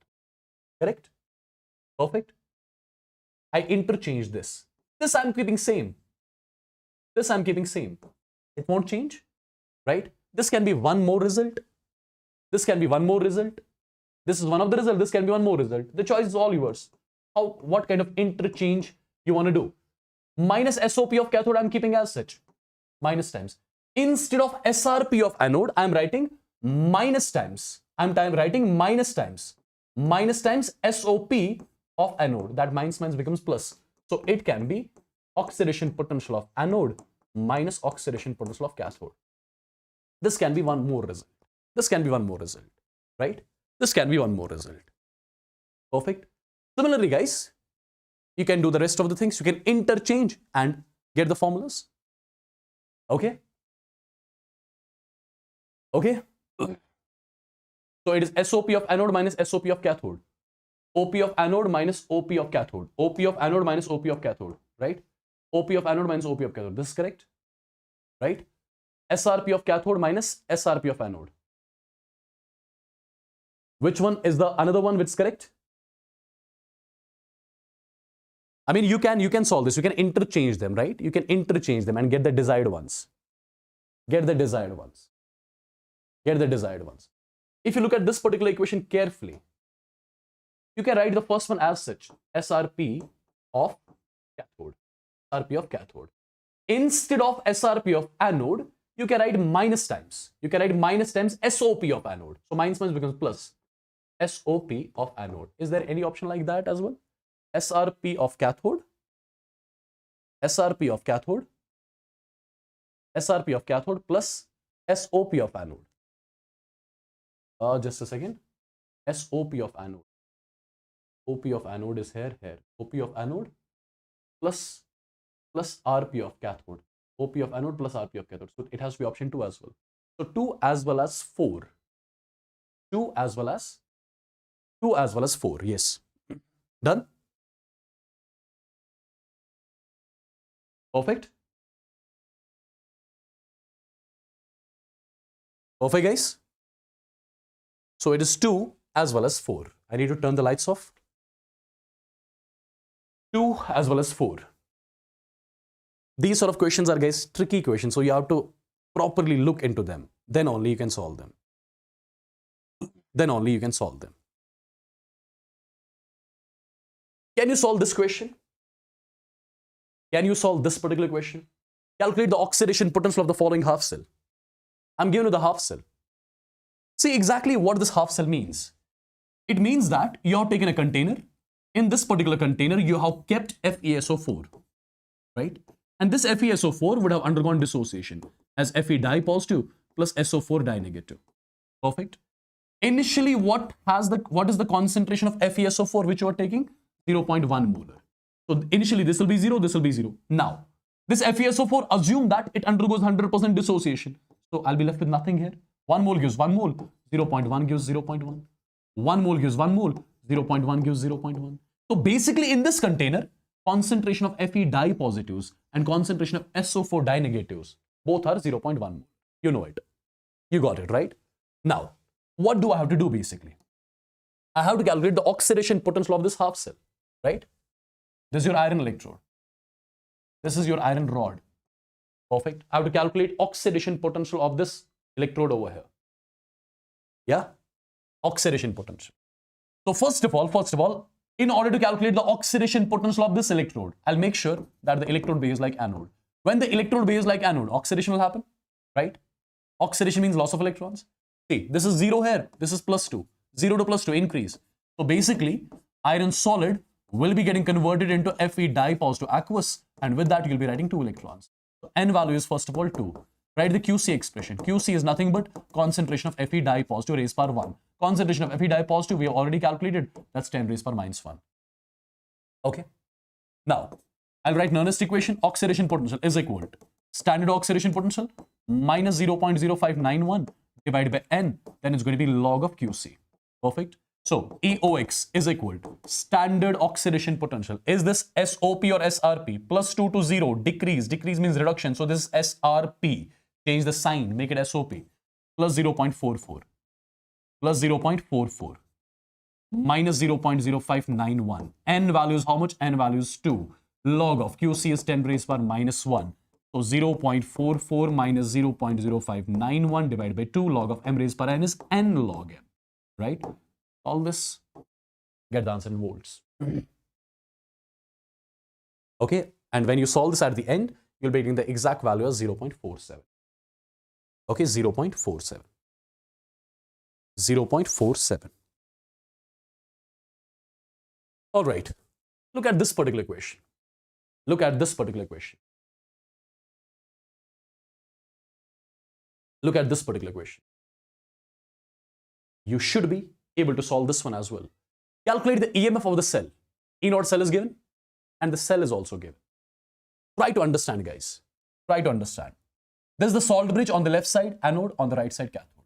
So first of all, write the reaction at anode. Reaction at anode. M gives M di positive. So I'll say M solid will be giving M di positive aqueous, and with that, you'll be having 2 electrons. Right? With that, you'll be having 2 electrons. And this M di positive, its concentration is given as 0.01 molar. Correct? Reaction at cathode. M di positive gives M. So M di positive aqueous, whose concentration is this 10 raised power -4, right? This 10 raised power -4 molar. Perfect. It will be gaining 2 electrons. It will be getting converted into M solid. Electrons are already balanced. Electrons are already balanced. Do one thing, add them up. Add these 2 reactions. So 2 electrons cancel, MM cancel. This and this, they won't get cancelled because there's a concentration difference. There's a concentration difference. So my net reaction is going to be M di positive, whose concentration is 10 raised power -4 molar. It gives what? It gives M di positive, whose concentration is 10 raised power -2 molar. Right? 0.01. So QC you can calculate from here. It's going to be 10 raised power -2 divided by 10 raised power -4. The value will be nothing but 10 raised power 2. QC you got. QC you got. Now, Nernst equation you'll be using. Nernst equation you'll be using. Right? Nernst equation you'll be using. You'll simply write E cell is equal to E0 cell is given as 4 minus 0.0591 divided by N value is 2 log of QC. QC is 10 raised power 2. Matter of calculation, 0.0591 divided by 2. This is going to be 2 log 10. Log 10 is 1, 2 to cancel. So 4 minus 0.0591, right? This is going to be the answer of the question, which will be how much? 3 point something, right? 3 point something it'll be. Am I clear? Or did I take minus plus somewhere?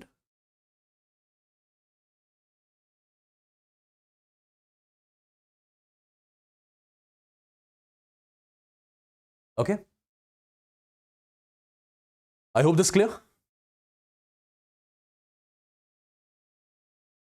Look at this particular question. Look at this particular question. Calculate the oxidation potential of this half cell. Oxidation potential of this half cell. Guys, if you look at the questions, let's see first of all what the question is. Cl2 HCl, okay. See what the question says. I have to calculate the oxidation potential, so I have to make sure that this electrode behaves like the anode. At anode, oxidation takes place. You know it already, right? Perfect. Now, if you look at the oxidation state here, it's 0. Chlorine here is -1. 0 to -1. Decrease. Decrease means reduction. Decrease means reduction. But what do you have to calculate? Oxidation potential. What do you have to calculate? Oxidation potential. Mohammed, I know that. I know that. It was supposed to be. E naught cell was supposed to be 0 in the last question, but it was given, so I took it. Okay? It was a hypothetical one. All right, so this is 0 to -1. First thing, I have to calculate oxidation potential. So I have to make sure that electrode behaves like the anode. At anode, oxidation should take place, right? Oxidation should take place. But during oxidation, do you think Cl2 has to get converted into Cl negative, or Cl negative has to get converted into Cl2? If it is 0 to -1, decrease, reduction, no. I have to go in the reverse format. It is basically Cl negative has to get converted into Cl2. So the reaction has to be twice Cl negative aqueous, right? It will get converted into Cl2 gas plus 2 electrons. This is the reaction. This is the reaction. This is the reaction. Correct? This is the reaction.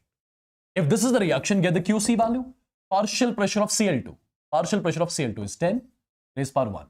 Concentration of Cl negative, 10 raised power -1 raised power 2. Perfect. So 10 divided by 10 raised power -2, the value comes out to be 10 raised power the value comes out to be 10 raised power 3. So this is QC. I hope this is clear. This is QC. This is QC. If this is QC, now calculate the oxidation potential. EOX is equal to E naught OX minus 0.0591 divided by N, and it's log of QC, correct?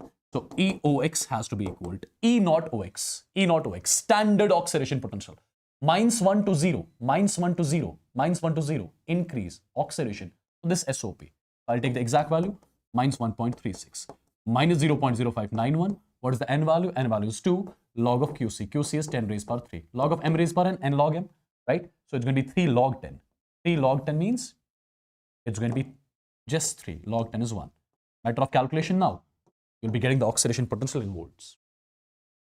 I hope this sort of a question, again, you can solve. And after doing the calculation part, you'll be getting the answer exactly as -1.45 volts. Okay? -1.45 volts.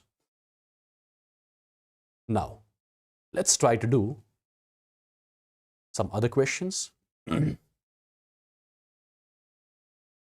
Look at the question. This might be a bit lengthy, but let's see what the question is. Again, we are given with a complete cell, right? On the left side of the solder bridge, we have got anode. On the right side, we have got cathode. Each cell is given, okay? And concentration of M dipositive divided by concentration of M plus 4 is given as 10 raised power X. E naught values are given. E naught values are given. The value of X is. The value of X is. This X value we have to calculate. This X value we have to calculate. This X value we have to calculate. Okay? How do we solve this particular question? First of all, I'll be writing reaction at anode. At anode, oxidation will take place.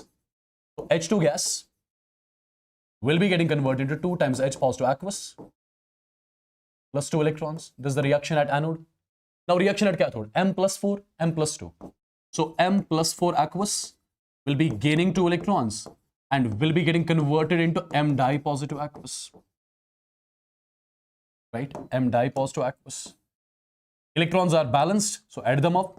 So this and this gets cancelled, right? This and this gets cancelled. So my net reaction is going to be H2 gas plus M plus 4 aqueous. It gives 2 times H positive aqueous plus what? Plus M dipositive aqueous. This is my net reaction. If this is the net reaction, how many moles of electrons got exchanged? 2. So N value is equal to 2. Guys, the process everywhere is same, right?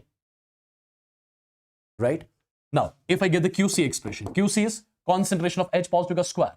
H positive concentration is 1, so 1 ka square is 1 only. So I'll just write M di positive concentration divided by H2 gas pressure, 1 bar, leave it. M plus 4, right? Raised power what? M plus 4 raised power 1. If you look carefully, M plus 2 divided by M plus 4, M plus 2 divided by M plus 4, it's given as 10 raised per x. So this value is given as 10 raised per x. This value is given as 10 raised per x, right? Now, my dear students, QC is equal to 10 raised per x. Now, what do we do after this? What do we do after this? Calculate the E naught cell. If you calculate E naught cell, which is basically your E naught of cathode minus E naught of anode. SRP of cathode. SRP of cathode. What is this value? Plus 4 to plus 2, decrease. Decrease means reduction. So this SRP, right? So 0.15. Minus SRP of anode. Anode is hydrogen electrode, its SRP is 0. So 0.15 volts. Now, if I use the Nernst equation, E cell is 0.092. E cell is equal to E naught cell 0.15 minus 0.0591 divided by N. N is 2. Log of QC. QC is 10 raised per x. QC is 10 raised per x, right? Now, calculation has to be done. Now, calculation has to be done, right? Now, calculation has to be done. So, you have got one equation, one unknown. So, you just have to get the x value. Can you do it after this? Because I don't want to do any calculation here. Can you do after this?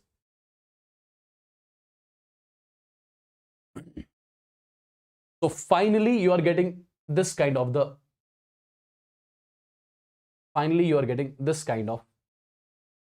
equation, which is 0.059 is equal to 0.059 divided by 2, then log of 10 raised per x.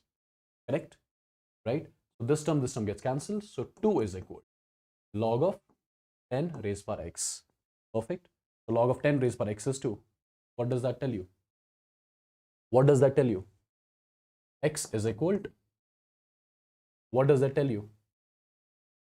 What does that tell you? When is this equation correct? What has to be the value of x such that LHS RHS becomes equal? Value of x has to be 2.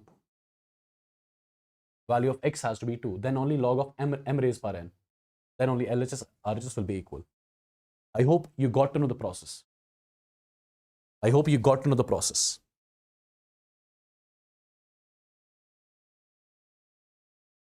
Can you solve this one? Can you solve this one? Standard Gibbs free energy you have to calculate. Delta G naught. What is delta G naught? Minus NF E naught. Minus NF E naught. Right? Is E naught given? Yes, E naught is given. So this is simple. This is basic. N value. Calculate the number of electrons, number of moles of electron, which will come out to be 2. Faraday's constant 96500 coulombs. E naught is given as 2 volts. 2 volts. But we have to get the delta G, I believe, in kilojoules, right? Since I have taken everything as per SI system. So delta G will come as per SI system. And that is joules. But I want it in kilojoules. So I'll be dividing with 1000. Then only it will be coming in kilojoules, right? So this is the equation. Delta G naught you can calculate from here. I hope you're getting what I'm saying, right? Why I divide with 1000? Because I'm supposed to get the answer in kilojoules, not in joules. Not in joules.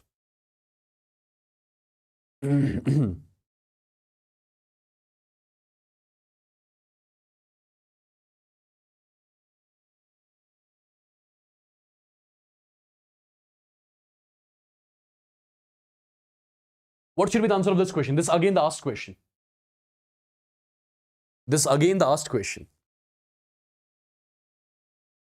If E naught cell for the given reaction is negative, okay, E naught cell is negative. First thing, it's given. E naught cell is negative. If E naught cell is negative, then what about your delta G naught? Delta G naught will be minus NF E naught cell. If E naught cell is negative, that negative and this negative makes it positive. So delta G naught is positive. Delta G naught is positive. First of all, the answer is either this or this. Delta G naught is positive. Now, delta G naught as per the equation is equal to minus RT ln of KEQ. Minus RT ln of KEQ. Now, for delta G naught to be positive, for delta G naught to be positive, this term has to be negative, because then only negative and negative makes it positive. Now, when is this particular term going to be negative? When is the ln of KEQ going to be negative? It is going to be negative if this term, KEQ, will be less than 1. If KEQ will be less than 1, because ln of X will be negative when X is less than 1, right? Done? Perfect? Solved? Guys, here is one more question, which I think I have not showed you in the yesterday's session. Which I think I have not showed you in the yesterday's session. Have a look what the question is all about. Have a look. As per this question, copper dye positive plus 1 electron gives copper positive. Its E value is given, which I am calling as E1. It is given as 0.15, right? The second reaction, that is copper positive plus 1 electron, gives copper solid. Its E value is also given to us as 0.54, right? What do we need to calculate? We need to calculate E naught of copper dye positive gives copper. So if I write reaction for this, reaction has to be what? Reaction has to be copper dye positive plus 2 electrons gives copper solid. So basically we have to calculate E value for this particular reaction. Now how exactly you are going to solve this? First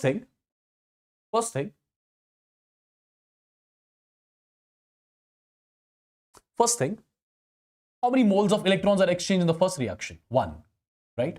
So N1 value I'm calling as 1. N1 is equal to 1. What about N2?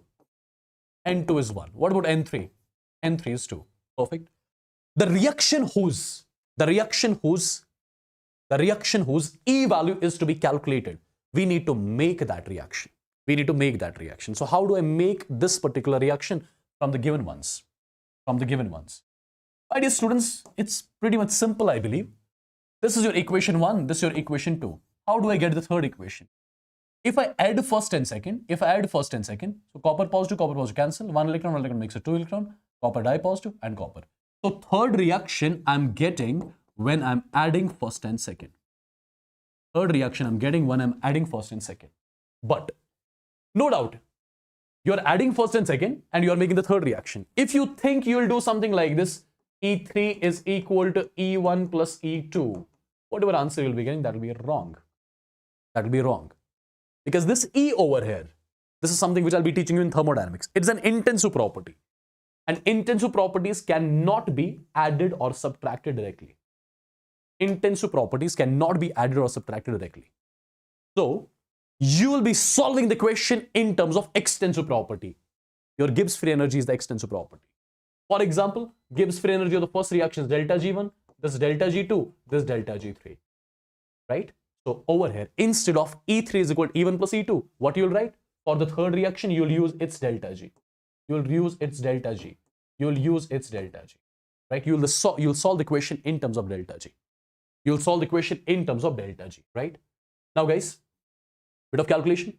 Delta G3 will be equal to minus N3FE3 is equal. Delta G1 is equal to minus N1FE1. Delta G2 is equal to minus N2FE2. Right? F everywhere cancelled. So E3 at the end will come out to be N1E1 plus N2E2 divided by what? Divided by N3. Do we know the value of N1? Yes. Do we know the value of N2? Yes. Do you know the value of N3? Yes. Do you know the value of E1? Yes. Do you know the value of E2? Yes. Put all the values and get the value of E3. So by solving this particular question, you got to know that this sort of a question is not to be solved with the help of E values. This sort of a question is to be solved with the help of delta G. Because your Gibbs free energy is extensive, you can add or subtract extensive properties, but you cannot add or subtract the intensive properties. Your E over here is intensive. I hope I am clear to everyone? I hope I'm clear to everyone. Right?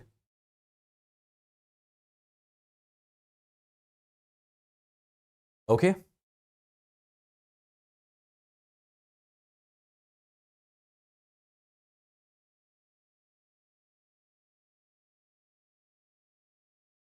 Can you give this question a try?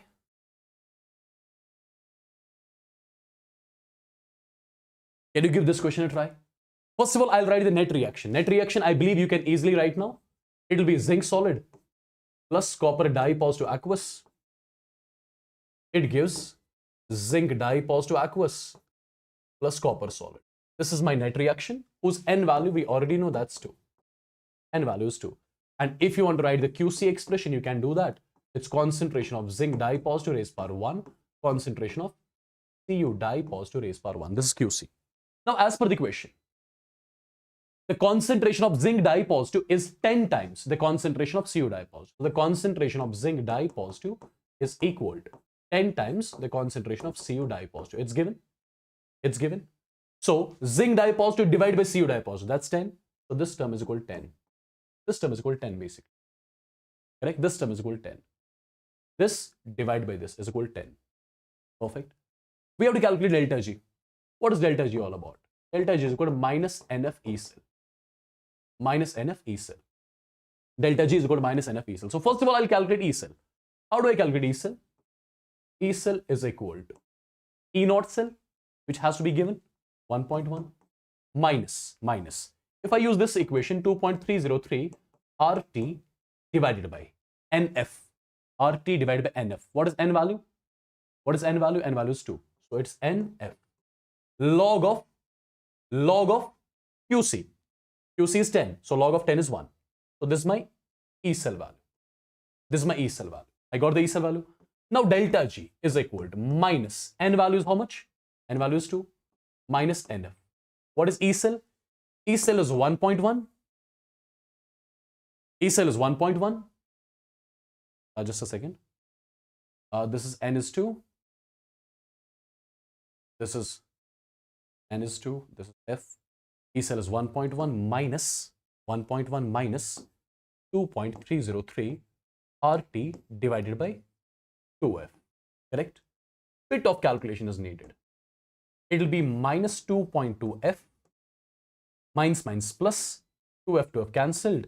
So this is 2.303 RT. So if you look at the final answer, right, your final answer is given in this format on 2.303 minus 2.2F. 2.303 RT minus 2.2F. Is it clear?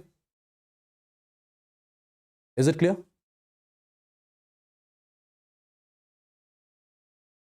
Is it clear? Someone is saying 1 by 10. Where 1 by 10? Concentration of zinc dye positive is 10 times the concentration of Cu dye positive. Concentration of zinc dye positive is 10 times the concentration of Cu dye positive. So zinc dye positive divided by Cu dye positive is equal to 10. Right? There's nothing, guys, here. The simpler one. It is a simpler one. Correct answer is option C. Right? Okay.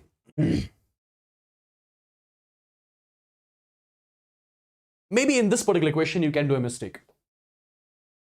Maybe in this question.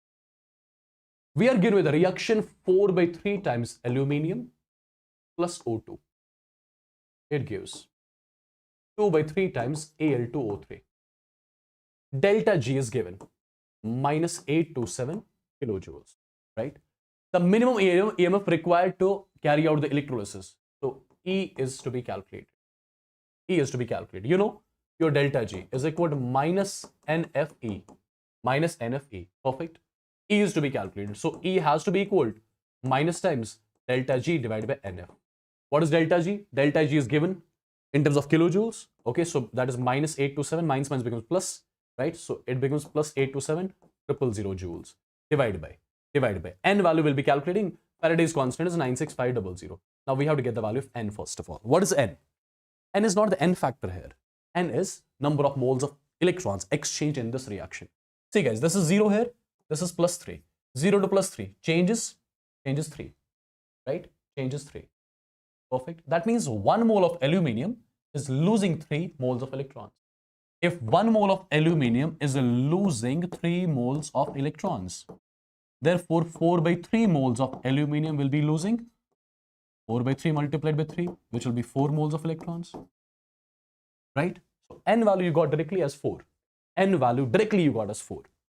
If N is 4, put the value here. So, E will be 827,000 divided by N is 4 multiplied by 96500. Do this calculation and get the answer in volts.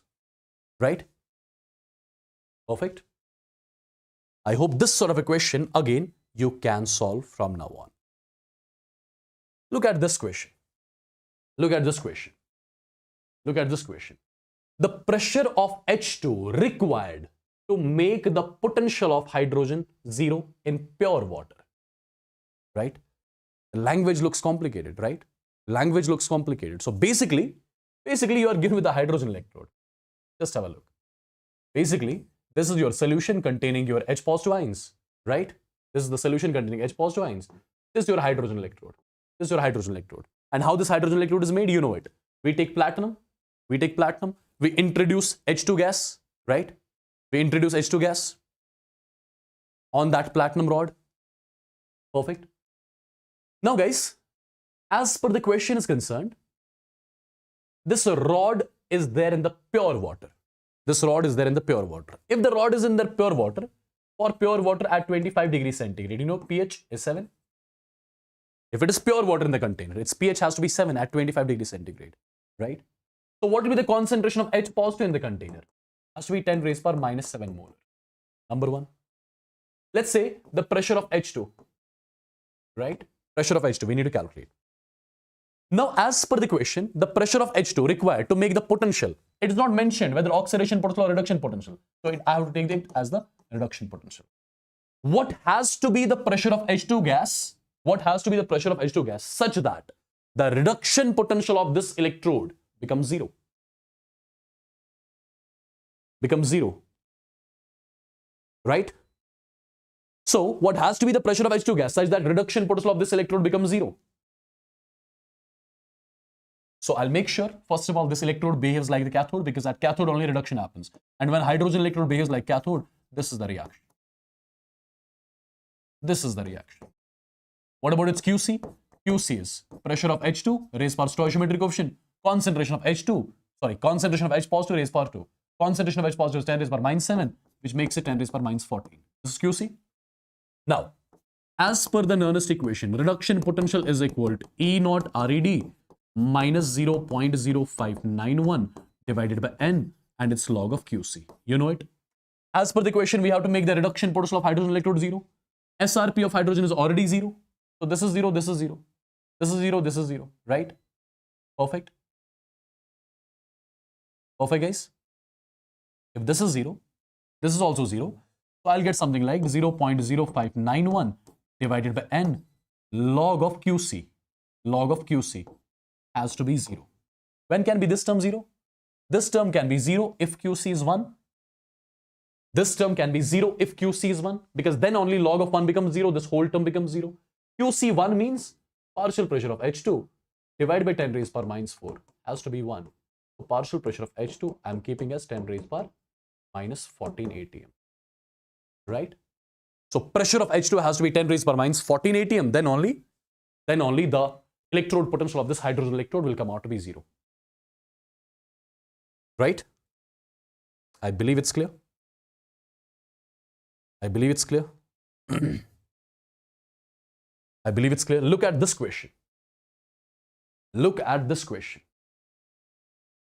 A zinc electrode, basically a zinc rod, is dipped in a 0.1 molar solution of its salt at 25 degrees centigrade. Assume the electrolyte is 20% dissociated. Assume the electrolyte is 20% dissociated. Calculate the electrode potential. Electrode potential means reduction potential, right? Calculate the reduction potential. See what the question is. See what the question is. My dear students, as per the question is concerned, you have taken a container. This is the container. In this container, you have taken salt of a zinc. Salt of zinc. For example, you have taken zinc sulfate. How zinc sulfate undergoes dissociation? Zinc dye positive plus SO4 dye negative. Number one. Number one. Number one. In this particular container, you have introduced zinc rod. You have introduced zinc rod. Okay. As per the question, the concentration of zinc sulfate initially is 0.1 molar. It is 0.1 molar. So this will be 0 initially, this will be 0. As per the question, they are asking you to calculate the reduction potential of this electrode. To calculate the reduction potential of this electrode when 20% electrolyte would have got dissociated. Calculate the reduction potential of the electrode when 20% this electrolyte would have got dissociated. So tell me, when 20% electrolyte would have got dissociated. 20%. 20% of 0.1 is 0.02. 20% of 0.1 is 0.02.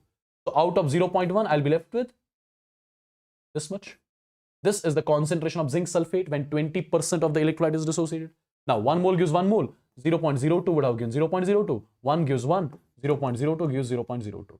So I got to know the concentration of zinc dye positives and concentration of SO4 dye negatives when 20% electrolyte would have got dissociated. When 20% electrolyte would have got dissociated. That's what I wanted. That's what I wanted. I first of all calculated when 20% electrolyte is dissociated, what will be the concentration of ions in the container. I got that.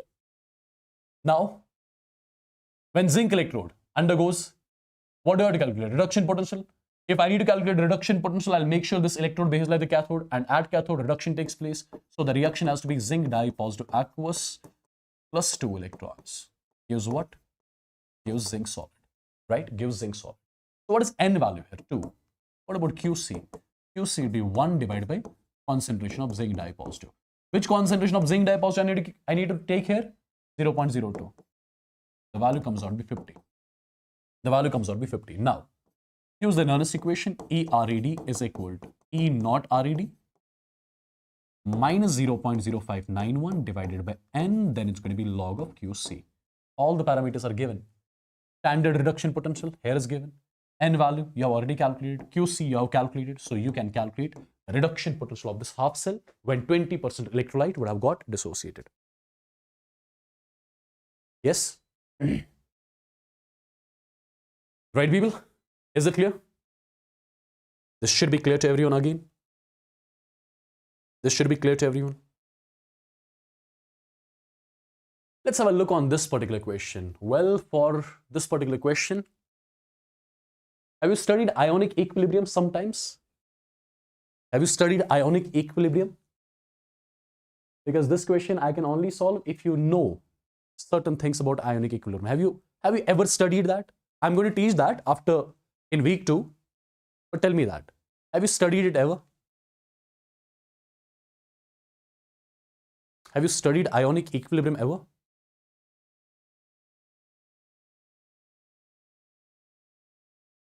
Yeah?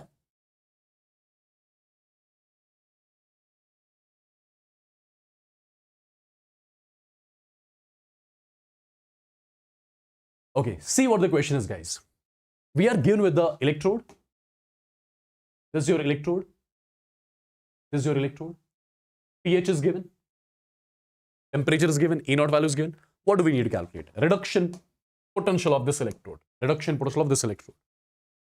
In order to get the reduction potential of this electrode, we'll have to make sure that this electrode behaves like the cathode so that we can write the reduction reaction. Right? So, what will be the reaction? Al tri positive. The reaction has to be Al tri positive aqueous plus 3 electrons. It should give Al solid. This has to be the reaction. Okay? First of all, you got the N value. N value is how much? N value is 3. N value is 3. Okay? QC. I need to calculate reduction potential. So I have to use Nernst equation at the end. Okay? QC. What is QC? 1 divided by concentration of Al tri positive. Okay? 1 divided by concentration of Al tri positive. That's QC. Well, is the concentration of Al tri positive given anywhere? It's not given anywhere. Right? Concentration of Al tri positive. It is not given anywhere. So we have to calculate the concentration of Al tri positive. From where I'm going to calculate the concentration of Al tri positive. My dear students, pH of the solution. pH of the solution is given to us. pH of the solution is given to us as 12. Temperature is 298 Kelvin, 25 degrees centigrade. You must be knowing at 25 degrees centigrade, pH plus pOH is equal to 14, right? So from here, can I calculate pOH? 14 minus 2, 14 minus 12, that's 2. If you got pOH, can I calculate OH negative concentration? 10 raised power minus 2 molar, right? I got OH negative concentration, but what do I need? I need Al tri positive concentration. I need Al tri positive concentration. Now, as per the equation, solubility product of AlOH whole thrice, OL whole thrice, how it would have undergone dissociation? Al tri positive plus 3 times OH negative, right? If you write its solubility product expression, it will be concentration of Al tri positive raised power 1, concentration of OH negative raised power 3. Solubility product is given 10 raised power minus 36 is equal to concentration of Al tri positive. OH negative concentration is 10 raised power minus 2 ka cube is 10 raised power minus 6. So from here, you got to know concentration of Al tri positive is 10 raised power minus 30 molar. Did you understand how exactly I got the concentration of Al tri positive? If you got the concentration of Al tri positive, so QC will be 10 raised power 30. QC is 30. N already calculated. Now you can use the Nernst equation since you have to calculate reduction potential is equal to E naught RAD. E naught RAD. Standard reduction potential is given minus 1.66 minus 0.05 91 divided by N, that is 3 log of QC. QC is 10 raised power 30, right? So it's going to be minus 1.66 minus 0.0591 divided by 3 log of M raised power N is N log M. So 30 log 10 is 1. Solve it, get the answer in volts. Am I clear? Am I clear, people? Am I clear? Got it? This sort of equation you can solve. Chalo, one question which all of you must be knowing. In the yesterday session, we have discussed it. Tell me the answer of this question. You are not supposed to use the pen and paper here. You are not supposed to use pen and paper here. What do you think about this question? Quickly. Quickly, guys. Till then, I'll sit.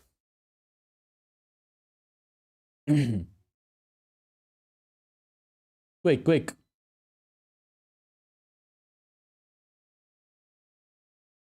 Quickly, people.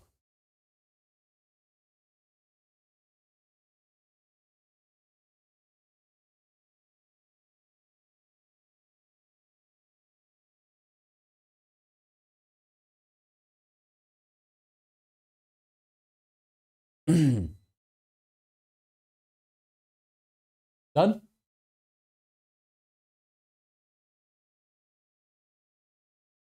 Is it done? Absolutely, it's option C. Discussed in detail when you do the aqueous electrolysis of aqueous copper sulfate, products of electrolysis. O2 gets liberated at anode and copper gets deposited at cathode. Discuss this in detail. Tell me the answer of this question. Tell me the answer of this particular question. How much charge is required for the reduction of? It's simple, guys. You have to convert 1 mole of zinc into 1 mole of zinc dipositive into zinc, right? Perfect. So in order to, as per this reaction, in order to convert 1 mole of zinc dipositive into zinc, how many moles of electrons are required? Let's say 2 moles of electrons are required. 2 mole electrons are required, right? Charge on 1 mole electron is equal to 1 farad. So charge on 2 mole electrons will be 2 farad, which will be 2 multiplied by 96500 coulombs. This is the answer. So for the reduction of 1 mole of zinc dipositive into zinc, this much coulomb of charge is required. Yes? Done? It has to be option A. How do you think we should solve this question? Again, a simple basic question. The number of farads required to produce 20 grams of calcium. To produce 20 grams of calcium from molten CaCl2. First of all, how calcium would get deposited? You should think over it. Basically, in the solution, there will be Ca dipositives. They'll go to cathode. They'll take 2 electrons and will get converted into calcium solid. And this calcium solid will get deposited. And this is something which will happen at cathode. because at cathode only reduction will happen, gain of electrons will happen, right? So in the solution, calcium dipositive will gain 2 electrons, will get converted into calcium solid, right? Perfect. Now, as per the question, how many grams of calcium are supposed to be deposited? 20 grams. So if I say, as per Faraday's law, mass of calcium deposited is equal to equivalent mass of calcium multiplied by I multiplied by T divided by 96500. Something which you all would have discussed. Yesterday we discussed. What is the mass of calcium which has to be deposited? 20 grams is equal to equivalent mass of calcium. Molar mass of calcium divided by n factor of calcium. What is n factor of calcium? It is 2 divided by 1. That's 2. In the denominator, 96500. I multiplied by T is something which you call as charge, represented by Q, right? Represented by Q. 2, 1, 2, 20. 20, 20, cancel. So charge came out to be 96500 coulombs, which is what you call as 1 farad. Which you call as 1 farad. Am I clear? Am I clear, people? Look at one more question. Look at one more question. A solution of NiNO3 twice, right, is electrolyzed between platinum electrodes using 0.1 farad electrodes. How many moles of nickel will be deposited? How many moles of nickel will be deposited? What do you think? What do you think? Can you tell me first of all the oxidation state of nickel here? Can you tell me the charge on nickel here quickly? What do you think? What do you think will be the charge on nickel quickly? What do you think will be the charge on nickel? It will be Ni dipositive basically. It will be Ni dipositive, right? Crisscross. 2 goes here, 1 goes here. It is Ni dipositive. So in the solution, you have got nickel dipositive ions. Now, the question says nickel is getting deposited basically. Nickel is getting deposited. How nickel would be getting deposited? You must be knowing it now. Nickel dipositive will be gaining 2 electrons and will be getting converted into a nickel solid. Perfect. How many moles of electrons? 2 moles of electrons. Okay. 2 moles of electrons. Well, I do not have to do anything with the moles of electrons though. Okay. As per the question, nickel is getting deposited, right? How much charge is going into the solution? 0.1 farad charge is going into the solution. That means 9650 coulombs are going into the solution. How many moles of nickel would be deposited at cathode? Number of moles of nickel deposited is equal to I multiplied by T divided by n factor of nickel multiplied by 96500. How many moles of nickel? Okay, that's something which you are supposed to calculate. Is equal to I multiplied by T is charge Q, which is 9650. Right? N factor of nickel is 2 divided by 1. That's 2 multiplied by 96500. So this is 1. This is 10. So 1 by 10, which is 0.1. 0.1 moles of nickel will be getting deposited at the cathode during this electrolysis. Yes, Sandeep, you can do that. Am I clear? Am I clear, people? Am I clear with this? Quickly. One again very simple question. Can you solve this? Can you solve this? Can you solve this particular question quickly?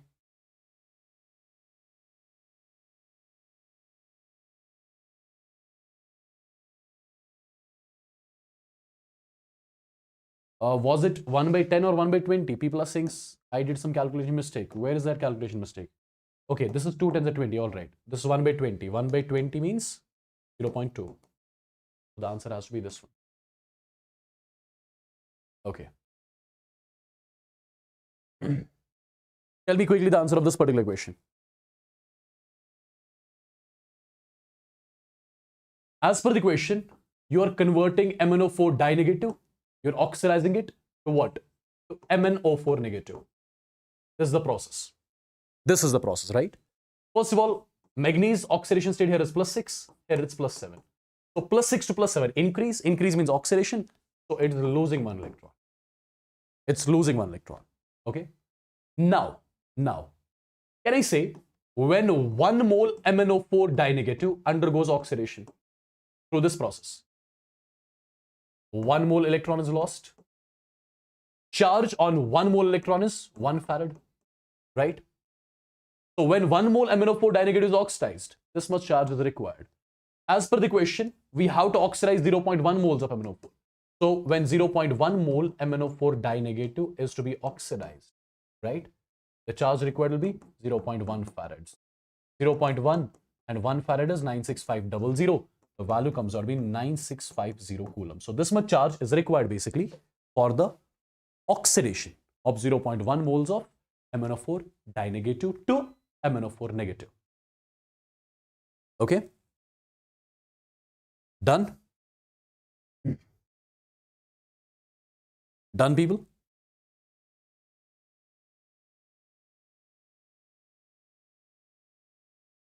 Tell me the answer of this particular question. What do you think? Faraday's second law. It is related to what? Gram equivalence? Equivalent weights? It's related to what?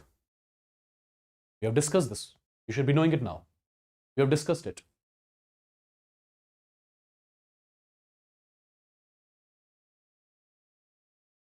If same quantity of electricity is passed through the solution of copper sulfate and AgNO3 connected in a series, the equivalence of copper and silver deposit has to be the same.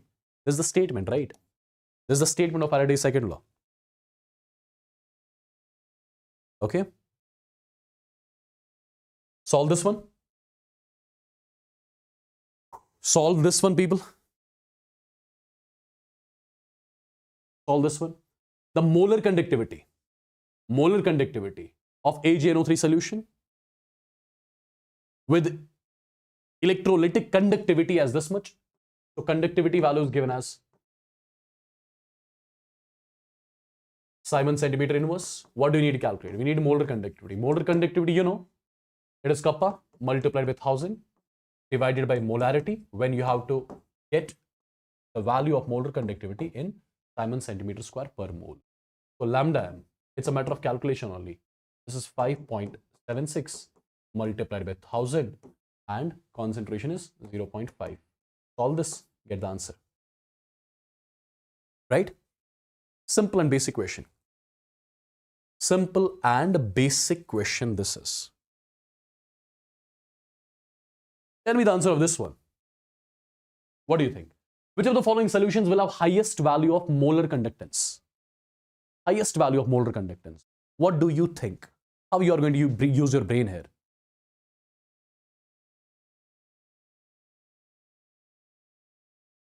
How you guys are going to use your brain here? See guys, first of all, CH3COH, it's a weak electrolyte. It is a weak electrolyte. It is a weak electrolyte. No matter what, weak electrolyte as well as strong electrolyte. With dilution, their molar conductance increases. With dilution, molar conductance increases. With dilution, molar conductance increases. Okay? With the dilution, what happens to concentration? Volume increases, concentration decreases, right? With dilution, concentration decreases basically. I can say, with the decrease in concentration of the weak electrolyte, molar conductance increases. So, where do you see the concentration least? 1 molar, 0.5 molar, 0.3 molar. Concentration is least here. Least concentration means maximum molar conductivity. It has to be option D. It has to be option D. Right? It has to be option D. It has to be option D.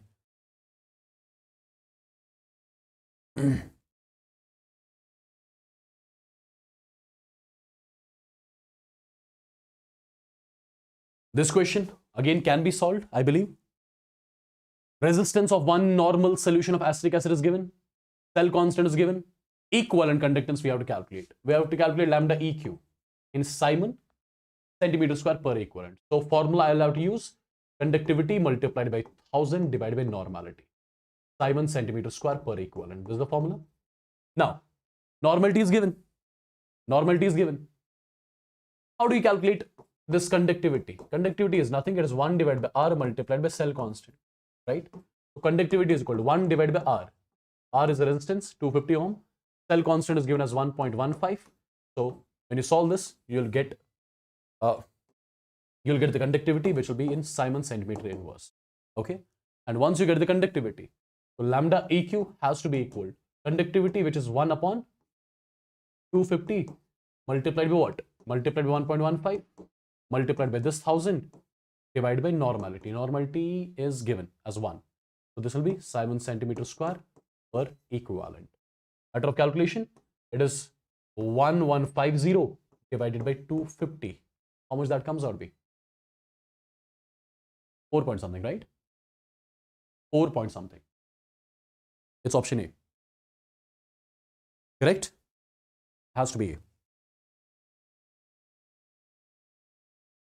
One basic question. I think this is something which all of you would be solving on your own.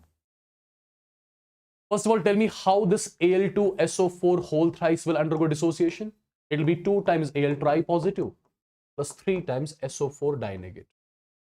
Right? So, what do you have to calculate? If I use the Kohlrausch law, molar conductivity at infinite dilution of Al2SO4 whole thrice is equal to 2 times the molar conductivity of what? Al tri positive plus 3 times the molar conductivity of what? SO4 di-negative as infinite dilution. At infinite dilution. Now, this particular term is given to us as 858 Simon centimeter square per mole, 2 times Al tri positive. We need to calculate. Plus 3 times. For SO4 di-negative, it's given. How much? 160. 3 times 160. Again, one equation, one unknown. You'll be getting the molar conductivity at infinite dilution of what? Al tri positive here. Okay? I hope I'm clear. Right?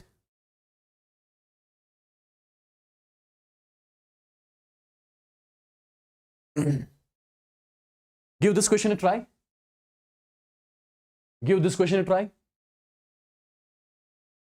We are given with ammonium hydroxide. Right? As per the question, when its concentration is kept as 0.1 molar, its molar conductivity. It's molar conductivity, or you can call it as molar conductance. When concentration is kept 0.1 molar, its molar conductivity has been kept as 9.54 Simon centimeter square per mole, right? And at infinite dilution, its molar conductivity is also given. How much? 238 Simon centimeter square per mole. What do we have to calculate? Degree of dissociation of ammonium hydroxide. Guys, do you remember yesterday I told you degree of dissociation is equal to molar conductivity at a given concentration, molar conductivity at infinite dilution, right? So it is simple. 9.54 divided by 238. 9.54 divided by 238, right? Okay. So when you solve this, degree of dissociation will come out to be 0. It will be, I think, 0.04 approximately. This degree of dissociation. But over here, the answer is in terms of percentage dissociation. So percentage dissociation has to be equal. This multiplied by 100, which comes out to be approximately 4, right? So 4% NH4OH has been basically dissociated into its ion, right? Perfect. 4% NH4OH has been dissociated into its ions. Right, people? Perfect.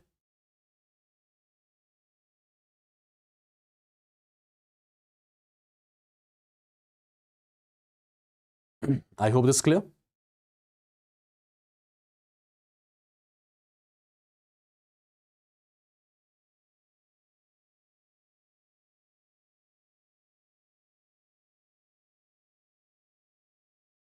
I'm checking those sort of questions which we have not solved. Rest all the patterns, they are absolutely same only.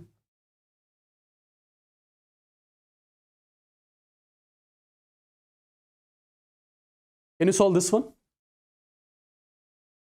Can you solve this one? Can you solve this one? And guys, whatever questions we have done in your NEET examination, nothing will be asked apart from these, right? Just remember it.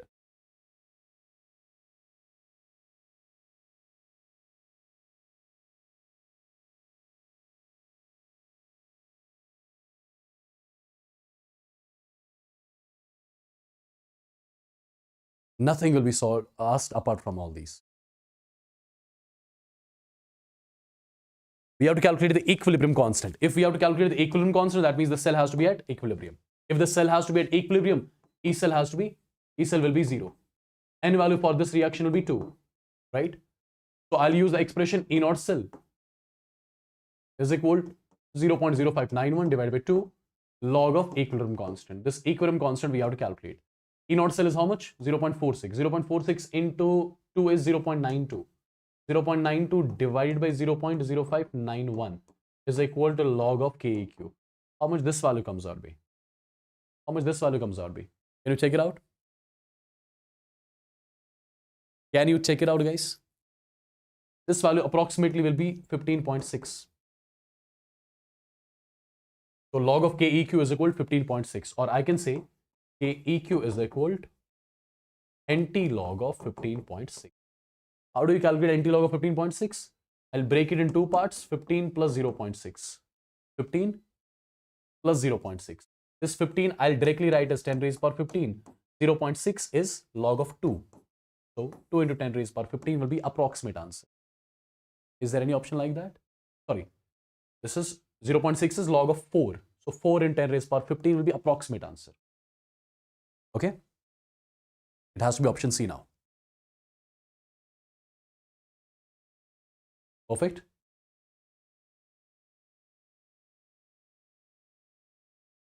Telegram ID already I have given you. Somebody is asking about the Telegram ID, that's already given. t.me/WSSIMSIRCHEM.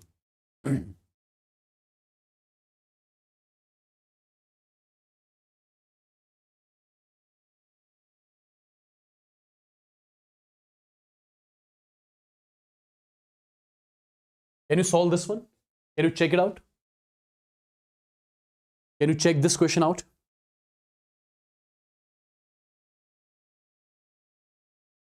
Can you check this question out?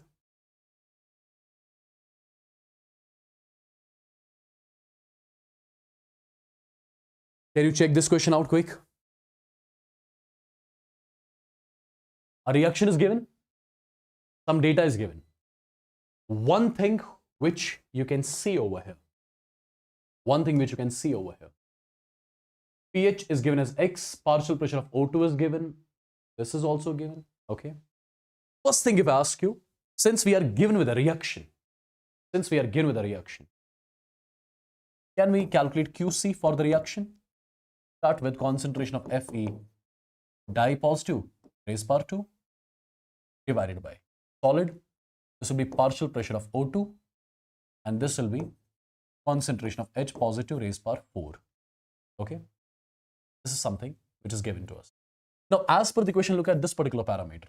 E cell is equal to E naught cell. Tell me, think over it. When can E cell be equal to E naught cell?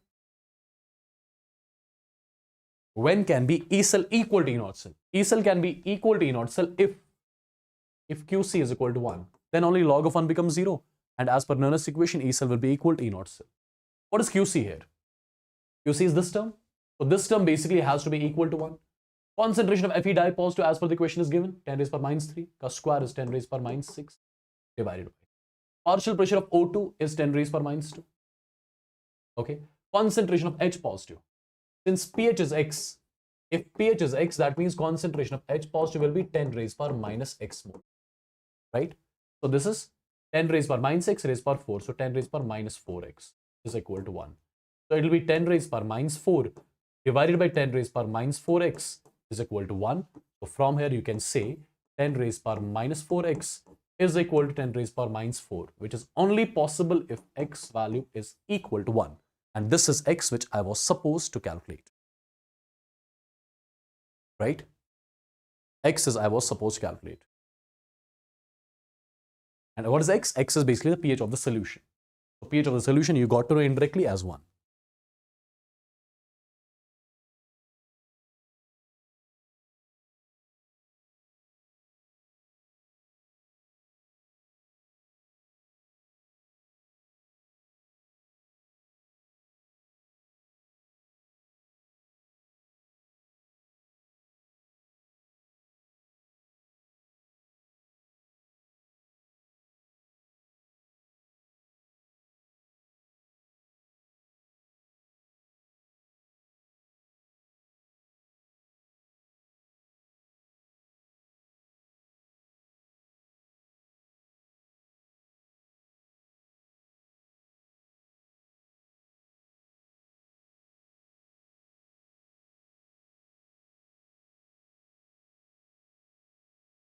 These are all the similar questions.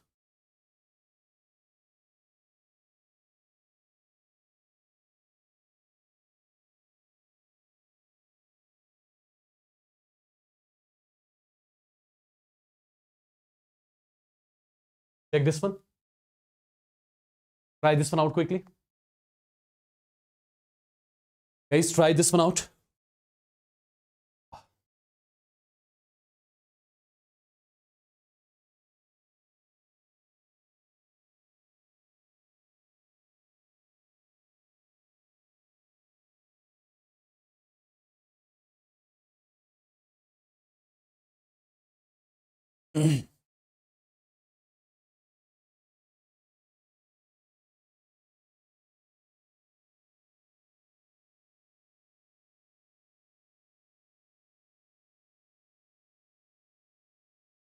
Try this one out quickly.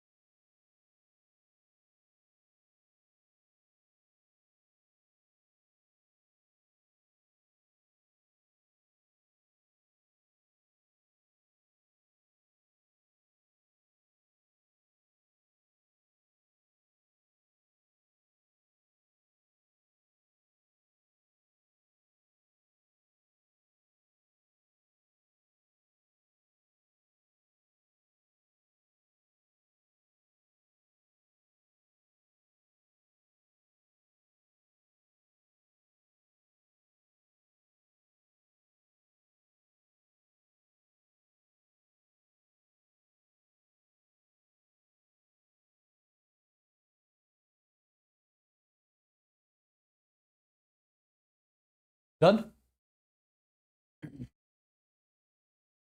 Done, guys?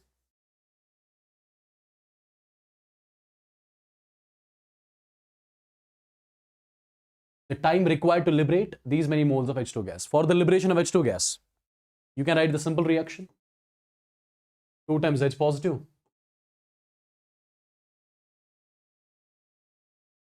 You can write this reaction as well. Completely fine, right?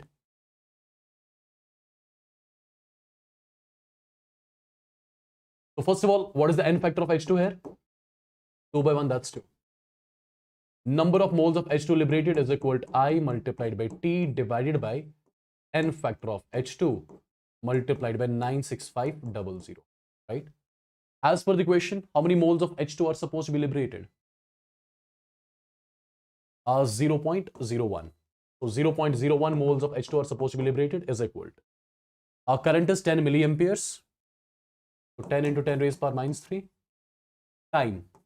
How much time? For how much time it's passing, we have to calculate that, I believe. Right? We have to calculate that time divided by n factor of H2 is 2 multiplied what? 96500. This 10 raised power minus 2 and this 10 raised power minus 2 cancelled. So T comes out to be equal to 2 farads. Sorry, 2T comes out to be 2 into this, 2 into 96500, and the answer is going to be in seconds, right? How much it's going to be?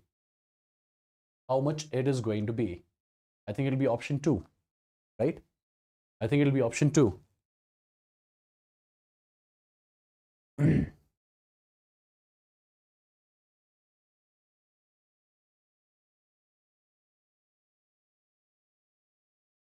What do you think is going to be the answer of this question?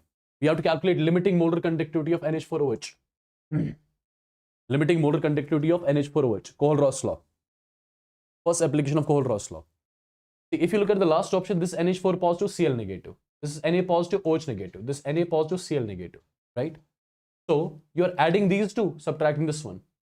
Perfect. So it is basically like this: NH4 positive plus Cl negative plus Na positive plus OH negative minus Na positive minus Cl negative. Do you see anything cancelling out? Cl cancel. Na positive cancel. So I'll be left with NH4 positive plus OH negative, which will give you the molar conductivity at infinite dilution of NH4OH, right? Right, people? So it has to be option D. No need to think over it.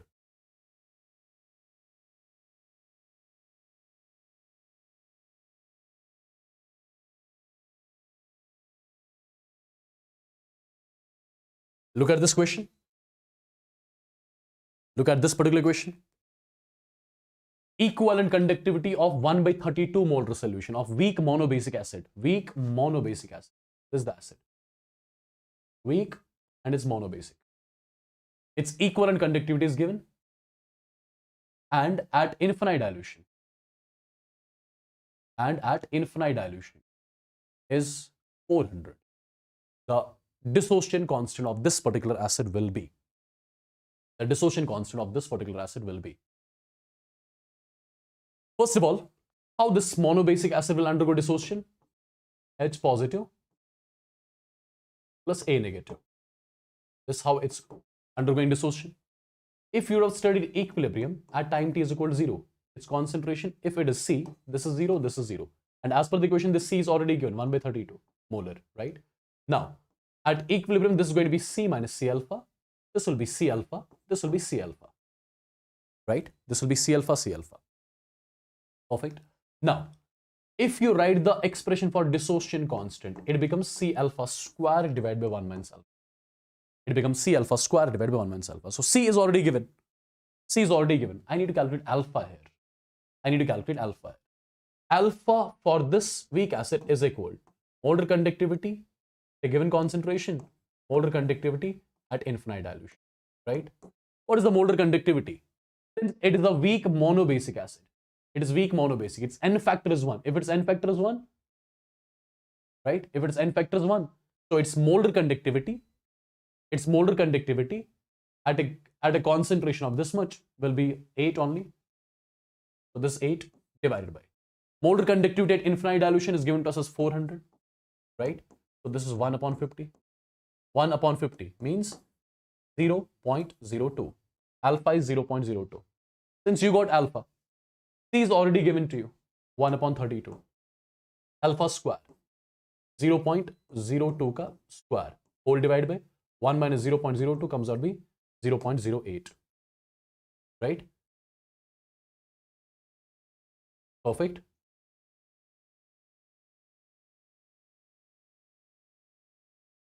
Right, people? Perfect. Accordingly, you can solve. Accordingly, you can solve. This is 1 minus 0.02.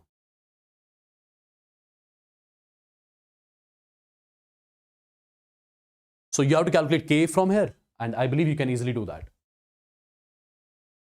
I believe you can easily do that.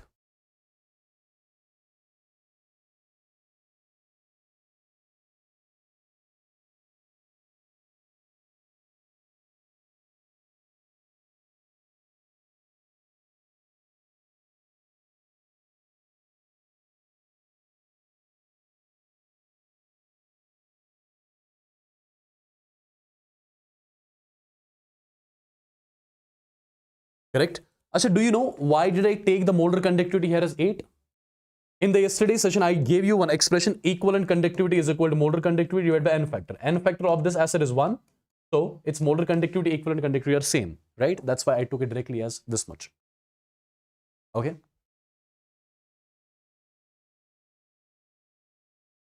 All right. And by the way, just I noticed one thing here. I believe you would have studied your ionic equilibrium. If you see alpha is coming out to be less than 0.05. Alpha is coming out to be less than 0.05. And when alpha is less than 0.05, you can neglect alpha in comparison to 1, right? So instead of 1 minus alpha, you can directly write as 1. So this is the final answer. This is the final answer, right? Okay. Alpha is less than 0.05. So you can neglect alpha in comparison to 1. So it will be just C alpha square. It will be just C alpha square, right? And the final answer is going to be this much. Perfect. So your electrochemistry is also done. Your electrochemistry is also done. And guys, I think I'm done. I'm not able to stand now. I'll post the DPP of solution chapter in the Telegram. Okay, please you give it a try. And if any sort of problem comes, let me know.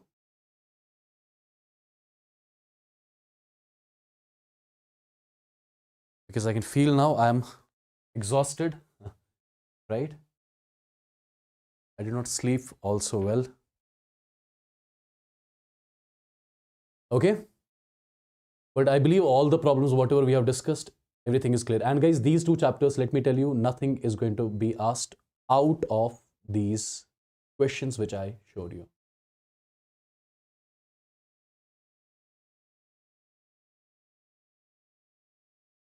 Okay.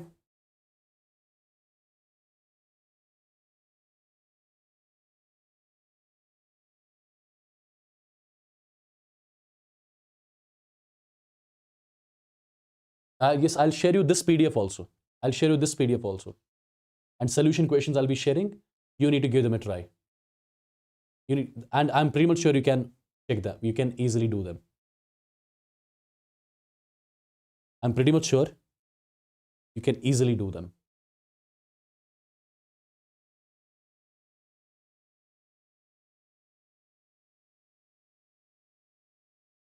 PDF I'll be posting in my Telegram. Yesterday's notes already I have shared in the Telegram. You can check it out. RCB or CSK? CSK.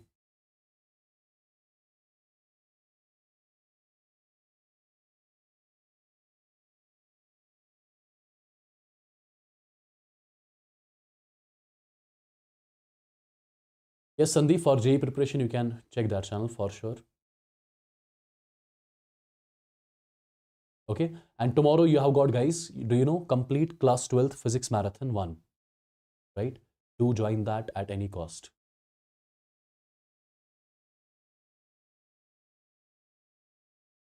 Yes, I'll share, there'll be answers in the PDF as well.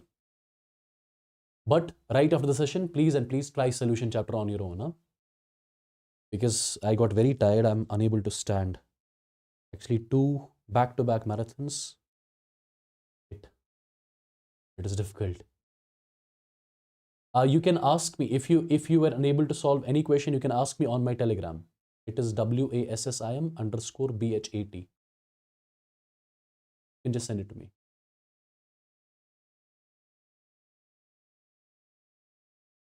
Okay, and let me know in the comment section how exactly did you like the session. Okay, right after the session, I'm sharing the PDF. Someone is asking how many questions are done. Why do you worry about that? The point is all the problem patterns which can be asked from the chapters, we have covered them. Nothing is going to be asked apart from all these things. Okay, I've shown you all the problem patterns. All are covered.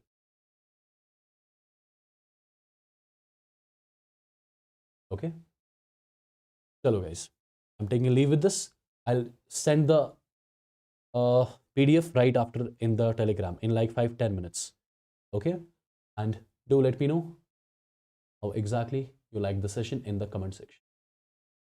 Take care. God bless you all. See you in the next session.